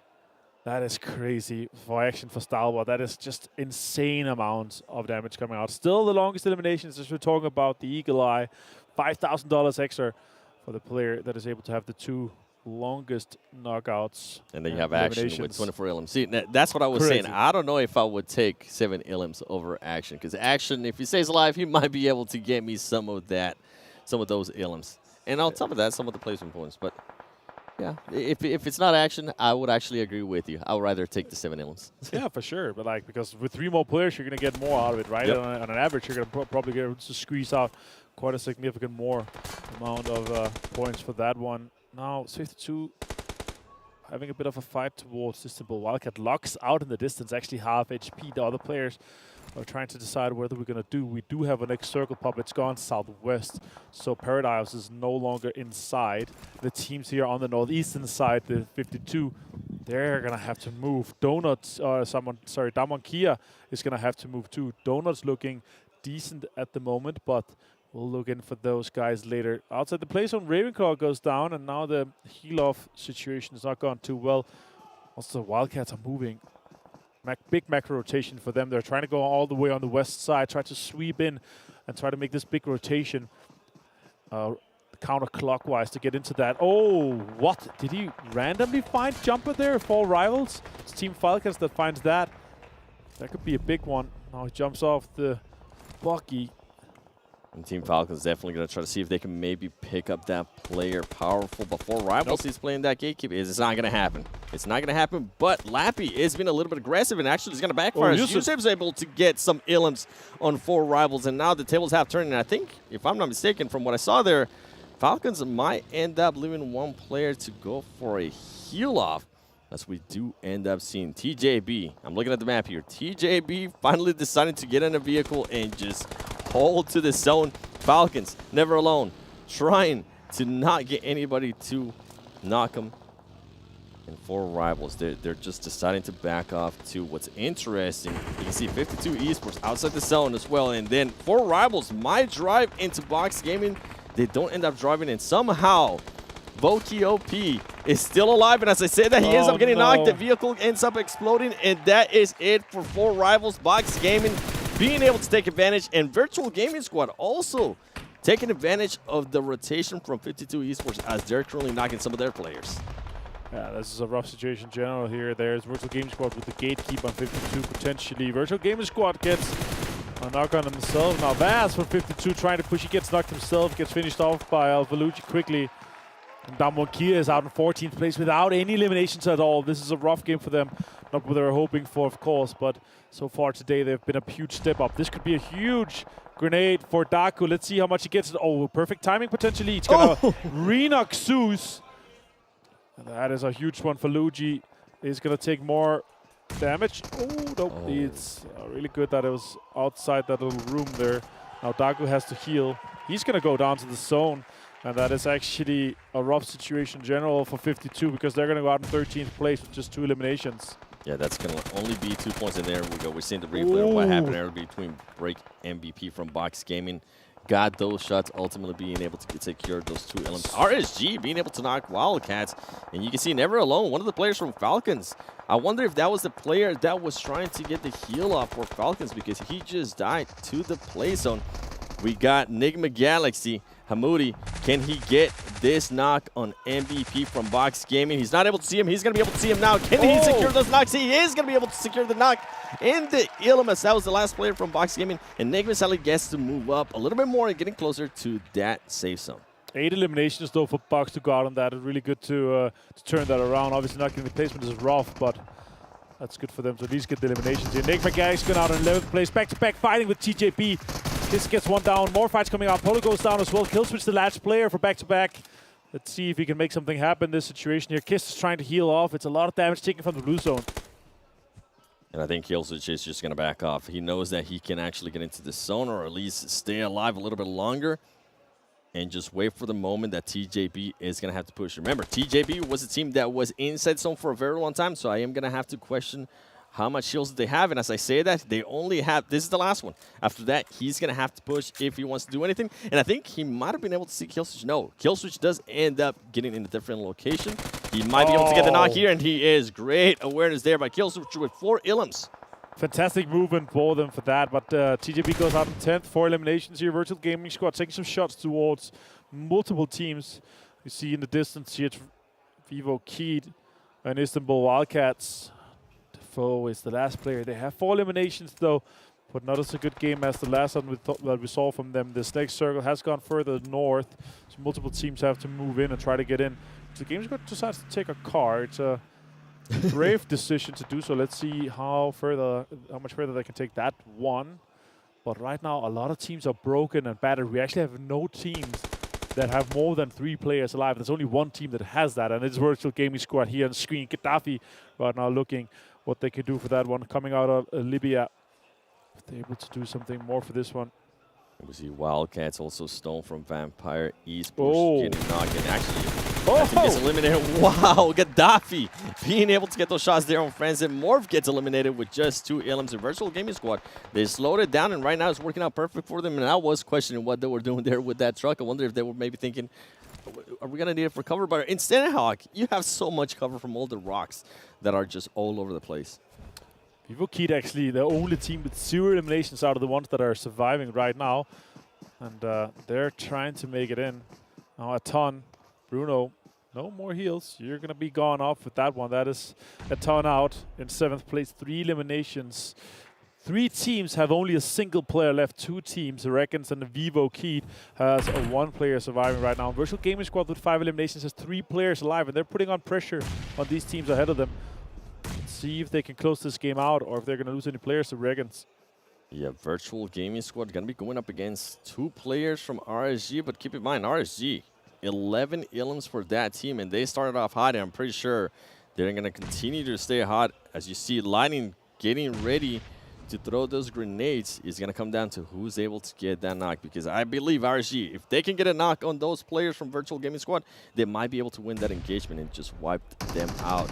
Killswitch, the only player standing from back-to-back. They had a horrible day yesterday, and I'm pretty sure right now at this halfway point, they were looking to change it. Well, guess what? You got some placement points, but after that, you weren't able to get more. VGS actually securing some points there on RSG, and that was it for RSG. And VIVO Keed, even though they didn't have any Ilums earlier, guess what? They're getting into the party as well. Adrian, currently looking around, trying to figure out where the player from Virtual Gaming Squad is going to be. Adrian going for the push. Is he going to be able to get the knock?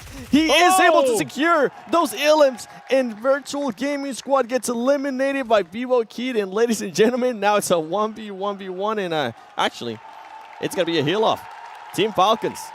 They were able, with that heal off, they were able to gather so many points, so many placement points. Adrian's inside the zone, but he only has bandages. The question is, does Damar have enough for this heal off? Can he sustain longer until the circle closes? It's likely going to be VIVO Keed and Adrian, the first player actually out of the PMPL Spring Split in Brazil to get all the MVP slots for that. But it is VIVO Keed. The boys coming out of Brazil to be able to close this one out here. Huge game for them on Sanhok. And we're going to be halfway through today and also halfway through the main tournament after this one. Yeah, and I'm excited to end up seeing what that leaderboard is going to look like, because remember, Stalwart Esports got eliminated first. RSG, they're being able to pick up some steam. They've been able to get some Ilums, and as well, they've been able to get some chicken dinners. But overall, just absolute madness. Now you know why I love Sanhok, because it's absolute madness. You don't know what to expect. It ended up coming down to a heal-off, which I'm okay with. That was an intense finish.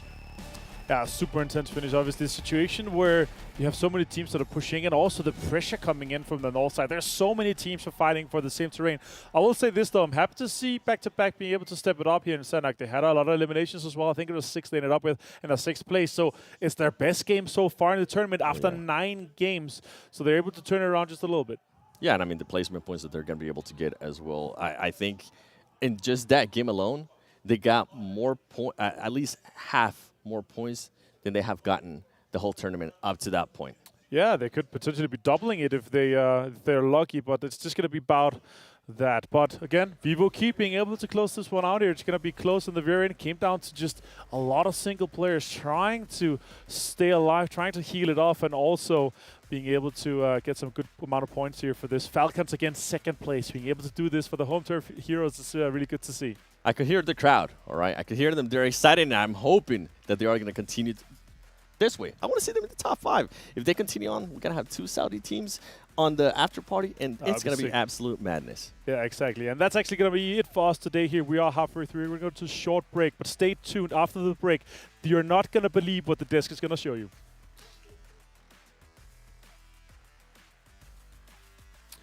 But well, you know what? They're not going to believe what we're going to be able to show them. Yeah, the question is, do we show it or do they show it? That's the question. We are going to have a short break, though, very soon. But yeah, of course, once we get to the after party, we get to the dance floor. We're going to see what Maxman and Kalaris is going to be made of. I heard they're going to have a breakdance up to show me what they have learned from me throughout this event. Yeah, I heard Maxman might end up getting a haircut, too. So that's going to be... Oh. I think it's going to be a mohawk, maybe? I'm hoping he ends up going with a fade mohawk. I think that'll look great on him. All right, we're going to go to the break. Stay tuned and see what the desk is going to show you.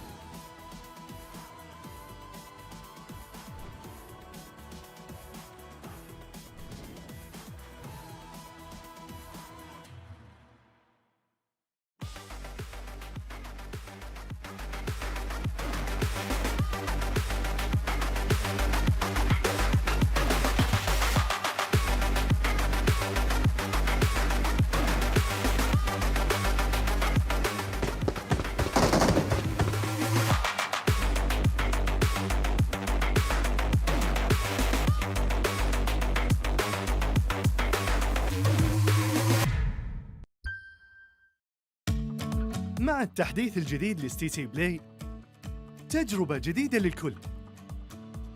لو جوك دايم تحديات نافس وانضم للبطولات. استكشف الشات والتايم لاين وتسوق من متجر التطبيق. الليدر بورد على تفاعلك بالتطبيق والجوائز الأسبوعية والشهرية على نظام النقاط تنتظرك. ستيتي بلاي مهما كان جوك هذا محلك.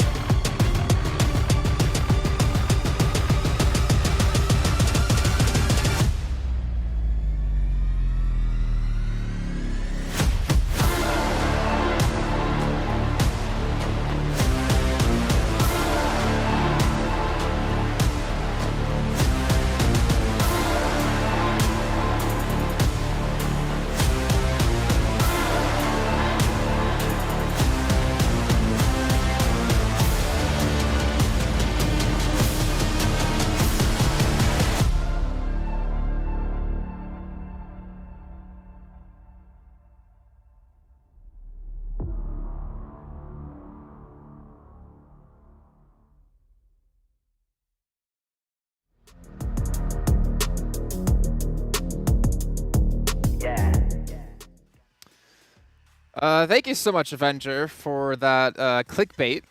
I don't know what else to say, but you did probably hear us laughing about it.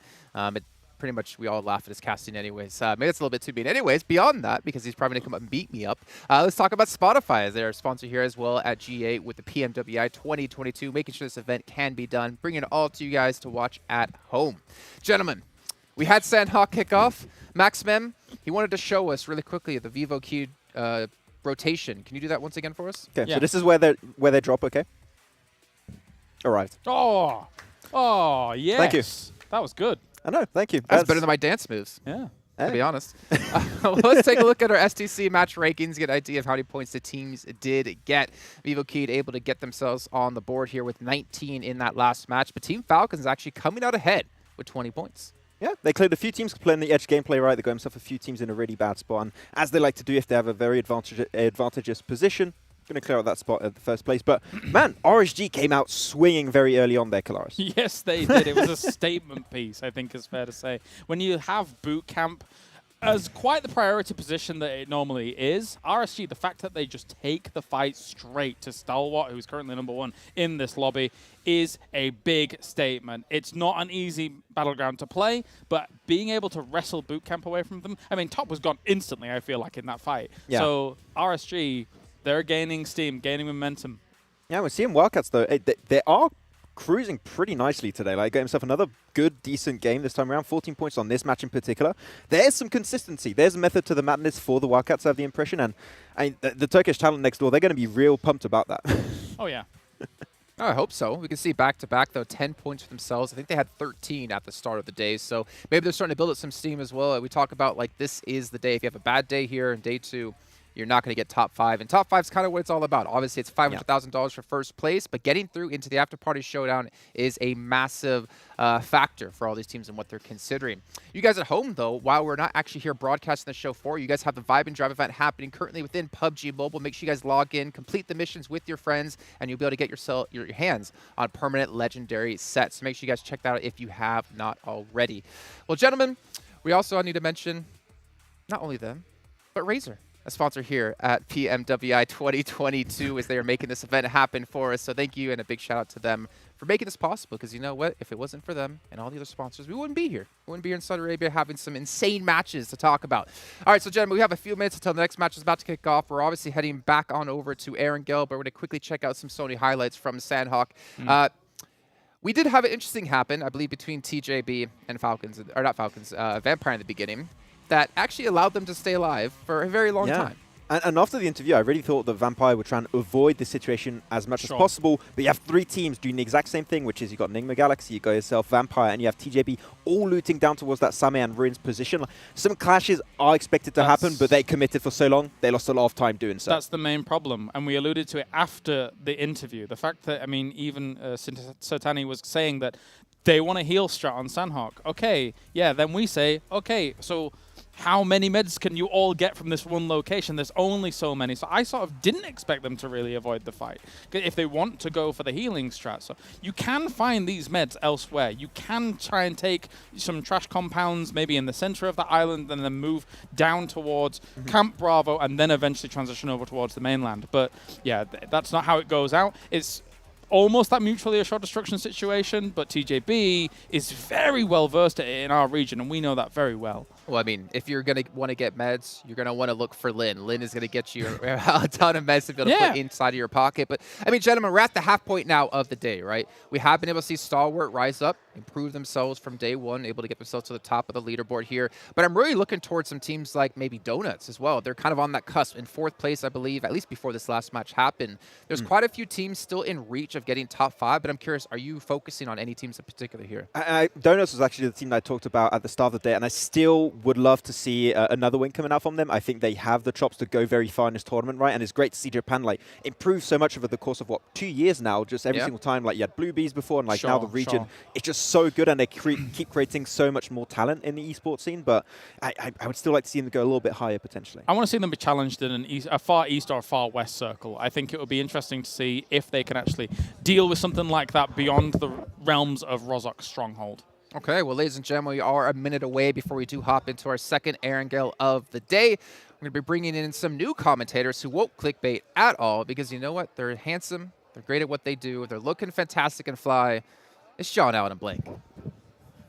That's right. These commentators will never clickbait you, but you won't believe what they're about to talk about next, Blake. Well, I hope you would, actually, to be honest with you, because you better believe that RSG are on that upward swing, which is exactly what the desk were talking about earlier. I think, you know, just taking Sanhok overall was a really big change for them and a really needed change. I think overall Miramar as well as Erangel, you know, they're on these trash loot splits at the moment, which works well in their region. I think Kale alluded to it yesterday, saying that in their region you get a lot more points in those first 2 circles. So getting trash looted and then just getting going and getting some eliminations, that works really well in their region. But we know one thing that China does very well is adapt quickly, and that's what RSG is doing here, bumping themselves already up into 4th place. Really solid performance so far on the day, but there is still a little bit further to go if they want to take that top spot currently occupied by Stalwart with that 19-point lead. We're going into map number 4 of day number 2. We are past the halfway mark now, Blank, and it's only going to get harder. Absolutely. I think that there's teams that like Stalwart, 20 points ahead of Team Falcons. And Team Falcons, by the way, in 2nd place, doing really good stuff here for Saudi Arabia. You know, getting a lot of points there on Sanhok. You know, it is a little bit cheesy to go for the hill strat, but that's where you can get the points over the 3 days here in PMWI. Those are the things you do need to do. Vampire Esports, on the other hand, fortunately slowly pulling off the leaderboard. I remember in that first day when we looked at these top players, it was all Vampire Esports. Now you're starting to see the likes of Action up there, who is really tearing up the leaderboard. 26 eliminations total, but we do still have at least Fluke here from Vampire Esports on highest damage with 3,412, although Action still making a huge splash in this lobby with almost 1,000 damage extra. Seems to be going pretty well today for Stalwart, as it generally does coming into the tournament, certainly. Team that everybody was looking at, plane path Severny down to Sosnovka military base, seemingly fairly good for most of these teams coming into this one, Blank. Hopefully they'll be able to find that little corner of what is far from paradise. I think right now this is a great circle, a great at least plane path here for Stalwart. They'll be able to drop out the plane nice and late here, head over towards Novorepnoye. Remember on the first Erangel of the day, they were forced to actually take a little bit of an alternative route down towards the south side of Sosnovka, into the water, in fact, and go for that famed boatation all the way around to Novorepnoye. This circle, on the other hand, heavy southwest, a little bit weird here, a fair bit of it actually in the water. Yeah, and a potential military island circle, which you're always going to mention when it goes down south, but most likely going to go to the mainland, I would say. In terms of the landmass that's available, the majority of it is on that mainland, so places around that Gatka field going to be high priority. Yeah, Vampire Esports actually dropped out quite early here and picked up some vehicles. You see Ravenclaw already hitting the ground, knows he needs to immediately pick up a vehicle. That might cause some problems for some teams later on who might want to get some vehicles into this circle, considering this is where we're going to be finishing. But for Quarry, Primos, Ferry Pier split, there's no one here, so Vampire is going to have the absolute lot of it here, to be honest with you, John. So they'll be able to get very, very looted up and not move too far from their original position. I would hope they'd move out of Primos just a little bit, maybe take some prime time ground over towards the northern side, just the south side of Quarry here, where you have that ridge line, get some information gathered, and then get going. Nigma Galaxy, though, unchallenged here in Pachinki. Happy days for them, and hopefully a better Erangel going forward for Nigma Galaxy. Yeah, they'll certainly be doing their daily missions, and hopefully you guys at home have too. In-game, if you complete daily missions to earn points, once enough points are accumulated, tap on the rewards icon to claim the corresponding reward. You can also participate in the event solo or even team up with some other friends. That's absolutely fine. And team up with some friends who you know are pretty good at PUBG Mobile. Potentially someone like Maxman who can carry you in game. That's going to make getting those rewards all the more easy. He's almost as good at PUBG Mobile as Avenger is at breakdancing. And that's impressive. I would say he was a little bit better. Remember, you know, in that national championship for the breakdancing, he only came second place. And I think Maxman, in terms of PUBG Mobile, he would have taken first. Looking back at the map here, though, we are checking out Nigma Galaxy in Pachinki. This is a decent landing point for them right at the beginning of the game, especially with this circle. They've got a fair, decent amount of roads to head on down. They could even stick around Pachinki for just a little bit longer, potentially even take up church position, get some nice scouting done nice and early in the game here. But for Team Seoul, potentially this is now a chance for them. Today and yesterday has been extremely rough for Team Seoul, and I think that they just aren't showing all that they've got here, potentially with Gatka being in this circle and so much ground around them being free. There is a chance here for them to prove themselves here on Erangel. They have those opportunities, right? This is, when you are given that sort of chance, the thing that you need to take. But with teams like Vampires waiting in the wings, with teams like TJB who have been doing some pretty good stuff here and there, I would say, coming down from North George as well, it's going to be not the easiest of tasks. Certainly always going to be pretty difficult to prove yourself in this lobby. As we're on board with Goblin, looting up on one of the North Gatka compounds. Akshat currently scouting around the Everest Foothills compounds. Already heading down, but down one has actually made a very, very speedy rotate here. And this is a change they've been making quite frequently at the moment, especially even on game one today, match one, which was Erangel once again. We saw them head up towards Rozhok, challenge USG out for that position. We got a heavy northern shift there, and immediately down one's on the move. Yesterday they were playing a little bit afraid for my liking. I'm so much more used to them actually playing central. So a little bit of an issue there for them, but today they're really taking matters into their own hands.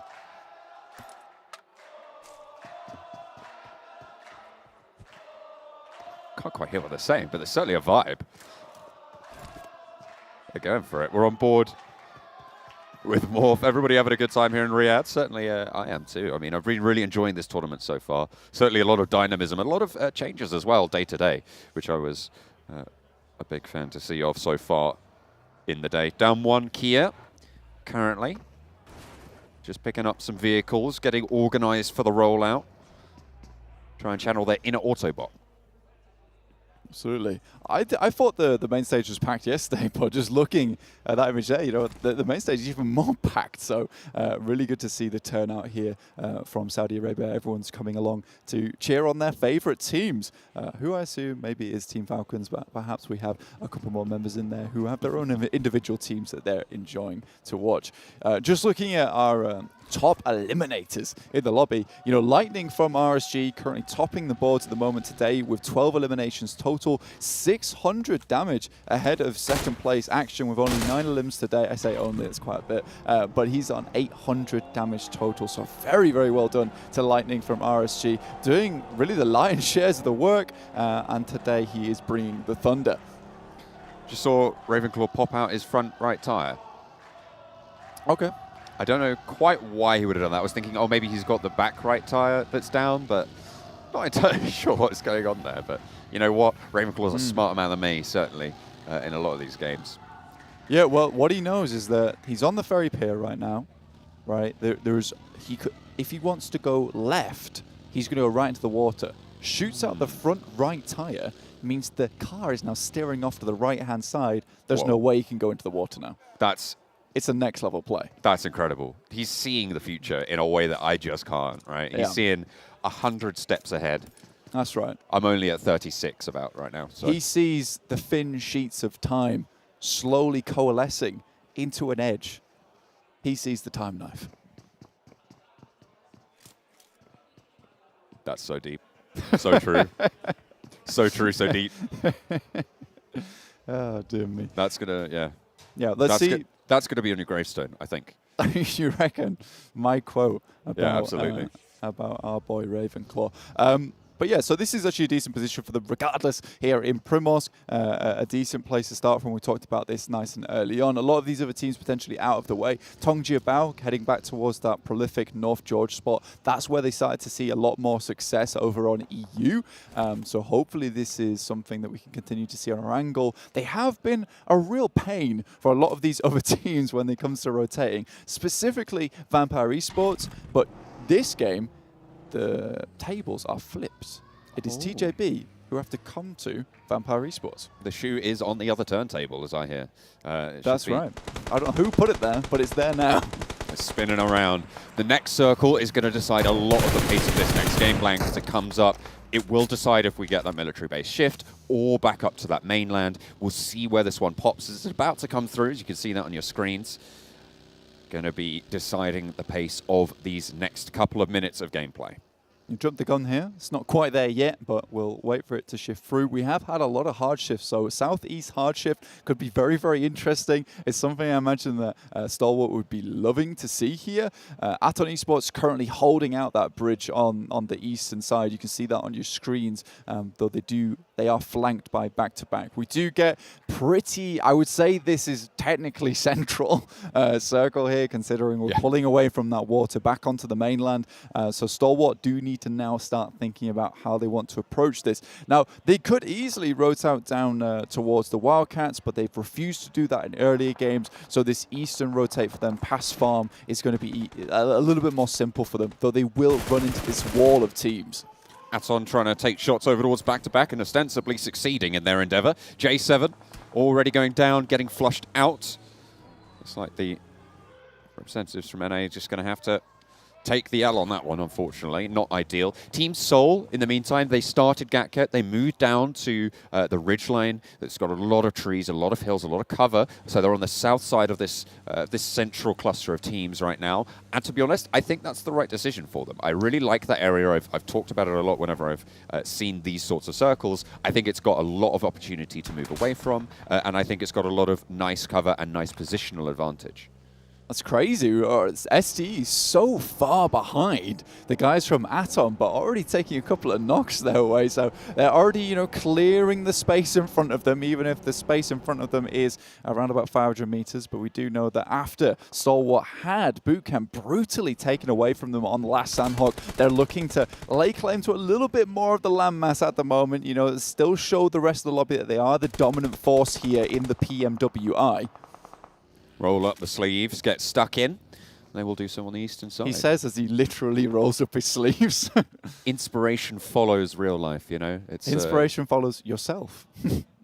I am the inspiration. Inspire You're right, yourself. Blink. I'm glad you think I'm the inspiration. That's very nice of you.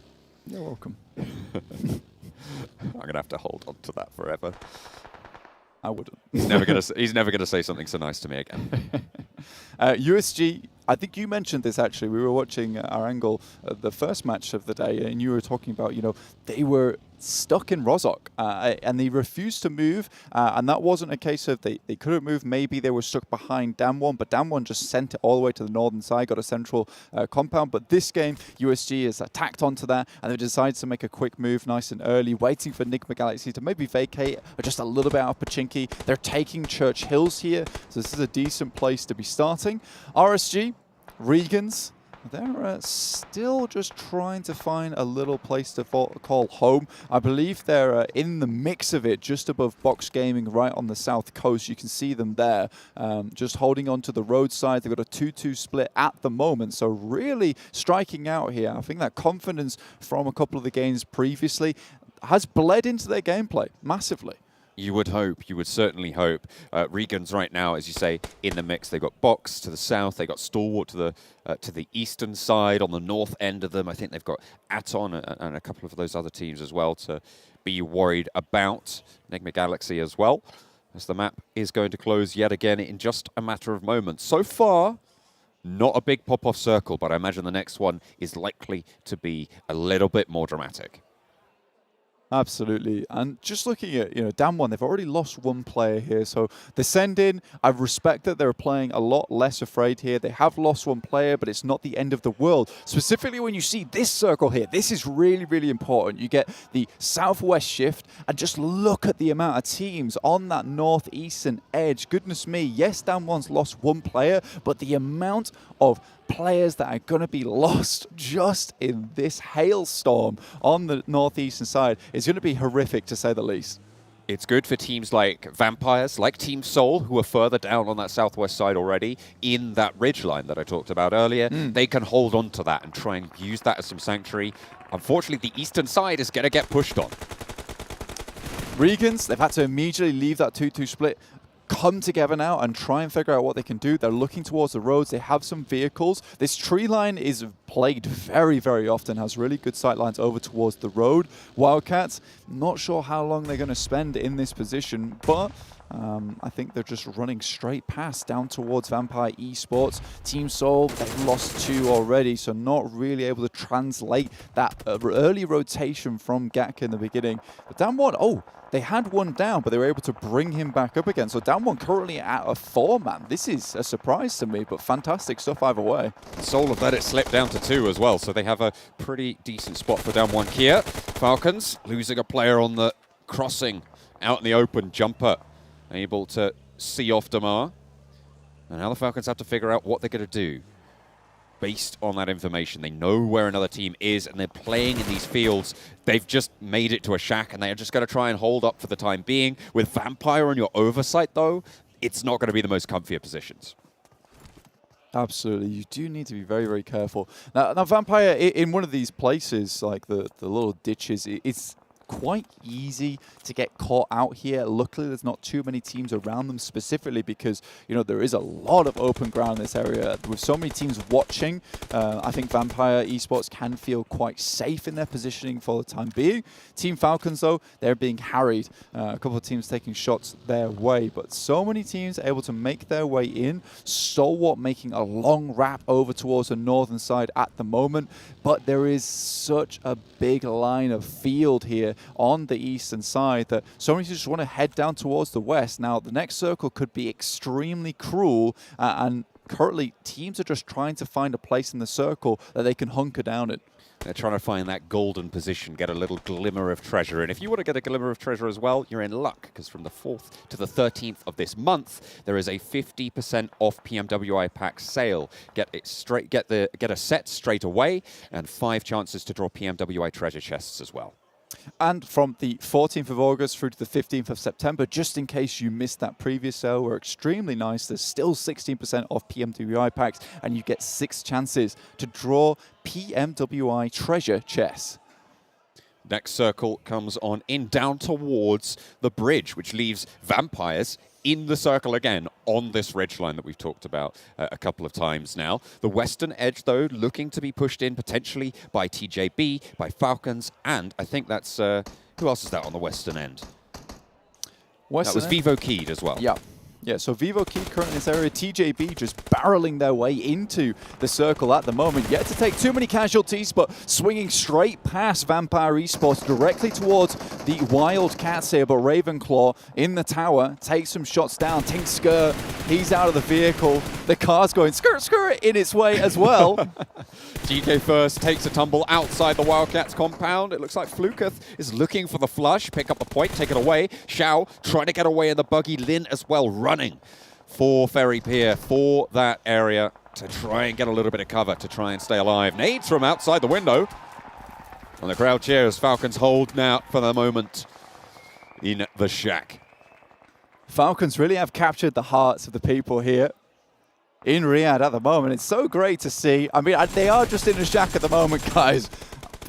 This is a mean replay to show out at that. Right, we had timing. cheers for them, and now we get to see them explode. But again, they're still in the circle at the moment. Stalwart, though, living. They're on the northern edge. They still have to cross the field, and that is the difficulty when it comes to this circle. Down 1, on the other hand, still holding strong here. You know, you're going to get bruised and battered on the way in if you try and change this gameplay very quickly. They wanted to come into today with a little bit more oomph. Speaking of them, there's an auto shotty going around the side. A Soul with the remaining 2 players clash with Nigma Galaxy. 2 players alive and up and standing. Only the one for Soul right now on the top floor. It's Akshat to hold off against Freak as he pushes through. Stays alive, but low HP. Info given. That's an ankle tapped as well as Lord's timer does tick down lower. Push from Ralph. The first aid not quite there, and Akshat falls. Soul eliminated. What is that? Is that a Molotov from his own teammate? Ralph actually? No, he won't bleed out from that. He'll stay just alive long enough. Get a quick replay here. It's 52 Esports rocking up on Falcons. Oh. One goes down on the approach, and a nade over the top. Okay. Beautiful. What a way to stop a crash. I mean, take them down before you get there. Love to see it. Box with 3 players now. We're on board on the eastern side of the circle, next to Virtual Gaming Squad. There's VGS with 4 players alive against the 3 of Box to hold this out. Virtual Gaming Squad looking to make their way into this compound. Box, though, holding the warehouse. There are smokes available to a couple of these teams. You can see Regan's off in the distance with DD there. I think the main advantage that Vampire Esports have gotten from this particular circle, though the ditch maybe is just a little bit misleading, is they've got so much information just gathered because they haven't had to move whatsoever, whereas it's been a gauntlet for everyone else. The Americas clash, VIVO keyed and back-to-back on this hillside, very, very close to one another, taking shots either which way. But it's actually the Donuts who come through, I believe. No, Stalwart, sorry, taking shots over towards Cielo. Will be able to take down one of those VIVO keyed players and give back-to-back a little bit of time to get J-Way back up to his feet. Oh my goodness me. Next circle pops and it's right on top of Regan's.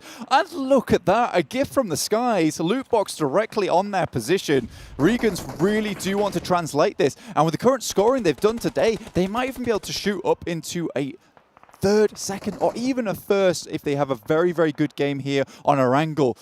Stalwart, on the other hand, they're taking heavy casualties on this western edge. It's not been easy for them. They've headed up the eastern bridge, over the top side. Now they're trying to wrap in on the west. And again, the circle moves away from them. All this group of teams on the west going to have to push in. It looks like Never Alone gets spotted. The Falcons, they're going to have to move, and I don't think Yusuf's going to have the best time. Moving forwards for these next couple of minutes, Donuts USG, 4 players alive. Damwon Kia, 4 players alive as well. All of these teams on the northwest side have cover. They are in this next circle. Yeah, Damwon's been holding a very, very good compound for a very long time, especially with their instant push into here. Back-to-back, though, send VIVO keyed back into the blue here and back to the lobby. Getting their teammate back up pays dividends, as they are able to eliminate the sidelines. But Vampire Esports are on the bead. This is Stoned on the back of their progression into the circle. He's a rear guard right now, trying to harry B2B. Not going to be able to land too many shots, but forcing them a little bit further north, as they're going to crash straight on into Donuts USG and actually be able to get one of the rundowns. Omikun not going to have the best of times with that one, unfortunately. Stalwart get eliminated. A back-to-back straight into the Damwon Kia compound. There's 2 teams here. If they fight through Damwon Kia, they're going to have to deal with a little bit more. Junie holds the gap, holds the line for Damwon Kia, as Polo has to think about healing up here. In pushes Forest. Ooh. The vehicle goes up in flames, and with it, back-to-back's forward guard. Shrapnel directly to back here, and they are not going much further. Damwon Gaming, though, now they have to think about keeping everyone off this position. They've done extremely well. We've seen them lighting up the elimination feed at the moment, taking shots all over the place. But even so, there is now 2 teams in their vicinity. 4 rivals, the Indonesian team, as well as Iraq and Nigma Galaxy, who have managed to coast their way into that southern edge. A quiet game so far for Vampire Esports. They've been holding their stronghold on this ridgeline, and now they're going to start to slowly gain steam. There we go, finally got it out.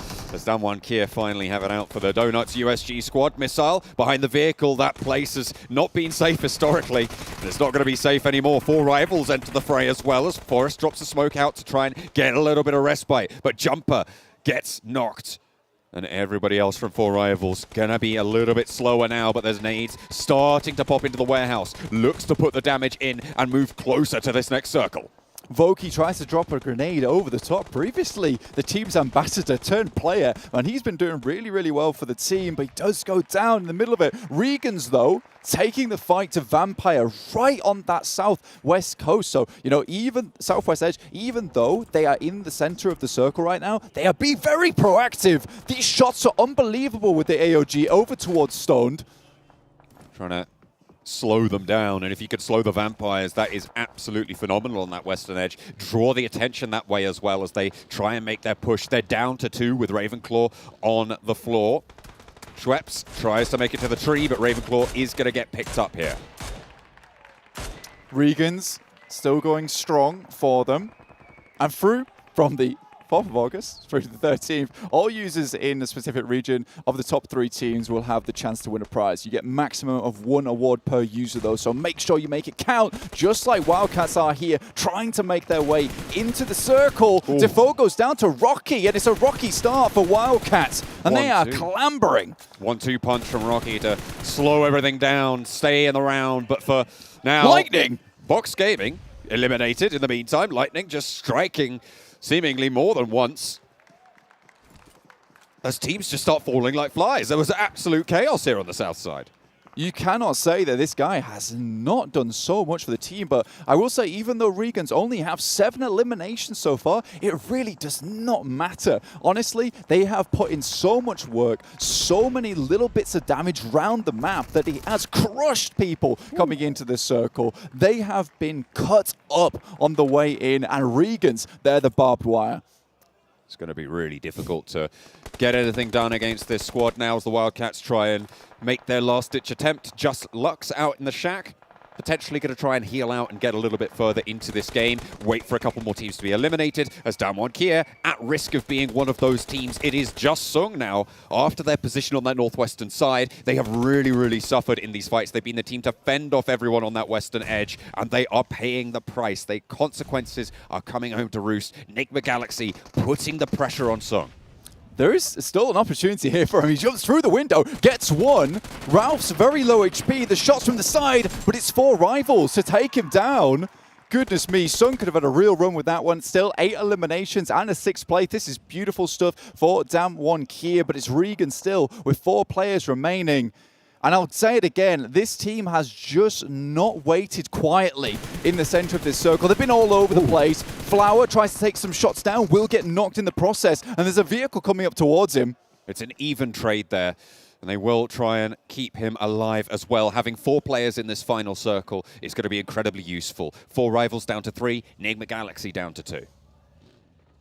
Nigma Galaxy just trying to keep themselves alive here, but it's the Indo team of 4 rivals who have really suffered so low on HP at the moment. Nigma Galaxy going to try and make their push up. This is a different Nigma Galaxy to what we saw yesterday. Fantastic stuff from them, and they're looking to take down the final players, but it is Jumper. This guy is a clutch maestro, but Ralph just spots the legs and will take out the calves. 2 versus 4 now. 2 teams remain. It is once again REGAN.S from China starting to step up, starting to gain a little bit of traction. And we are going to be seeing them take the fight to Nigma Galaxy as Ralph goes down. Just Lord, 1 versus 4. And you've got to wonder what can be done against REGAN.S. 11 eliminations. Well, they do lose a player. Lightning goes down. They have been found just a little bit lacking there. Lord, though, low HP, takes the fight, nade in hand. Flower has backup from his team, finds another, and there's the nade. It looked maybe like something could happen, but the REGAN.S had it on lock.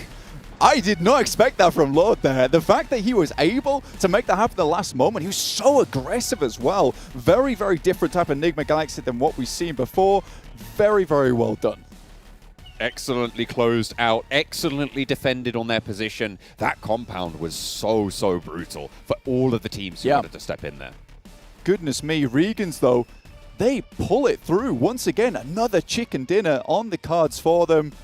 REGAN.S, they're not letting up. And I think this is the kind of game that could even send them up towards that first position. We'll have to find out, you know, after the break. But before we get there, quick little breakdown. Honestly, really well done to a lot of those teams. I have to admit, if you were any of those teams on the northeast edge, you know, it was just an absolute battle to get through there. A real assault course to get even into the circle at all. And even when you were in, you had to contend with all the other teams in the field.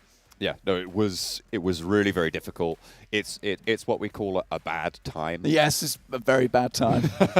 Well, we're going to have a great time over on the desk, which we're going to hop over to after the break.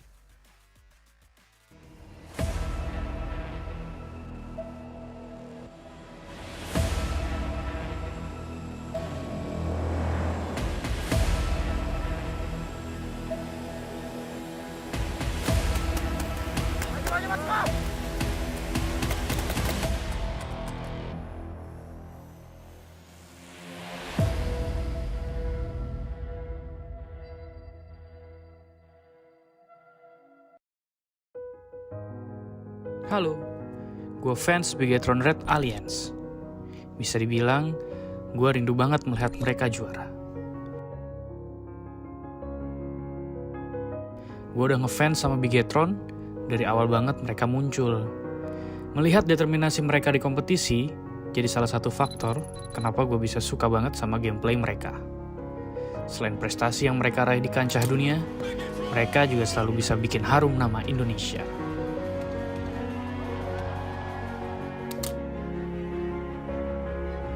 Dan ini saatnya mereka membuktikan kalau DNA juara mereka masih ada.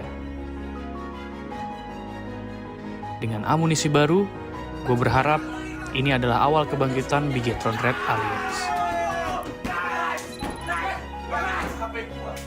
Meskipun Zuxi tidak bisa merasakan medali emas yang diraih Luxi, di PMWI nanti, gue berharap mereka bisa angkat piala bersama lagi.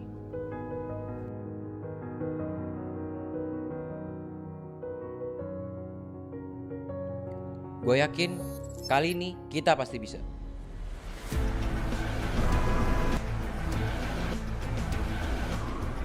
Kalau ngomongin soal Morph, bisa dibilang ini soal loyalitas. Karena gue dong support Morph dari awal mereka ada. Baliknya Zai dan Frenzy, serta pemain baru lainnya, bakal bikin Morph jadi tim yang akan diperhitungkan nantinya.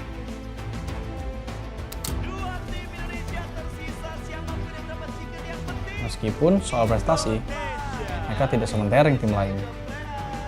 Tapi gue yakin, mereka bakal ada di titik sana nantinya. Evolusi Unlocking Morph adalah salah satu pergerakan yang sangat menarik perhatian gue.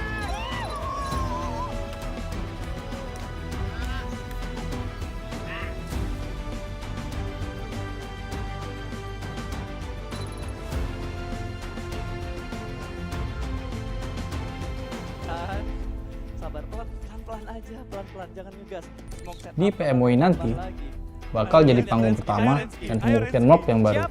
Tim Indonesia yang akan mendapatkan winner chicken dinner Ryzen berhasil Sudah saatnya Morph bangkit dan jadi tim yang diperhitungkan di kancah dunia. chicken dinner untuk Morph Team. Dua tim Indonesia sudah mendapatkan winner chicken dinner. Sabar, pelan-pelan aja, pelan-pelan, jangan ngegas. Smoke setup.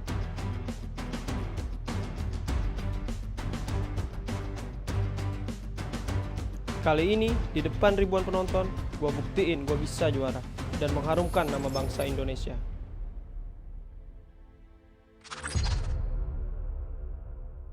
Progress is a race that has no end. After every finish line, another challenge awaits. How can we continue to push innovation in a sport at the forefront of technology? This is how.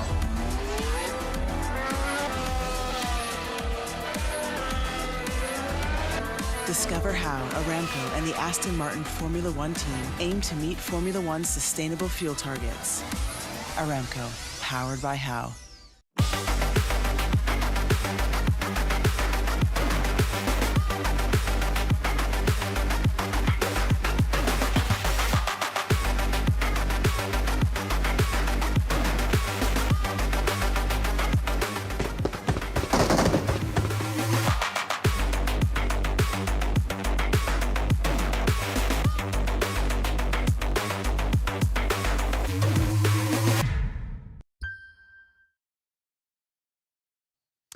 Hello everyone, welcome back to PMWI 2022. And remind you guys once again, you can play to win with the Sony Xperia 1.4, made in collaboration with professional esports players, so you guys can have your best performance when it comes to playing. Here's some PUBG Mobile, which fun enough is actually an official smartphone partner as well of PUBG Mobile. I'm Jason Kaplan, your host. We're going to bring our analysts once again yet in as we have our fourth match done of the day, gentlemen. We're going to be heading into match 5 in a little bit of time. We finally have some time to talk, to relax, to kind of recap what's happened throughout the day, but we're going to start things off by taking a look at our STC match rankings, so you get an idea of how many points the teams did score here in this last match.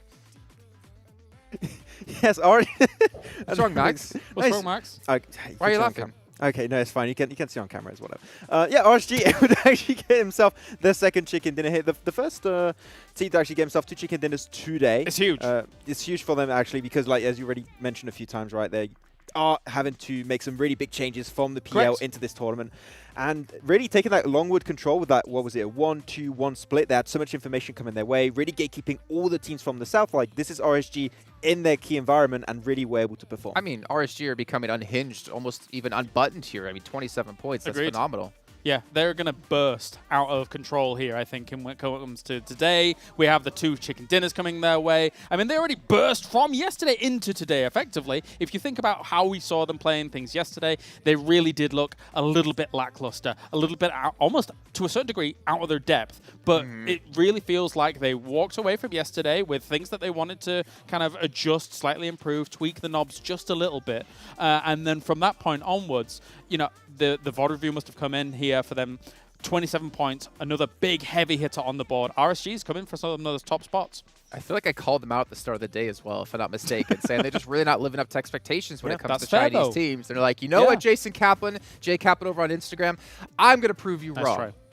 I think you called out a lot of the teams actually that did struggle yesterday, right? You said you can't have 2 bad days, and actually that's why we're seeing teams like Wildcats also that has once again got like a double-digit game once more. Like the Wildcats have really been able to find like some really good presence, and their aggressive nature in particular. I would love to see like their player stats later on and how they've been performing individually, because the entire team makes it really fun the game. And I think that here they found like their groove, and if they can stay on this stance, there's a chance they could potentially get into the top 5. Yeah, and you know what? Games do become easier when you have a sponsor like MasterCard here backing the G8 and PMWI 2022. So big shout out to them to make sure this event is happening for all of you to enjoy at home. But we're enjoying it the most because we're here at the event. We're with the lads. We're sitting here having a great time getting to watch the matches.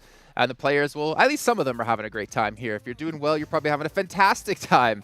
But let's actually take a look at our Sony highlights here and maybe start to break down maybe some of the fights or talk about some of our highlights as well in this last match, because REGAN.S is on a tear today. Question is, can a team stop them?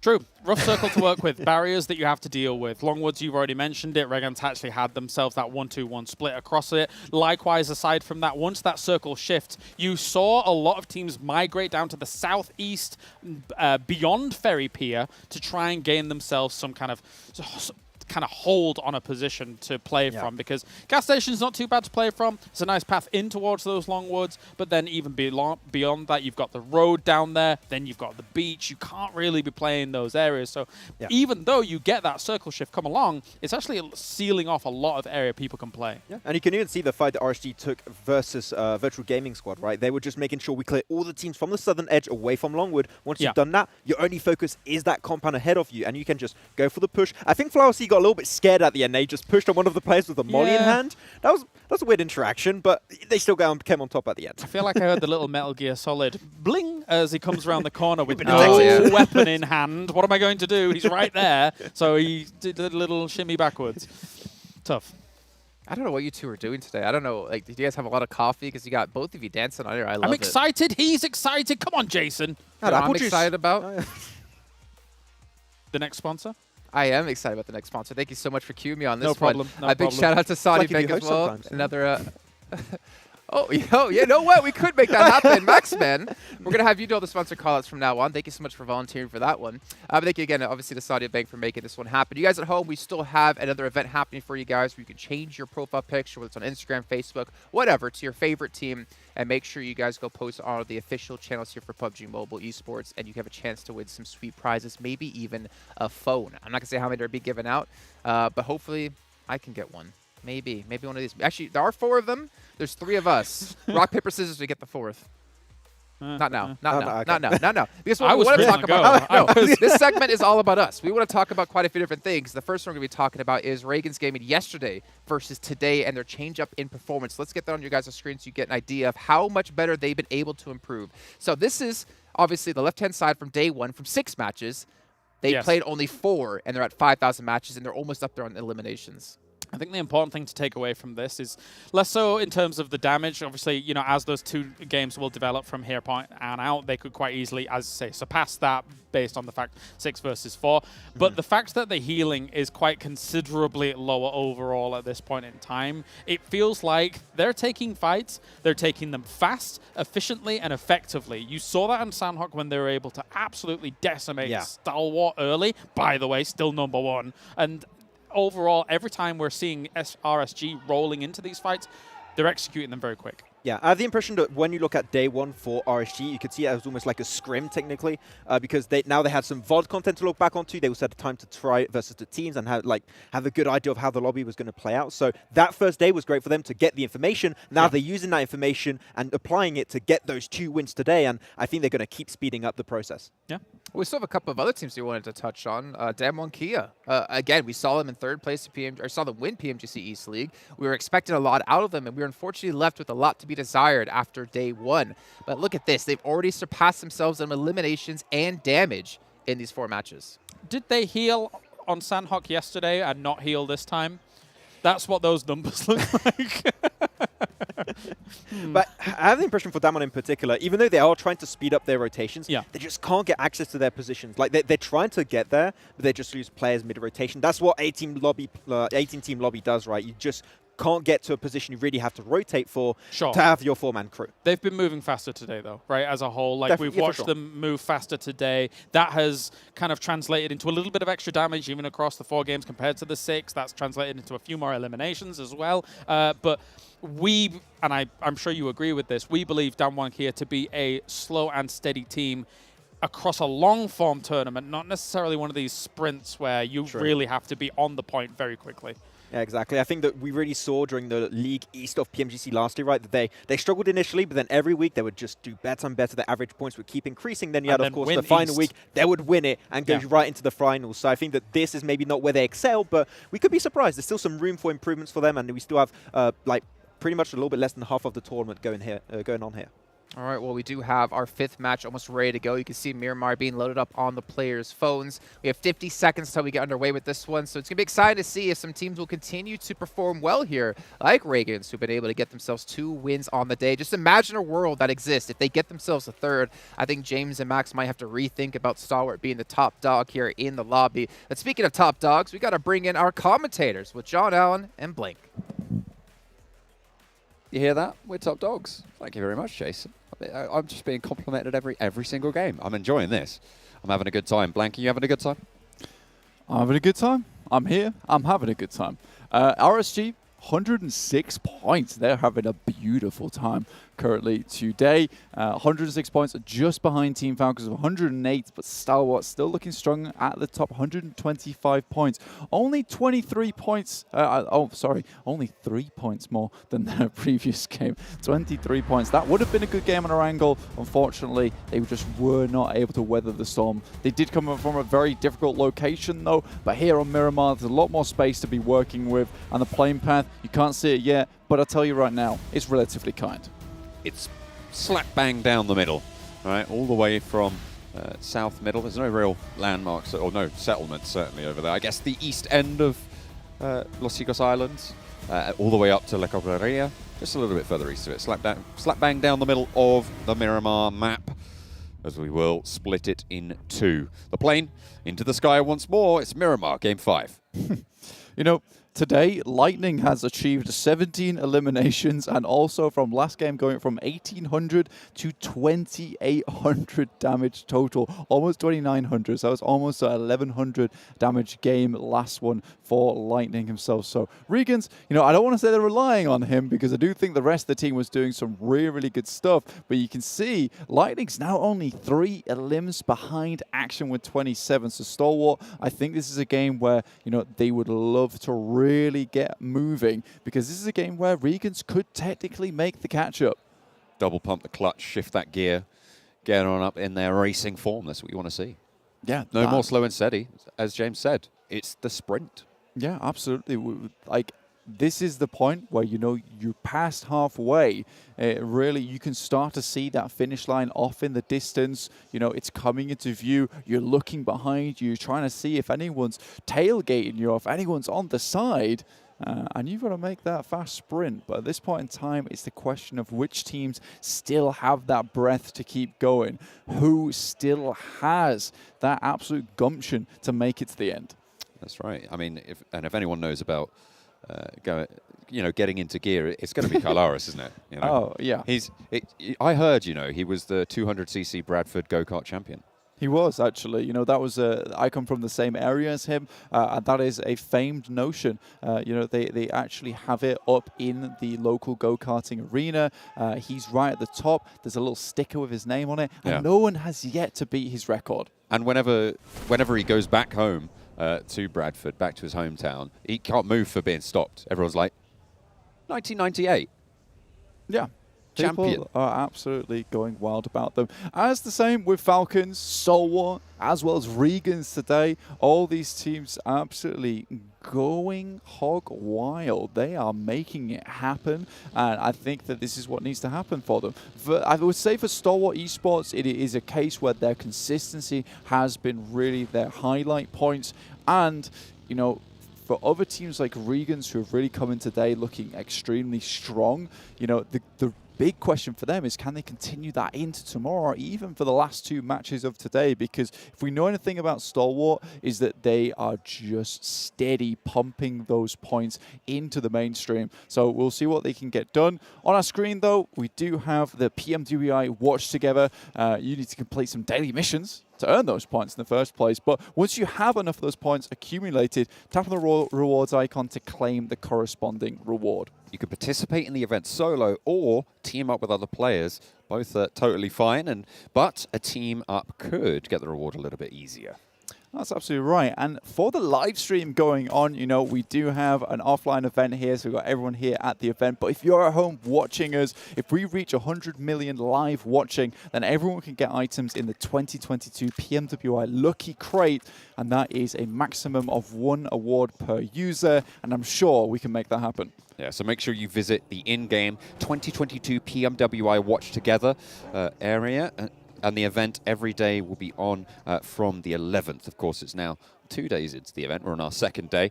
You can check out all the information there in-game. We can still make it. Box in Picado. Box currently in Picado at the moment. I'm going to make it. He's going to make it. TJB currently just trying to loot around the outskirts of Picado with VIVO keyed up towards Power Grid. Just looking down, Stalwart just underneath Hacienda del Patron. You know, they do like to hit up Power Grid from time to time, but San Martin also a viable position for that team. But this is relatively central for them. They also have a lot of this ridge line to play around with, get a lot of information early. We've seen them send players up onto the top of mountains, in fact, to scout downwards, and they've had a lot of success with that. There are teams like a Virtual Gaming Squad currently down in Puerto Paraíso, just playing, splashing on the beach side, as well as 52 Esports coming up from prison. These two teams are a little bit out of the way, but I'm sure they'll be able to make their way in. TJB, Shao takes a little bit of damage. Box jousting out towards them. But the tilt will have to be reset back towards one another. They aren't going to find the knocks just yet. And of course, it's early doors, so still picking up with those weapons, still picking up those meds to make sure they're at full force. Although that was a level 3 helmet, I think a med kit as well being popped. That's a lot of loot.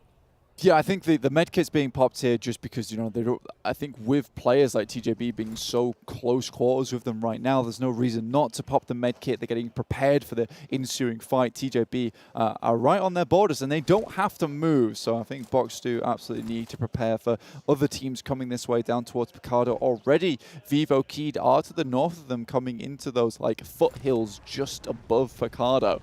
So Box very much boxed in at the moment, with REGAN.S also moving down towards their southeastern side. So, you know, Picado could be a real playground at the moment, and one where you scuff your shins and cry. Is that what happens when you scuff your shins? Yes, every time. Weeping. It's very painful. Do you know what? I thought you were going to call me weak instead of weeping.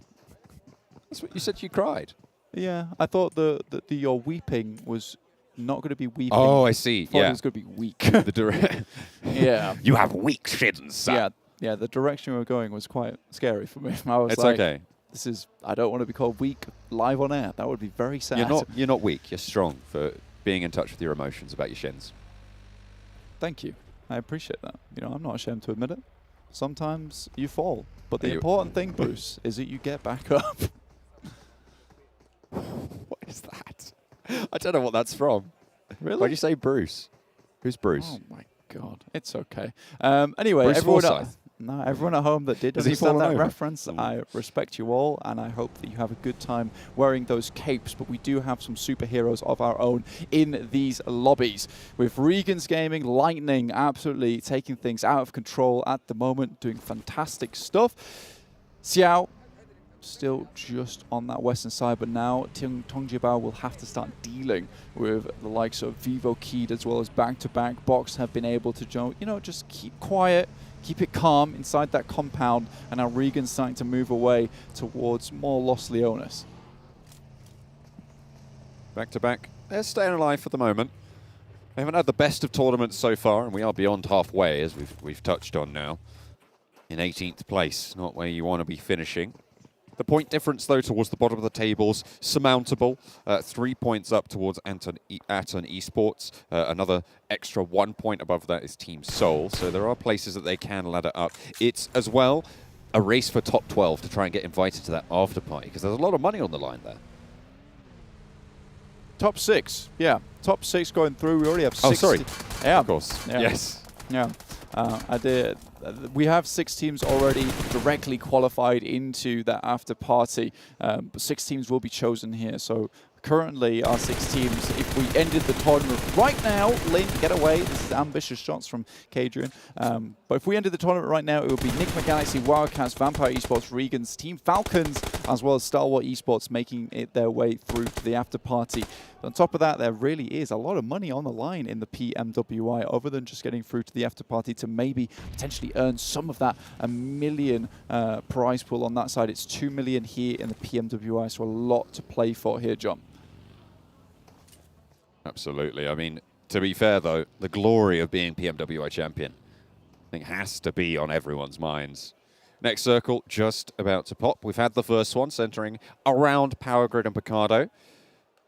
We'll see where the next one falls as well. You can see the scoreboard on that left-hand side of your screens right now. 125 for Stalwart Esports, but there's that group of 3 teams just below them. Falcons, REGAN.S Gaming, and Vampire Esports, all very, very close. At the moment, the momentum is there for REGAN.S, and Team Falcons have been pulling that out consistency. I'm worried for Vampire Esports in terms of upkeep. Yeah, this is some real chasers, but I will say that you're 100% right. Vampire Esports, they have been starting to slow here just a little bit. Bended knee, just tying the shoelaces once again and getting back up again and keep on running. That's what Vampire Esports need to do. And I think there was a really great question from Max at the beginning of the day on Des for Sertani, which I thought that he answered very adeptly, to be honest with you, talking about, are they going to change anything on Sanhok? And Vampire Esports, they just really didn't, and were locked in combat with the guys from TJB. Both teams suffered because of it, but it was Tongjibao that actually made it to the circle and got themselves a few points. Vampire Esports, on the other hand, they really stagnated there on that map. I mean, that is true, but because of the way that the healing works in Sanhok, it was actually Vampire who lasted longer than TJB in the Sanhok, although the TJB got a lot more elimination points for their movements. Yeah, 100%. So I do think that potentially there could be some changes made for Vampire Esports coming into tomorrow and try and get a bit of that fire back from day one, in which case their match one was just an unheard of opening here in an inter-regional tournament. So really, really well done to them. But I want to see some of the same, because Stone from the team absolutely killing it in terms of statistics at the moment, but not quite there yet. Back-to-back, taking some warning shots at the moment. Circle heads up towards the northern side, John. Up to the north. Not too many teams left out in the cold blue. We've got Virtual Gaming Squad on the south side, near Chumasero, just out to the east of it at the moment. No one really nearby. You've got Aton Esports out to the west and down one Kia in Monte Nuevo. And then 52 coming up that western road. But at the moment, Nigma Galaxy clashing with back-to-back Freak. Still alive somehow. J7 goes down out in no man's land there between the 2 teams. The ridge line can be suppressed, and there's a timer on J7 getting back up. Pomodi wants the challenge, but neither player really landing too much there. Freak repositions to back up the teammate. Mini 14 off in the distance. Hamodi knows he needs to be careful lest his head gets taken off there. But with the level 3 vest and helmet, you know, he's fairly healthy right now. Freak, though, coming through with the squeaky clean peaks there on his side. Freaky peaks, in fact. Lord trying to send over a nade towards the players from back-to-back. J7, like you said, on bended knee. But it is a little bit of no man land to cross here. Back-to-back certainly have the advantage in terms of that. J-Way able to get some vengeance onto Freak. Gets the flush as well. Picking that up handedly. Lord wants to try and answer their throwables going on over those projectiles, trying to burn J-Way out of position, allow him to get into those crosshairs from the teammate. Back-to-back holding their own in this fight, just that little bit. 3 versus 3 right now. And it's even Stevens on the engagement. Nigma Galaxy. A quick stock of where this team is, just the north side of Power Grid. Both teams very firmly in the circle. Ralph, very far behind the rest of the team, looking over towards Damwon Kia, actually, who are just the north of Ralph himself. They're looking to make their way in. Next circle shift, so extremely central with a road bisecting this one. Stalwart currently in San Martin. They're going to be chilling here, but it's TJB who've rocked up on box, who have had to move from Picardo. Break is taken down as TJB try and swell past their defenses. Around the headland, Tinksker able to stay alive, pops a bandage at 2. Bensu trying to hold that door frame, but the teammates are falling, and Box are down to 2 to hold. TJB with only 2 on this forefront, but backup is arriving on the sidelines. They are looking for that off angle. Can it be dismounted? There's a crucial knock from the Molotov from Bensu. Finds Tinksker, but that's the side swipe that they were looking for. Hang on a minute. No, it's coming from Virtual Gaming Squad. The spray down is good, and TJB have been handed a lifeline to get Tinksker back to his feet.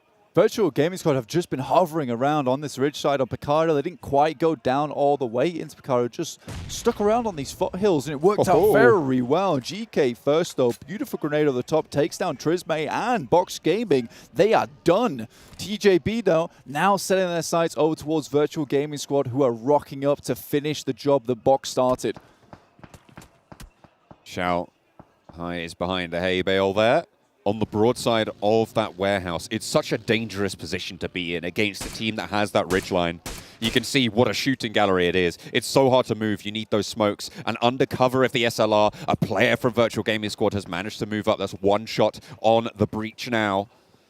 As the smokes start to bloom. That's what they need to put down to be able to have a little bit of mobility, maybe even evacuate out the back. But Virtual Gaming Squad have players there as well. It's difficult. TJB crunched here, no vehicles, but Virtual Gaming Squad still holds some buggies, so their rotations have been very, very speedy. You see Gaddafi already coming up to the side of the wall. Nade goes through. It's Xiao taking a fair bunch of damage, just has to hit another first aid kit, and they're already going into the blue here. iShot pulls the trigger. And they will have backup as well. A 1-2 swing. Very, very nice stuff. But the spray down from Tinksker is good for 1. Looking for more. Gaddafi around the corner. And he finds another. Tinksker stays alive for TJB. Potentially looking for that res as well. They're going to have to be quick about it. As Xiao crawls for cover. 2 players from Virtual Gaming Squad taken down. Tinksker holds his own. TJB going to be proud of that. Alphalugi just sends off into the distance. Tinksker takes down both of the players. Really, really good contest there. And now GK First picks himself up a vehicle. I don't think Alphalugi spotted him just yet. He's swinging all the way round to the top side to the other player from Virtual Gaming Squad. He's getting shot by GK First here. Will he take down Alphalugi? He can't quite get out of the way, but he might be able to take down the buggy. And not only that, he gives time to his teammates. He allows Xiao to get some healing on, but there's another off angle as well. Tinksker spotted on the hillside, and Virtual Gaming Squad are giving as good as they get.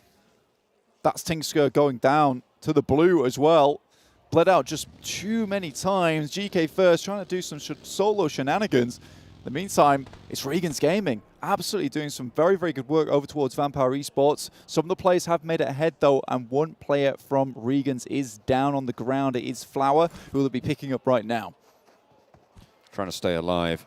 Vampire Esports, 2 players now left. Shreps and Ravenclaw. Pretty much any duo from this squad can absolutely frag out their minds. And they are still, I believe, one of, if not the highest elimination count team. 64 elims so far before this game. Higher than everyone else right now for Vampire Esports. They have absolutely been fragging out their minds. A lot of that as well, you kind of have to remember, is that game 1 that we saw yesterday. It was 24 elims coming through from that game. That's about a third of their total kill count. Still doing really well. Kill switch though, runs up to the building. The VIVO Key's taken down, will be taken out here. The rest of VIVO Key trying to move up, but it's Polo that sees the run-in, jumps out the vehicle, sends out the windshield. There's only one player left for VIVO Keyed. Is Polo going to be able to hold out 1 versus 4? VIVO Keyed for Brazil trying to take down this thorn in their side in Polo, the Lone Ranger from back-to-back. And Adrian's got him all the way on the swivel, giving them a whole do-si-do. And hopefully a dose of his own medicine as well. Adrian with the spray, it's good. Through the doorway, will be able to land it onto Polo. Unfortunately, they lose Diego, but they'll keep 3 up. Yeah, this is really good. Be able to get both of those players back up off the floor. Virtual Gaming Squad will be still running with somewhat of a squad here. This is a replay of the spray down from Tingsker that we saw earlier. TJB keeping things going, but they're down to 2 with one of them knocked, and that's an outside play zone knock as well. I think it's just GK first now. Going to be left in the fight for TJB after their trials that they face. Stalwart took quite a while to move out from San Martin, but you know, moving up to this side, there's really not a lot of good areas to hold. It's very, very much covered in ditches, little ridge lines that you can play in, but not a lot of hard cover here. So it's kind of hide and seek for a lot of these teams at the moment.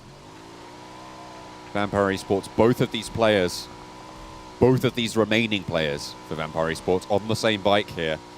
I wonder what they're going for. They're going to be rotating right next to GK First, who's the Lone Ranger there. Spray downs across the way. GK First hops out, and they have to duck for cover. An immediate right shift. Nice control there coming through from Ravenclaw to try and keep them alive down the hillside. They need to move fast. A crash is going to be a death sentence. This is a death run, and he's making it work. Up over the top. They might even have to come into contact with Downward Gaming, but no. Oh, they lose momentum, and Schweppes takes a tumble. Ravenclaw laid bare on the hillside. You're not going to get away with that. Aton take him down. Serious action movie things right there from Ravenclaw, though, with player Schweppes on the back with the Uzi in hand. That was just incredible to watch. The fact that he caught the wheels twice coming off some awkward angles. I mean, I don't often compliment PUBG Mobile players on their ability to control the motorbike, but I have to compliment Ravenclaw there. Looking at the circle, though, heading hard down towards the southwest. This is a chance now for Damwon Kia to put up some big points. Now it's time to control the circle. They did that extremely well in their region, in their PMPL 2022 Spring Finals. Question is, can they do it here in the PMWI? They've got an insane position from Sung up top side, but it's Nigma Galaxy who are cowering underneath, or at least using these guys as just a little bit of protection. Sprays from Damwon Kia over towards VIVO Keyed.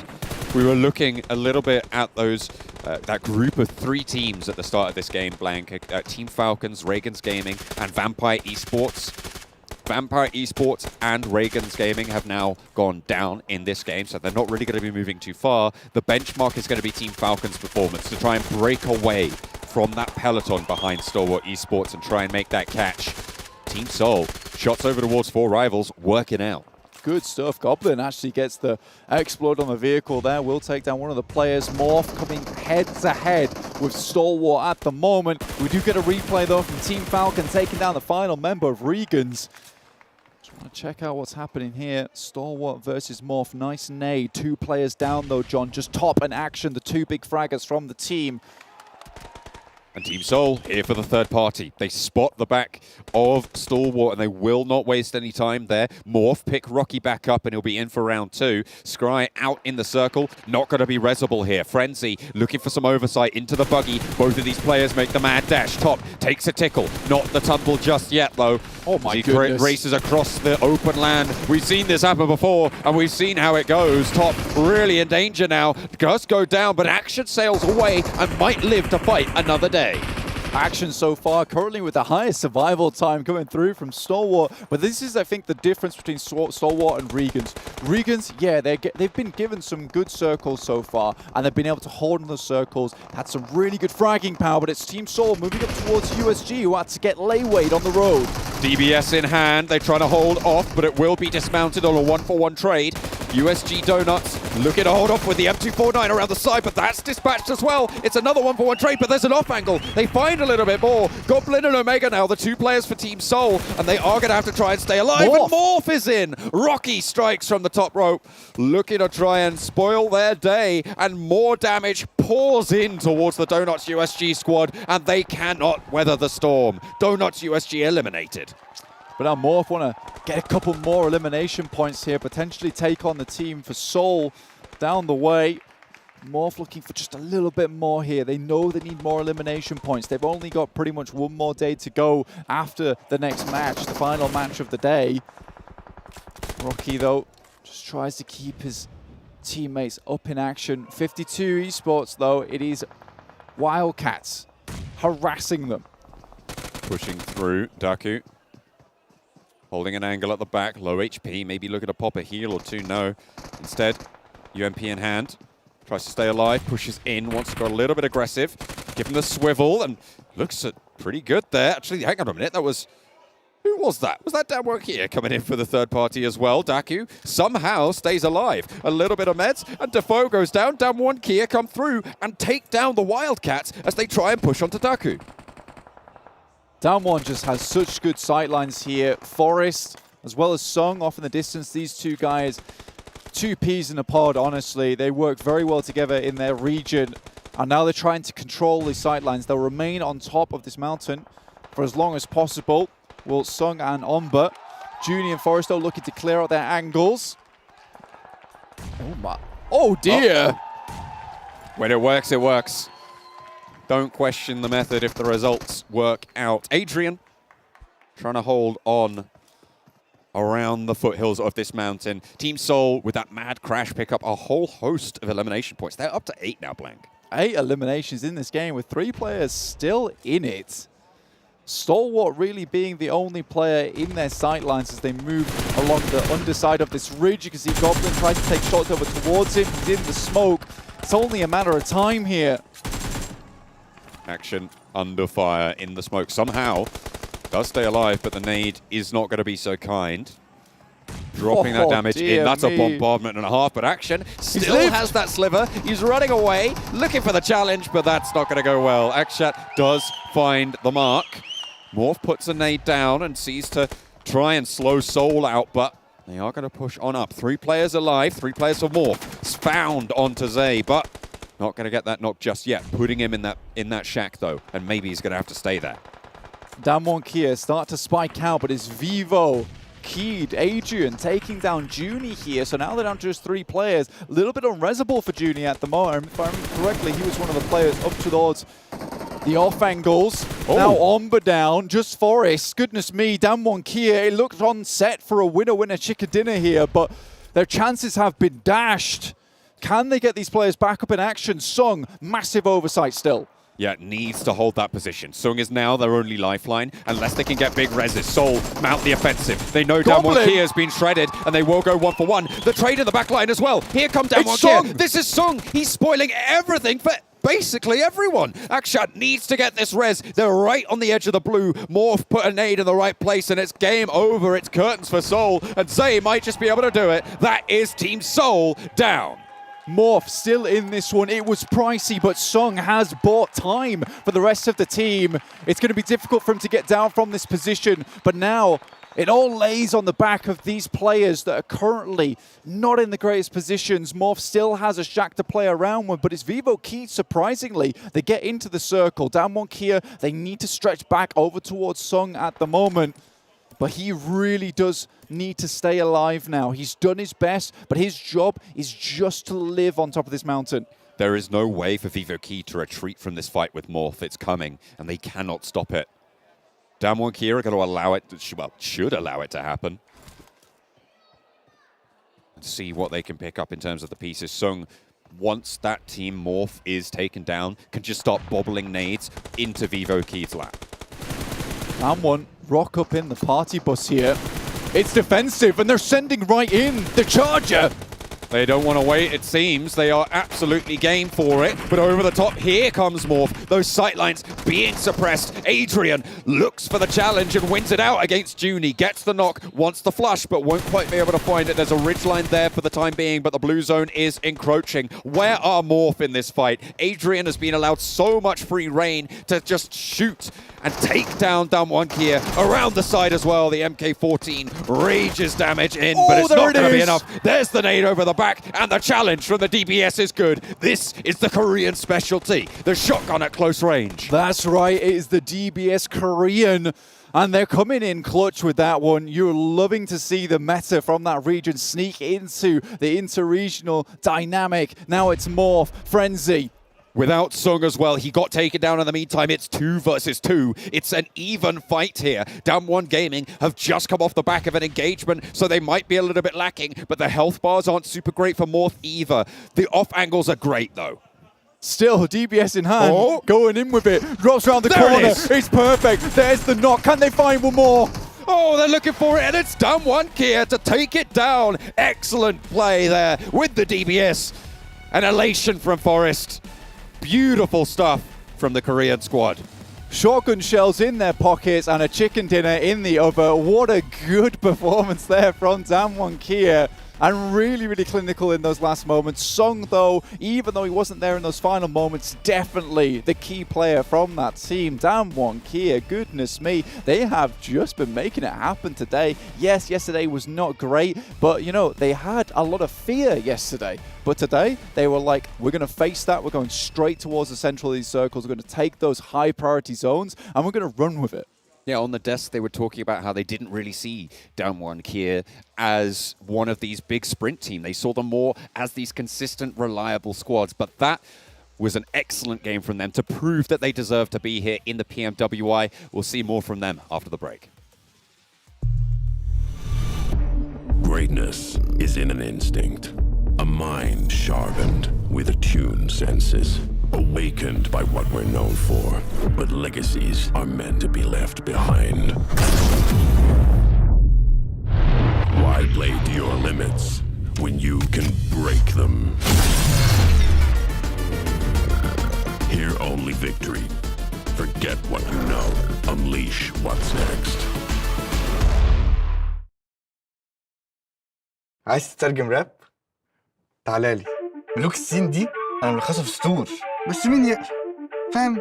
كلام الشارع ده أنا هرشه كل المجال حبايبي بروز وانا كاكازوكو مصدع ايه القي نظرة لو على الحلاوة عندي كاستر والاسم عفرت يا عفرت هتفضل معفرتها ولا ايه يا برو؟ انت مين يا هو ازاي ده دخل هنا يا جدعان؟ نكسر الدنيا الأول وبعدين نتكلم نعيد من الأول لا لا لا لا لا لا مش مسجل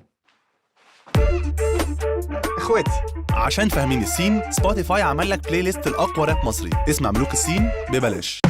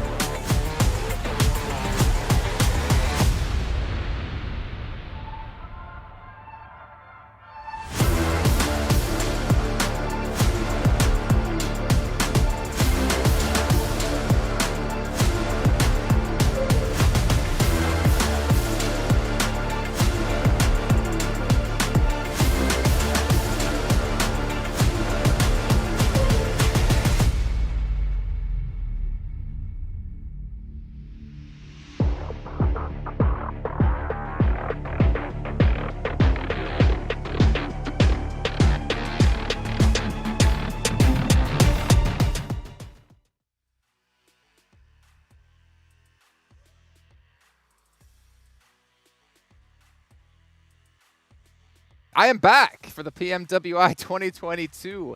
Quick shout out here to Savvy Gaming Group to make sure this event is possible. Without our sponsors, we could not be here today, and we would have missed seeing Damwon Kia take home a chicken dinner in match number 5. I'm still your host, Jason Kaplan, with my fancy analysis, Maxman, and Kalaris. I'm not going to keep building you up more than that. That's all you get.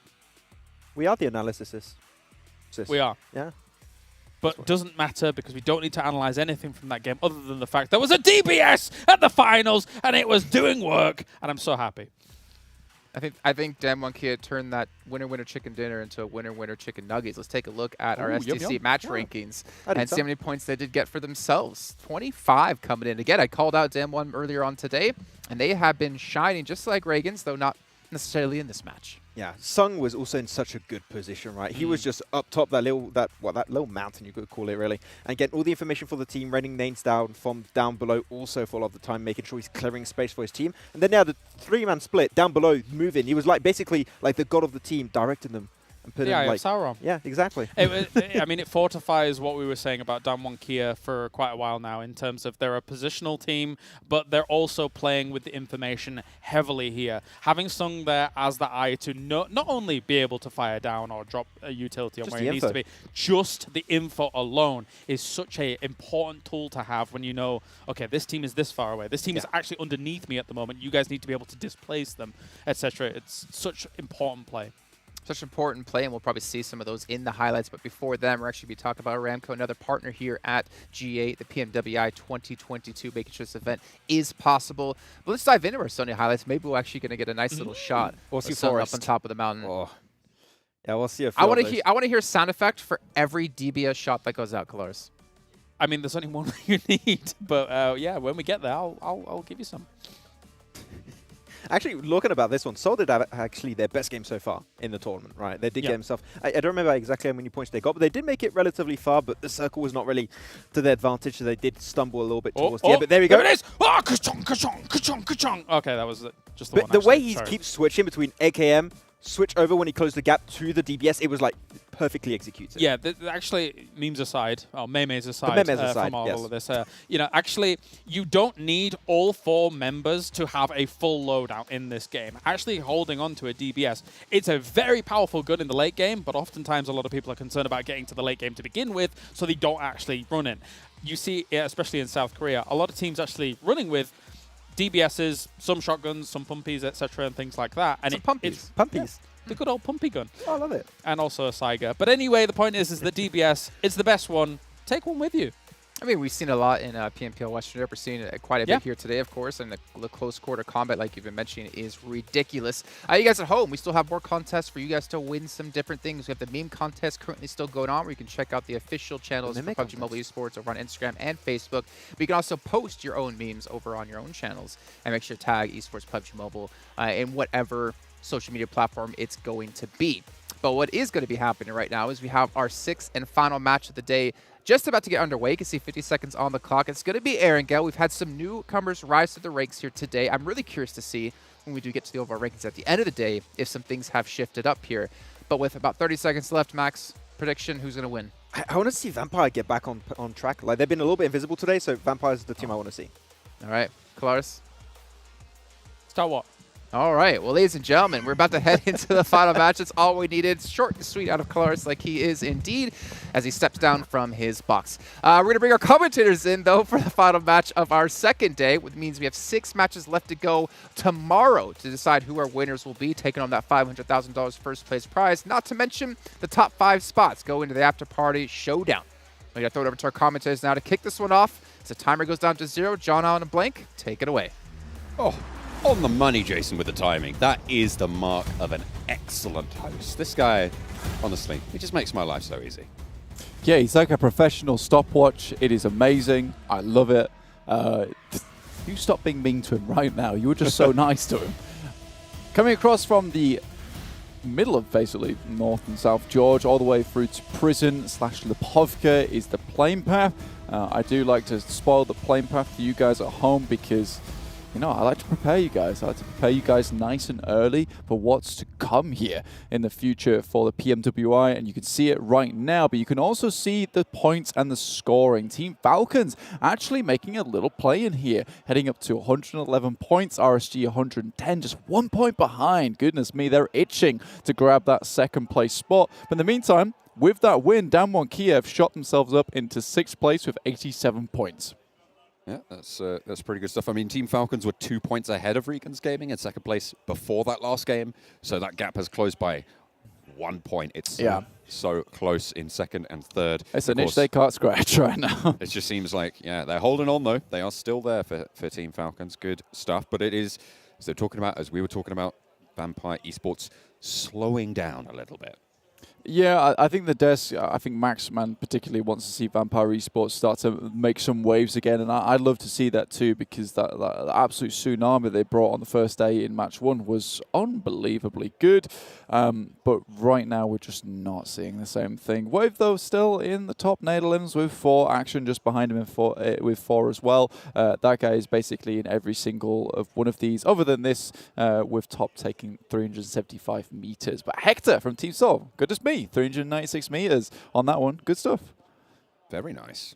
Good to be able to pick that one up. An Eastern Circle pops for us, and we are going to be heading over towards the Yasnaya Fields, towards Mansion, Lipovka, if VGS are lucky. Yeah, I mean, I think VGS are pretty happy right now. Everyone has to get their day in the limelight, and I think for VGS, this is certainly it.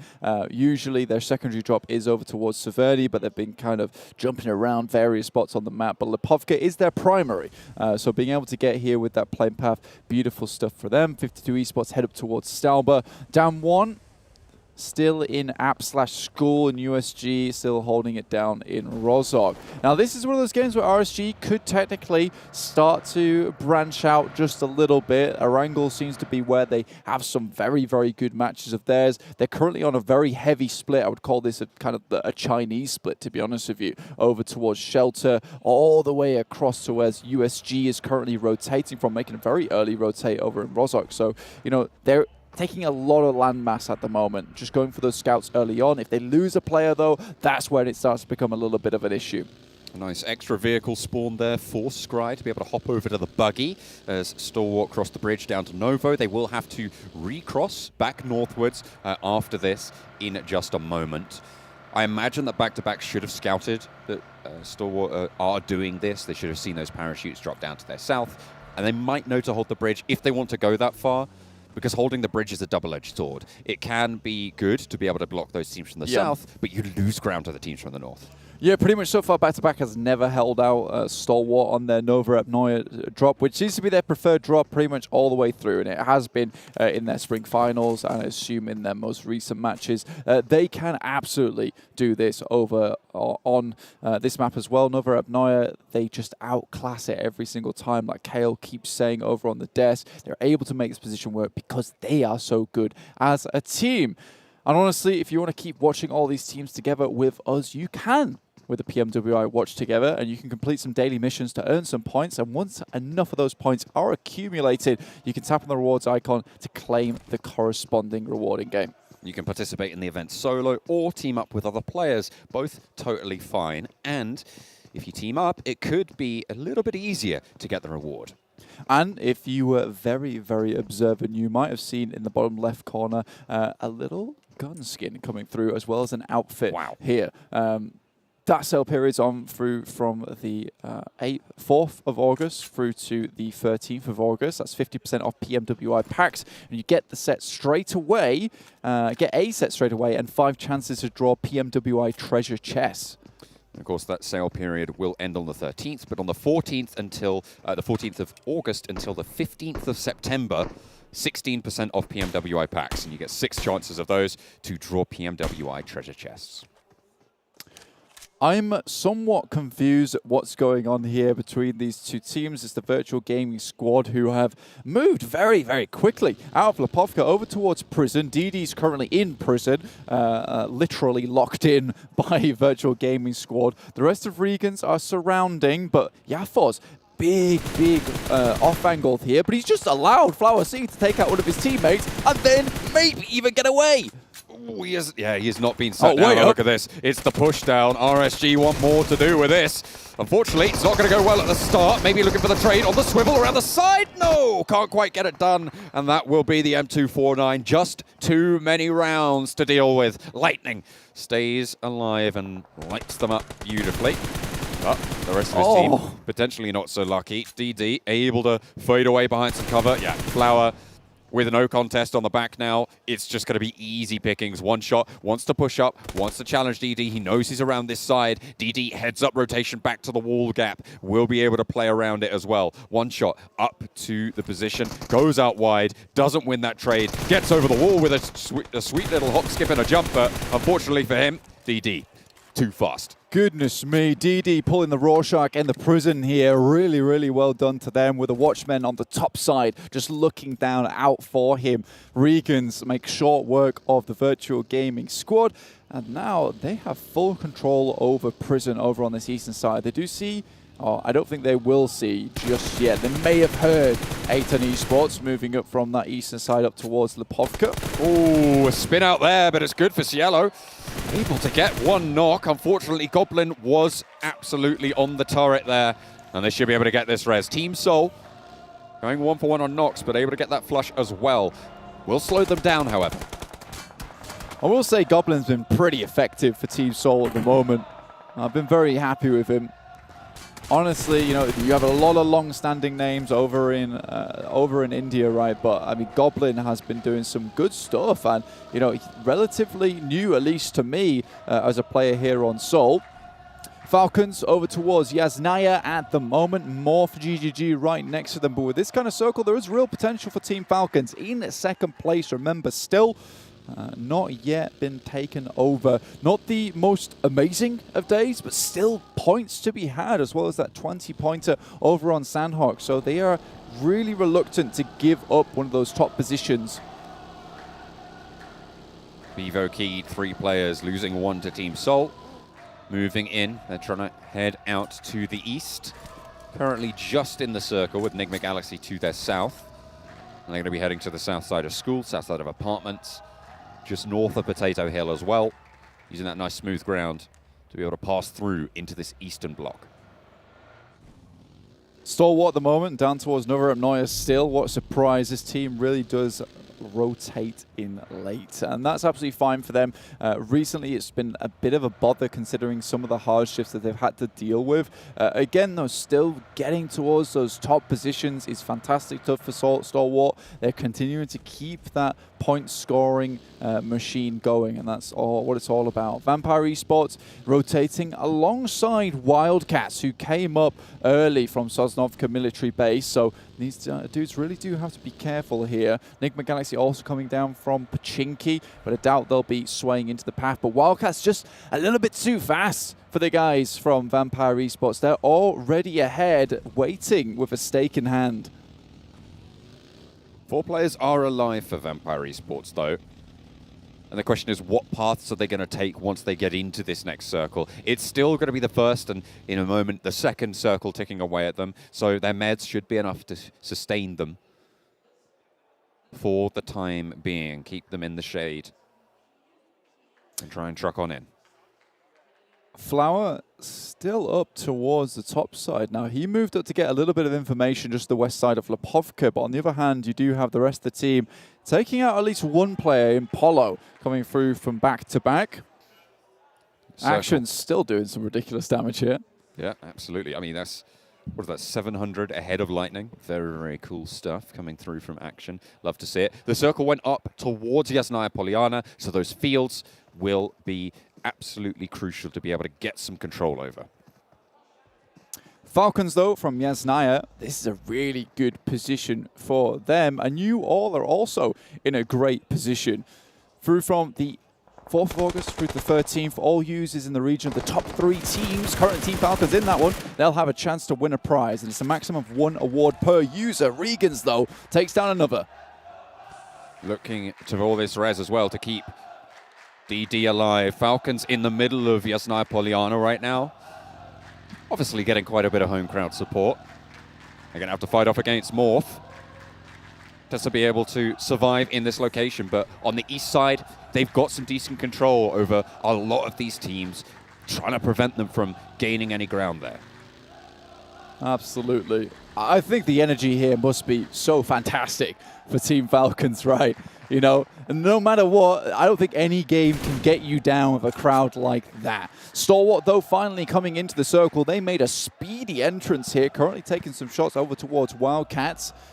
I think this game is one where Stalwart really do need to pull up the socks here. This is time to make a big splash in the circle because, you know, they can only sustain themselves on those consistent points for so long. They do need to have some breakout games, especially in this 3-day format. Wildcats do get away with it. Scry not able to land the spray on the ridgeline rotation there.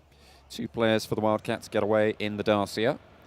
Doot all the way out to the east now as they swing around the south side.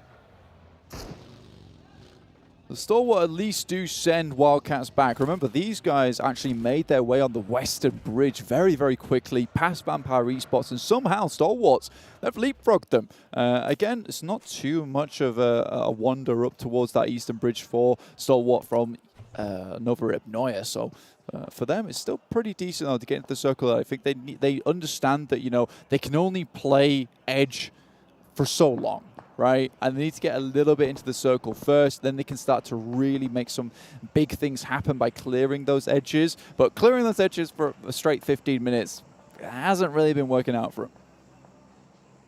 Hopefully, better luck in their future. Back to back with just Kill Switch left on the squad. Has managed to get into the middle of Yasnaya Poliana. Yeah, I just seen that as well.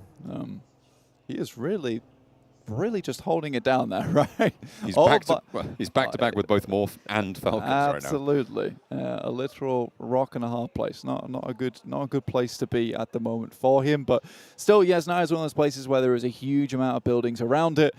With our next circle coming in, we'll see if he does have to move. He really doesn't want to move. He'll be very visible from both these teams. Dead center here, you can see on the map.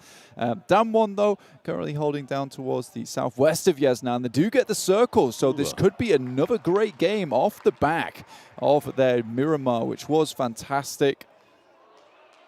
And another good game for Team Seoul over at Miramar as well. Pretty decent performance they had. A lot of eliminations, survived fairly late into it as well. Picked up a couple of points. They also get the shift.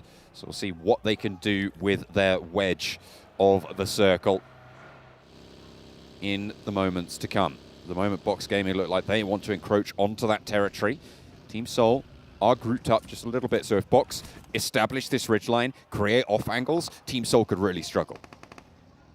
Still, the amount of teams that have headed east in this circle, and then we get one of those crackbacks on the circle here, where it really gives you a bit of that whiplash heading over towards Rozhok here. Vampire Esports were afraid to move a little bit too far over towards the east, considering they're not seeing too many teams. And I think that's a smart decision. You don't want to move too far that way, because you can kind of understand, with the scouting that you've done, you've not seen too many of the teams other than Wildcats. Most of the teams are already on that eastern side. So now they've got pick of the litter, basically holding 50% of the circle to themselves on that southwest edge. This is really good stuff, but it is going to be an absolute boxing ring, more like a wrestling ring with the amount of players that are going to be in this one on this eastern side. Honestly, I'm thinking cage match at this point. It's not going to be pleasant. Yeah, that river cutting things down that lake as well, and the Yasnaya fields. Goodness me, yeah, you're right. It is. It's brutal. It's unpleasantness. Yeah, it's real brutal here. Stalwart looked to go straight center, pick up the chair almost immediately. See what they can get done with it. I think at the moment, this is absolutely fine. I think that's the smart move from Stalwart here. They know they want to get as central as possible early in the game. I think they've been, like I said before, they've been struggling when they don't get that center. I think they have been unlucky with it, though, and it's the Stalwart's the type of team where I think that, you know, they get gifted some circles. It doesn't often happen because they're playing edge so much, but they get gifted some circles. They now have to take this approach where they send very, very central, or at least for a hot point on the map, because they're a type of team that I imagine, you know, if you have the circle to it, I don't think there's much you can do versus Stalwart. Spray down onto the vehicle. to Aton. Up the hill, 52 trying to hold out in the showroom. Not going to have the best at luck at finding these angles just yet, but Aton not really taking this initiative because 52 Esports, they're outside of the zone, half of them anyway. 52 Esports have been struggling, and it's strange to see as well, considering their Stalwart start, right? They do move all the way over the top side, I think, to try and avoid some of these teams. But again, central circle here, heads up towards more for rivals. This does give a little bit of a chance to Falcons, who are trying to move in from the eastern side. Kill switch, not spotted yet over in Yasnaya, still keeping it real over there. REGAN.S, though, they've swung down south. I think they were expecting the circle to stay around this area of school and apartments. But now they'll be heading in from that southwest edge towards Vampire Esports as well as Stalwart. So 3 teams who I would say are very, very dangerous in a clash. You know, they could cause themselves some big problems. Ralph bringing the vehicle a little bit closer. What have you seen? Oh, sorry, REGAN.S have just like slipped through the net here somehow, straight into the circle itself. Well, Stalwart are in the fight of their own as Akshat pushes on in. Action is down, has been knocked. Top fragger for the team, so a real difficult situation there. Akshat rolls on in, finds another. Team Seoul with their lead player at the moment doing absolute work. Akshat once more as well around the side. Pika looks to hold it down whilst they get the res onto Action. Damage through the window found. Looking for more as they push on in. Akshat, does he have the backup? The rest of Team Seoul need to be on the back heel here. Pushing in, and just in time, Goblin sends in through the door. Scry goes down. Top soon to follow. Pika on the back wall as Hector swings around wide. Pika falls. Excellent flank. Hector wants the back line, but it's Action coming through. Looking to storm back in for Team Stalwart. Omega needs to get into the fray now as Akshat once again left in a sticky spot around the bottom of the stairwell. Maybe looking to try and send this res is risky, but it looks like it might work. Action spots the push from Omega, and he's doing so much right now for the squad. Top fragger of this tournament so far, and he's got 3 players from Seoul to deal with. Cannot handle the pressure, and that is Team Seoul taking out Stalwart. Goodness me, who would believe that? Team Seoul takes down first place Stalwart in a surprising turn of events there. And Team Seoul, after that last game on Miramar, seem to have got some of their confidence back. Their Goblins still a real force to be reckoned with. Now it's Lux trying to find some nades here, John. On towards Donuts USG. Lux takes a little lick of damage there. These foxholes are deadly for nades. If you find one in, it's like a funnel towards the teammates holding on in there. Boran knows that. He's going to pop one in, try to find these Donuts USG players, 3 of them alive. Omikun through the smoke, though, finds Defo. Has his infrared on there. Somehow. X-Ray not able to do the same despite the name. Now we'll be looking for something just a little bit more. Heads back over towards Defo to try and pick him up. X-Ray, though, real good fragger for the team. Boran can maybe use a little bit of scouting, but it's USG making the run in. Uh-oh, X-Ray goes down with a nice little over-the-lip push coming through, but Omikun wants to try and hold it down. Unfortunately for the Wildcats, their off angle was third-partied away by Nigma Galaxy, and that was go time. Donuts USG stay alive and take a good fight there. This is his play from Goblin, you know. He was just darting around the house. Unfortunately, he did go down, but considering he was only 1 player before the rest of the team all rocked up into action, you know, that was some very, very good work, staying defensive for the rest of the team. And Team Seoul, goodness me, great stuff from them. They'll get 5 eliminations so far. Nigma Galaxy have been tearing up as well, apparently, with 6 elims. Next circle drops. It's on top of Morph. Down Monkey just underneath them. But Falcon, they're just in touching range of this circle. They are currently duking it out with VIVO keyed. On the eastern side. Good news, by the way, is for Stalwart going down for REGAN.S Gaming, for Team Falcons, and for Vampire Esports as well. These are the 3 teams looking to try and chase down that gap. And when Stalwart have a bad game, you need to strike. At the moment, we're on board with Falcons, the home team here in Riyadh. They currently hold the Wizard Tower, popping nades and utility over towards one of the forward positions for VIVO keyed, the more northerly position. Just boosting up here for them. Still a bit of a line, though. Difficult position to play going forward now, guys. Honestly, Morph's got a really, really good position.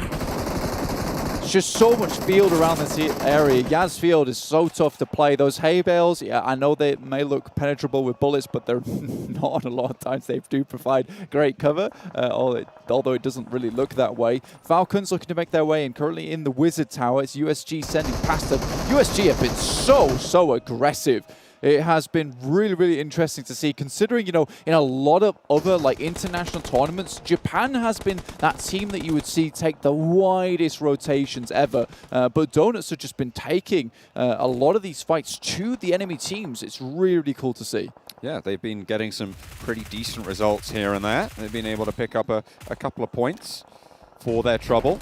A nice little change of pace for the region. RSG, with only Lightning standing now, suffering just a little bit. We said that they want to be looking to chase down Stalwart after they went down early, but with one player left, they might just be out of the race a little bit. Oh, Blanks just pointed to something. Yeah. They currently have 11 eliminations. Yeah. So I take that back. Yeah, which is a good amount of points. You know, there is still potential for GZ to get up. Unfortunately, Lightning takes a nasty nade. There is another one over the top. It might just be enough, but it's too far. GZ currently crawling across, but with GK first off in the distance and Aton looking to finish the deal, they're going to be getting in the vehicle, maybe rolling back around again. GZ's definitely not getting out of this. Bruno looks towards the remaining player of REGAN.S. With that Bison in hand. Spots GK first, though. Oh, that's such a GK first thing to do. No way. No way does he get that knock. He does get taken down in the meantime, but Bruno, I think that makes Bruno unresable, right? Yeah. They are very, very close to the edge of this circle. If Bruno can crawl in, maybe, but this zone is going to tick pretty hard. Might be almost impossible here. Center Texas spotted by Lightning, who shimmies on in, but in come 4 rivals. They're looking to play spoiler here. REGAN.S Gaming, they want 1 or 2 more elimination points. They don't want to go down here, but they do not have a choice. And it's Sook to put the final nail in. Yeah, down one off in the distance, still holding a pretty decent compound, but it's Morph still. That fantastic position within the fields at the moment. Kill switch finally goes down somehow. I think that was 10th place for him. Gets quite far for his trouble. Nigma Galaxy, 4 players alive in the field. 7 eliminations alongside Team Falcons, down 1 Kia, and 52 Esports, the only other teams with 4 players still in this one. The big team at this stage in terms of upsets for the final game of the day is still Team Falcons. 4 players alive, looking to try and chase that first place. They started with an 18-point difference from behind Team Stalwart, who got 1 point, so they need 19 points or more to be able to jump on up. Of course, the tiebreaker first is Chicken Dinners, so at the moment Stalwart do win that, unless Falcons win this one as well. Powerful. Moving through the smoke there, sending in, but it's Morph who's just shooting down onto the bonnet here. Oh dear.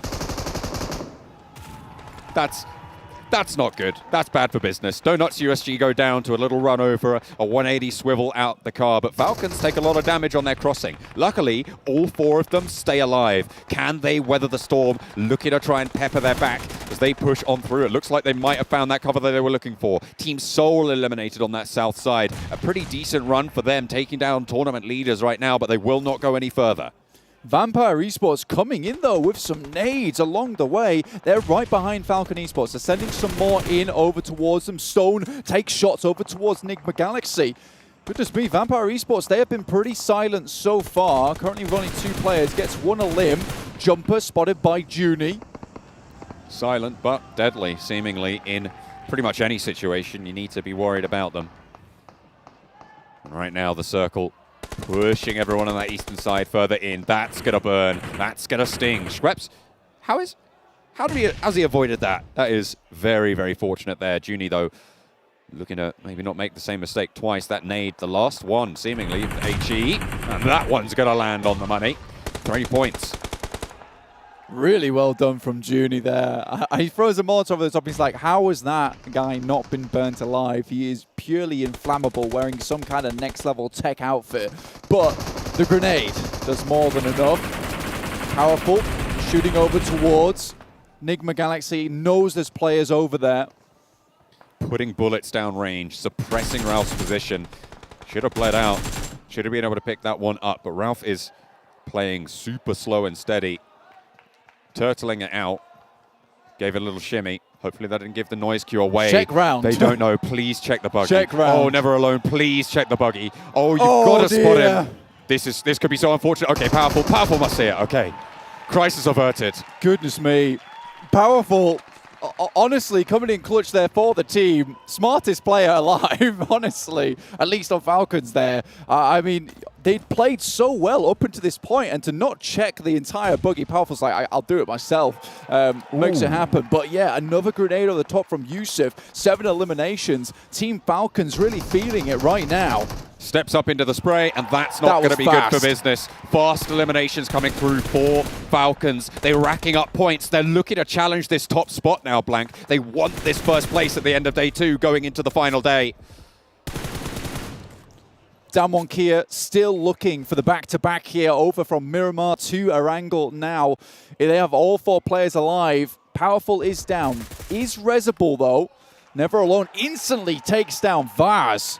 And with that, that's going to seal the deal. 20 points on the game for Team Falcons. They will be in the lead at the end of this game, but how far can they go? How much more can they push? Damwon Kia, it's a 4-on-4 at the moment. Morph between them. Rocky, as well as Fajar. Never Alone, though, still just peeking up and down. The Blues pushing them, but Damar in.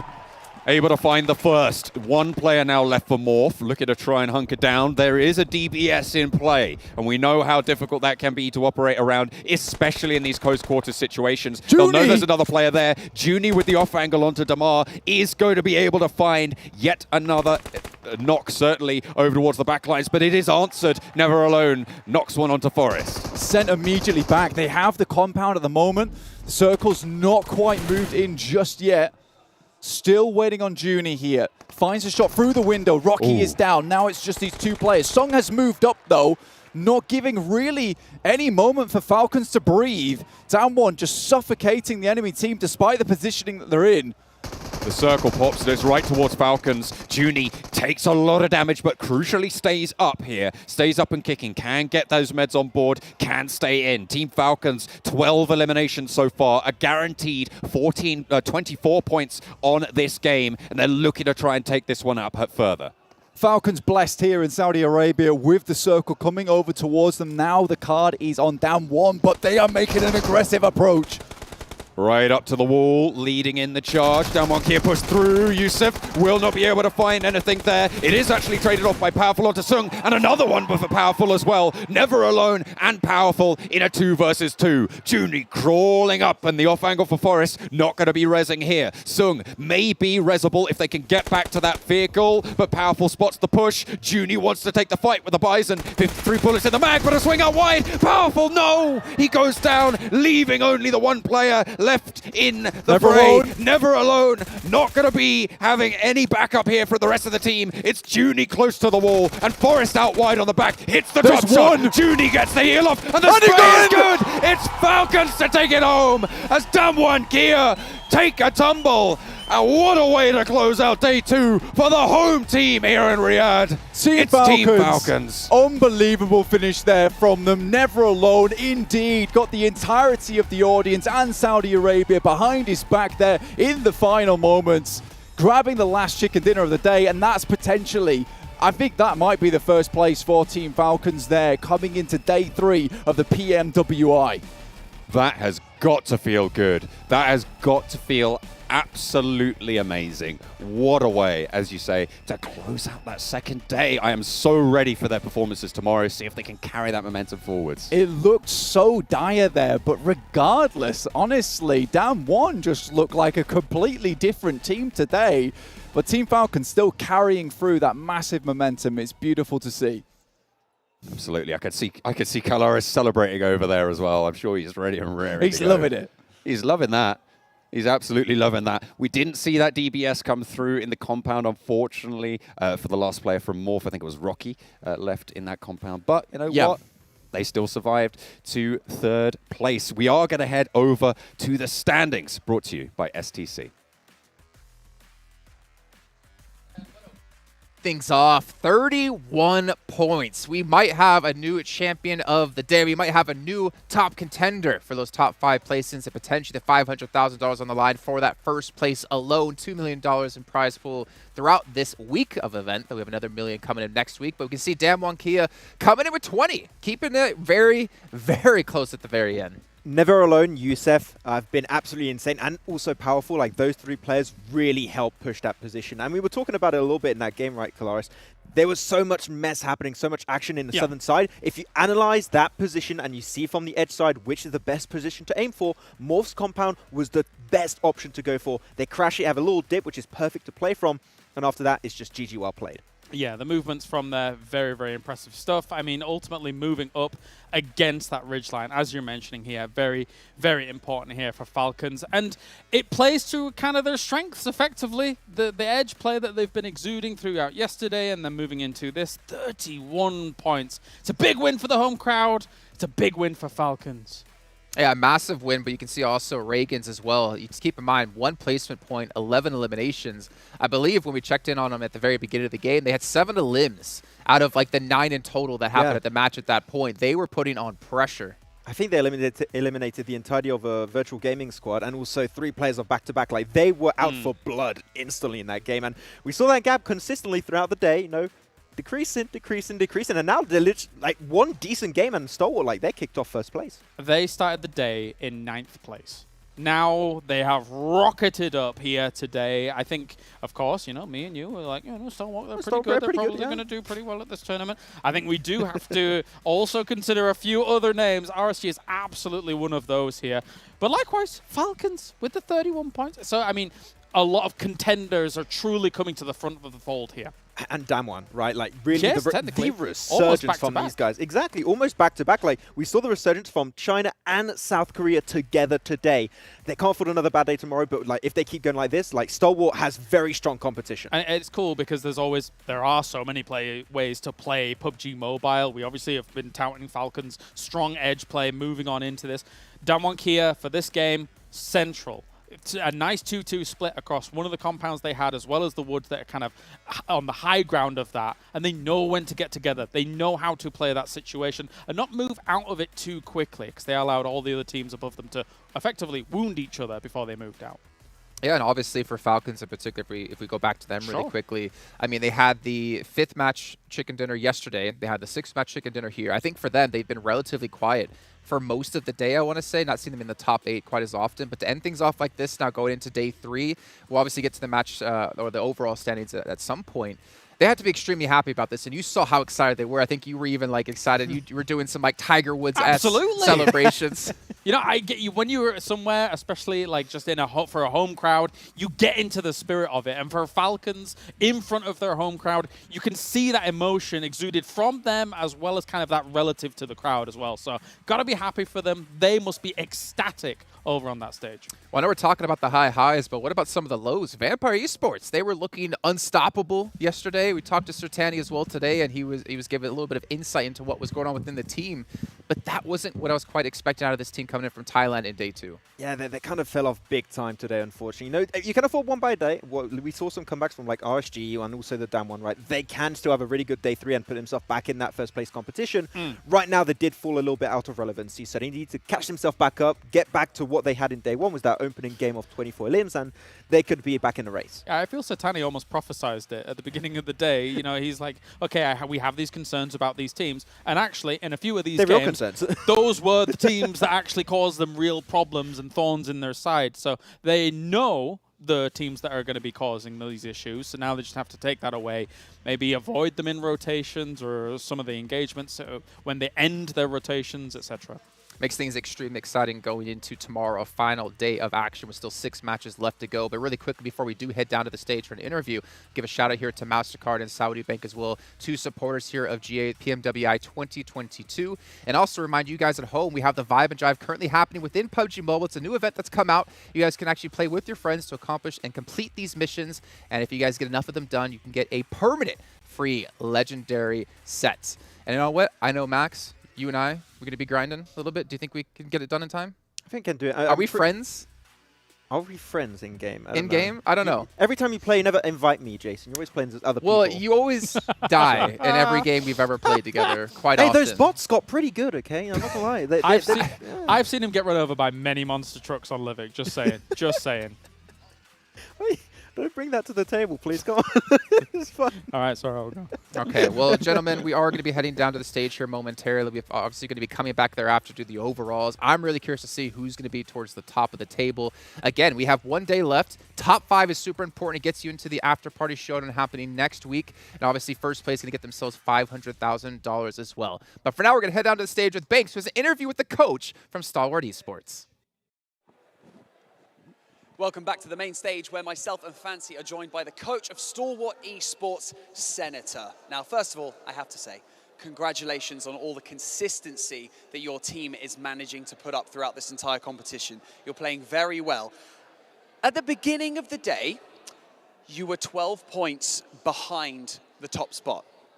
Now, after that match, with Team Falcons putting up a 16 elimination chicken dinner, you are still 12 points behind the top spot, and you're in second place. The consistency is fantastic. How are you guys feeling? Okay, first day, we have a 3-point difference. So 86 and 83. Today, 12 points. So for us, first 2 games was very good, but last 4 games we not play very well. We know some rotation, some team communication, and some fight. It was not really like we want. So I hope all team is very, very consistent too. معانا في المسرح من فريق ستالورت اي سبورتس الكوتش حق الفريق اللي هو سنتر. كنا نسال السؤال الاول حقه ليش الكونسستنسي اللي موجوده عند الفريق شوي مختلفه، لانه زي ما احنا عارفين في الامس كان بينهم وبين المركز الاول 12 نقطه او 3 نقاط، لكن اليوم كان بينهم 12 نقطه، وبنفس الوقت عندهم يعني مشكله في الاستمراريه، مع انه شفنا ادائهم مقارنه باقي الفرق يعتبرون مستمرين بشكل كويس. فكان الجواب على السؤال انه احنا في بداية اليوم لعبنا مباراتين الأولى، أداءنا كان كويس فيها، أدينا أداء ممتاز، لكن ما قدرنا أننا نستمر على نفس الأداء. وبالأخير بعد الجيم الأخير، بعد الشيكن دينر اللي طلع من فريق فالكونز بعد 16 إليمينيشنز اللي شفناها منهم، صار الفارق جدا كبير، لكن بنفس الوقت هم يحاولون يستمرون على الكونسستنسي حقتهم قد ما يقدرون. Senator, you're absolutely right. It was a 3 points difference from yesterday. I apologize. That's my technicality issue. So, I have to say, coming into this tournament, what did you focus on with your team? What did you focus on improving before you made it to here? We made it some fault in last PMGC in second day. We were in 4th position in first day, and second day we played very bad. So this time in PMWI we need to play very well, and this is a mindset game now, because we cannot playing very well. We cannot achieve a good level tomorrow is before, so we need to have very focusing and have a consistent in the mind. زي ما احنا عارفين فريق ستالورت اي سبورتس في بطولة PMGC ايضا كان عندهم نفس المشكلة اللي تواجههم الان، اللي هو باليوم الاول ادائهم يكون جدا ممتاز، لكن باليوم الثاني الاداء حقهم يتراجع شوي. فكان السؤال على انه كيف تقدرون انكم تجهزون للشيء هذا في البطولة الحالية. فهو ذكر الموقف وذكر انه بالامس قدرنا اننا نمشي اداء كويس، لكن ما قدرنا نستمر على نفس الاداء، وحنا دائما نواجه المشكلة هذه، فنحاول نصلحها في بطولة PMWI. بنحاول اننا نركز على انه الكونسستنسي حقتنا تكمل على نفس ما هي، وهي بالاخير تعتبر مايند سيت جيمز، لانه المايند سيت اللي عندنا الان ما هي كويسه تخلينا نقدر نستمر على نفس الاداء. Speaking of mindset and the mental game behind esports, it's very, very important, as you know, that everyone needs to stay calm, everyone needs to stay focused. Now, performing on this kind of stage, in front of a live crowd at an offline event, how have your players coped? Do they find it okay, or do they get very nervous? It was our first tournament for us in this long event, so obviously we have some pressure, but our consistent and mindset on focusing on a game is more than this, so it's okay, I think.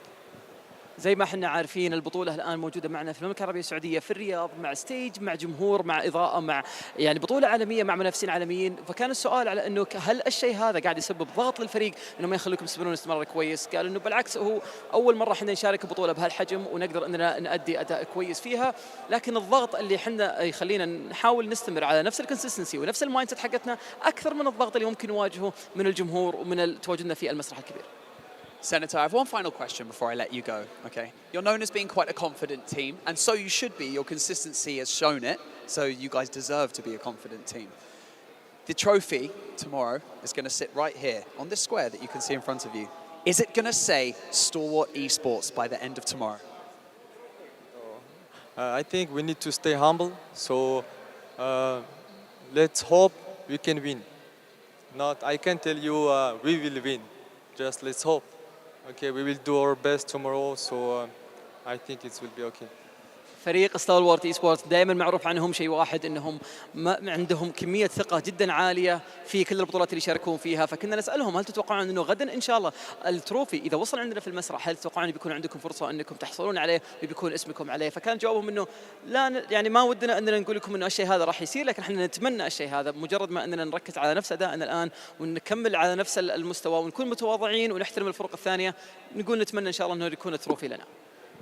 Senator, I appreciate how humble you are. I really do, and I bet the rest of the crowd believe that so as well.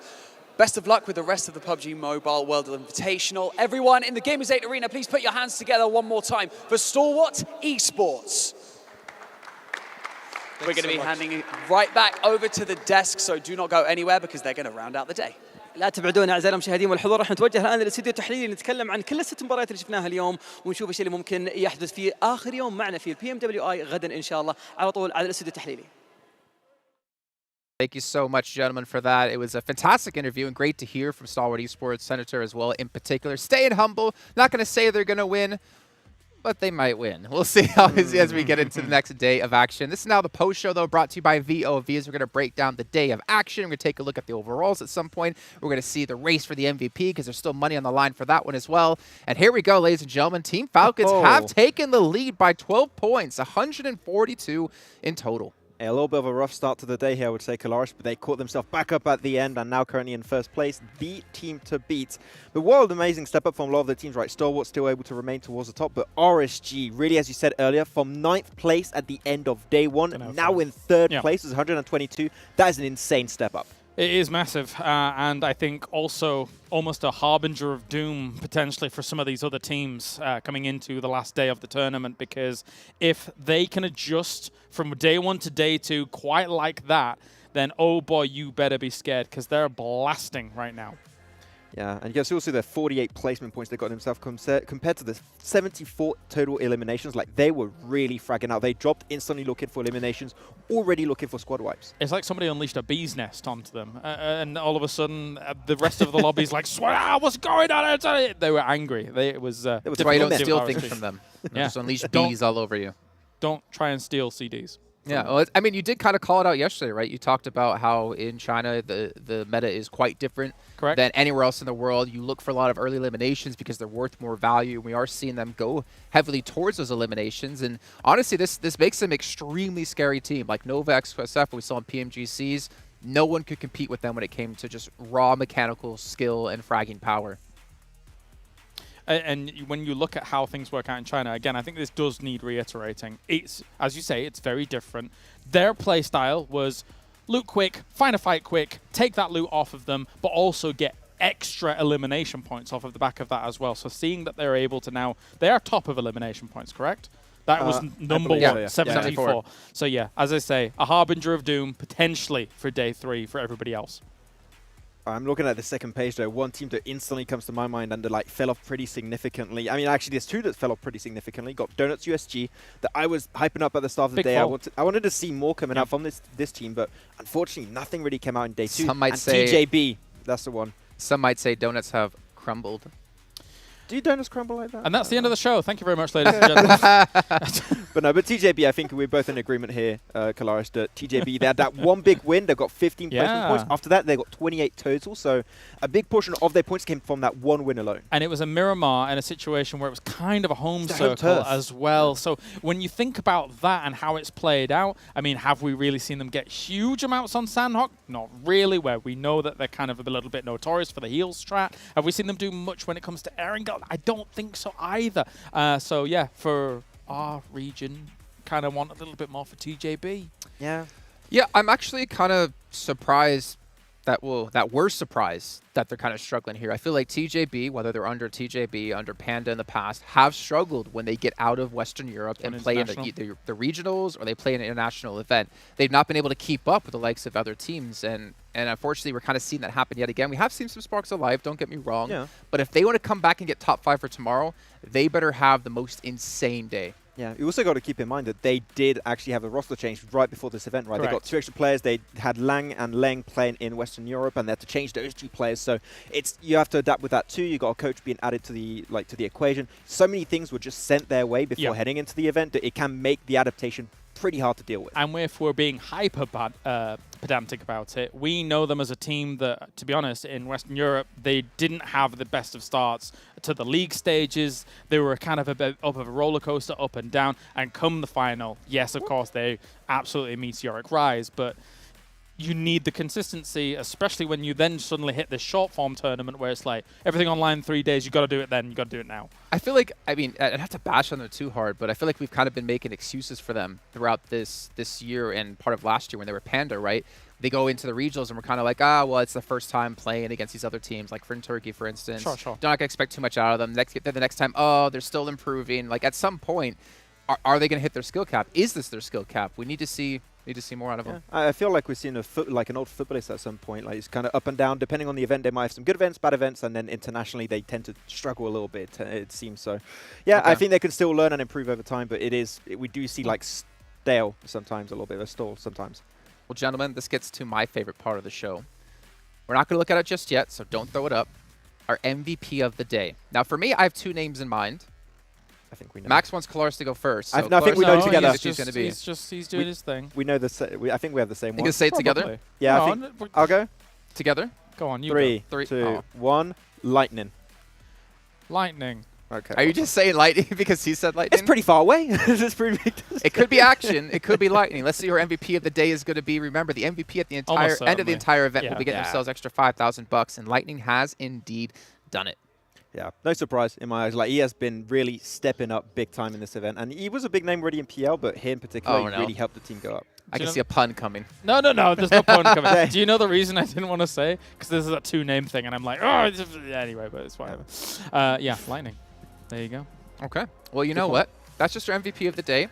We still have our race to the MVP at the end of the entire event. We're going to take a look actually who currently will be sitting in top. Remember, it's from day 1 and day 2, where Action was leading in day 1, Lightning leading in day 2. Let's actually see our current race and who will be sitting towards that position. I actually looked at this a little bit earlier on today, and we still had quite a few members from Vampire Esports up there, though I'm not quite sure if they're able to maintain that spot. I think it was Mike that was still up there for Vampire, but I think he has fallen off. I think that there's a chance he's not there. And Action is still on top. No, currently on the race to MVP here was that average of 2.25 eliminations. But Lightning has really closed that gap. And man, yeah, actually, as you say it, Lord, that came as a very big surprise on this ranking. 2, I guess, slightly unexpected names for me seeing at the top here. I think it probably, of course, our MVP ranking, I do believe, takes into account like survival time and things like that, yes, right? Yes, it takes almost every stat. Yes, so Lord and Junie, especially when you see Nigma Galaxy and their ability to rotate, I think that's where they do shine. But Junie and Damwon Kia, their ability exists in that survival, in the center of these circles, and that is probably weighing heavy on this too. Yeah, because you're looking at the average eliminations, like clearly for Lord, Junior, and Never Alone, the stats that allow them to get in this ranking are like way, way different, so there's a big chance. But eliminations and damage are really high, like when it comes to counting for the MVP award, so those should be your main focus. I'm willing to bet when you look at 1, 2, 3, 4, 5 here, I think there's probably quite a gap between 2 and 3rd. Yeah. When it comes to Action and Lightning, what Action was able to put up during, let's say, 1.5 days, and Lightning's put up during today especially, I think those 2 have been absolute standouts. All right, well, gentlemen, we are going to be done for the day, but I want to thank you, obviously, for joining me and putting up with me on the desk. Maybe as an outro for you guys, would you have like a favorite moment from today? I think just really RSG, the adaptation. Like, they take the Chinese vacation, I think we're used to seeing now as Nova. So, like, they took that day off. The 1 day off, right? Yeah, they got into it, and I think that now we can expect even better things. Like, they're in the groove, they're in the zone, and I think that tomorrow we got a lot of top teams at the top that are fighting for that first spot, so I'm really hyped to see who's going to be taking the trophy. I'm surprised you even have to ask me this, Jason, to be honest. It's the DBS. No, but actually, even towards the end, we got a Bison as well, which has a surprisingly excellent clip to be used in those final close combat encounters. So I'm a big fan of those moments. Yeah, and I think Team Falcons were more than happy to be using that as well at the very end. But ladies and gentlemen, thank you again for tuning in today. This has been PMWI 2022 Day 2. We still have tomorrow, though, to come up for our final day of action. We're going to have one team taking home $500,000, and of course, 5 teams advancing through into the After-Party Showdown. We're going to leave you, though, with some highlights brought to you by Dr. Suleiman Al-Habib. We'll see you tomorrow.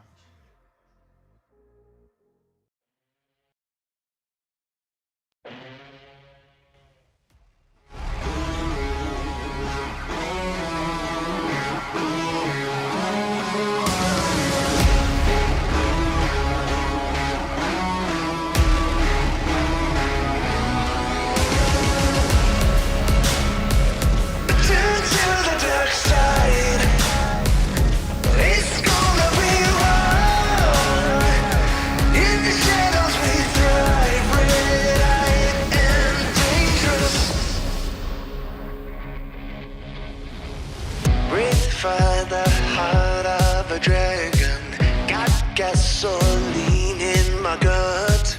Get in my way, you'll regret it. Red devil blood runs through my veins.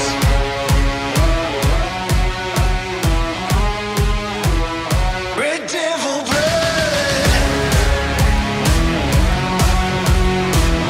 I'm the hunter, you are my prey.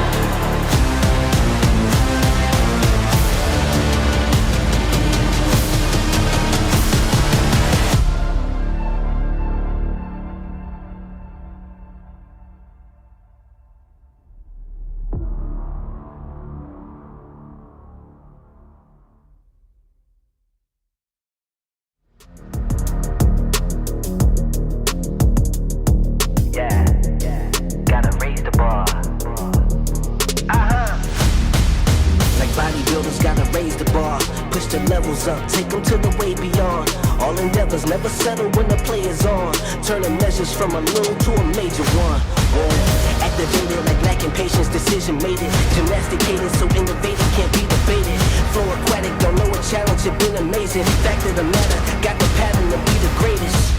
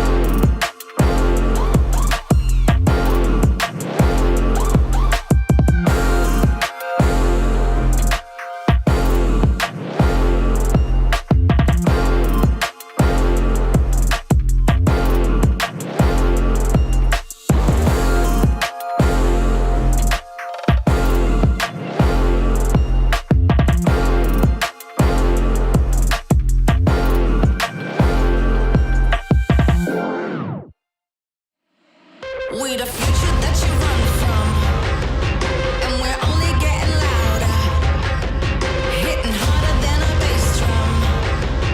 Now we're only getting louder. She is powerful, she got everything she needs. See her flick her hair, see her be her own queen. Never underestimate the strength you have within. You can take the win, you can take the win.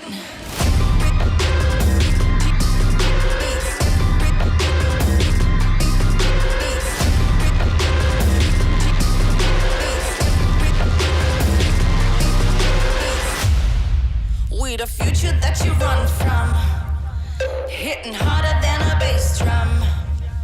And we're only getting louder, and we're only getting prouder.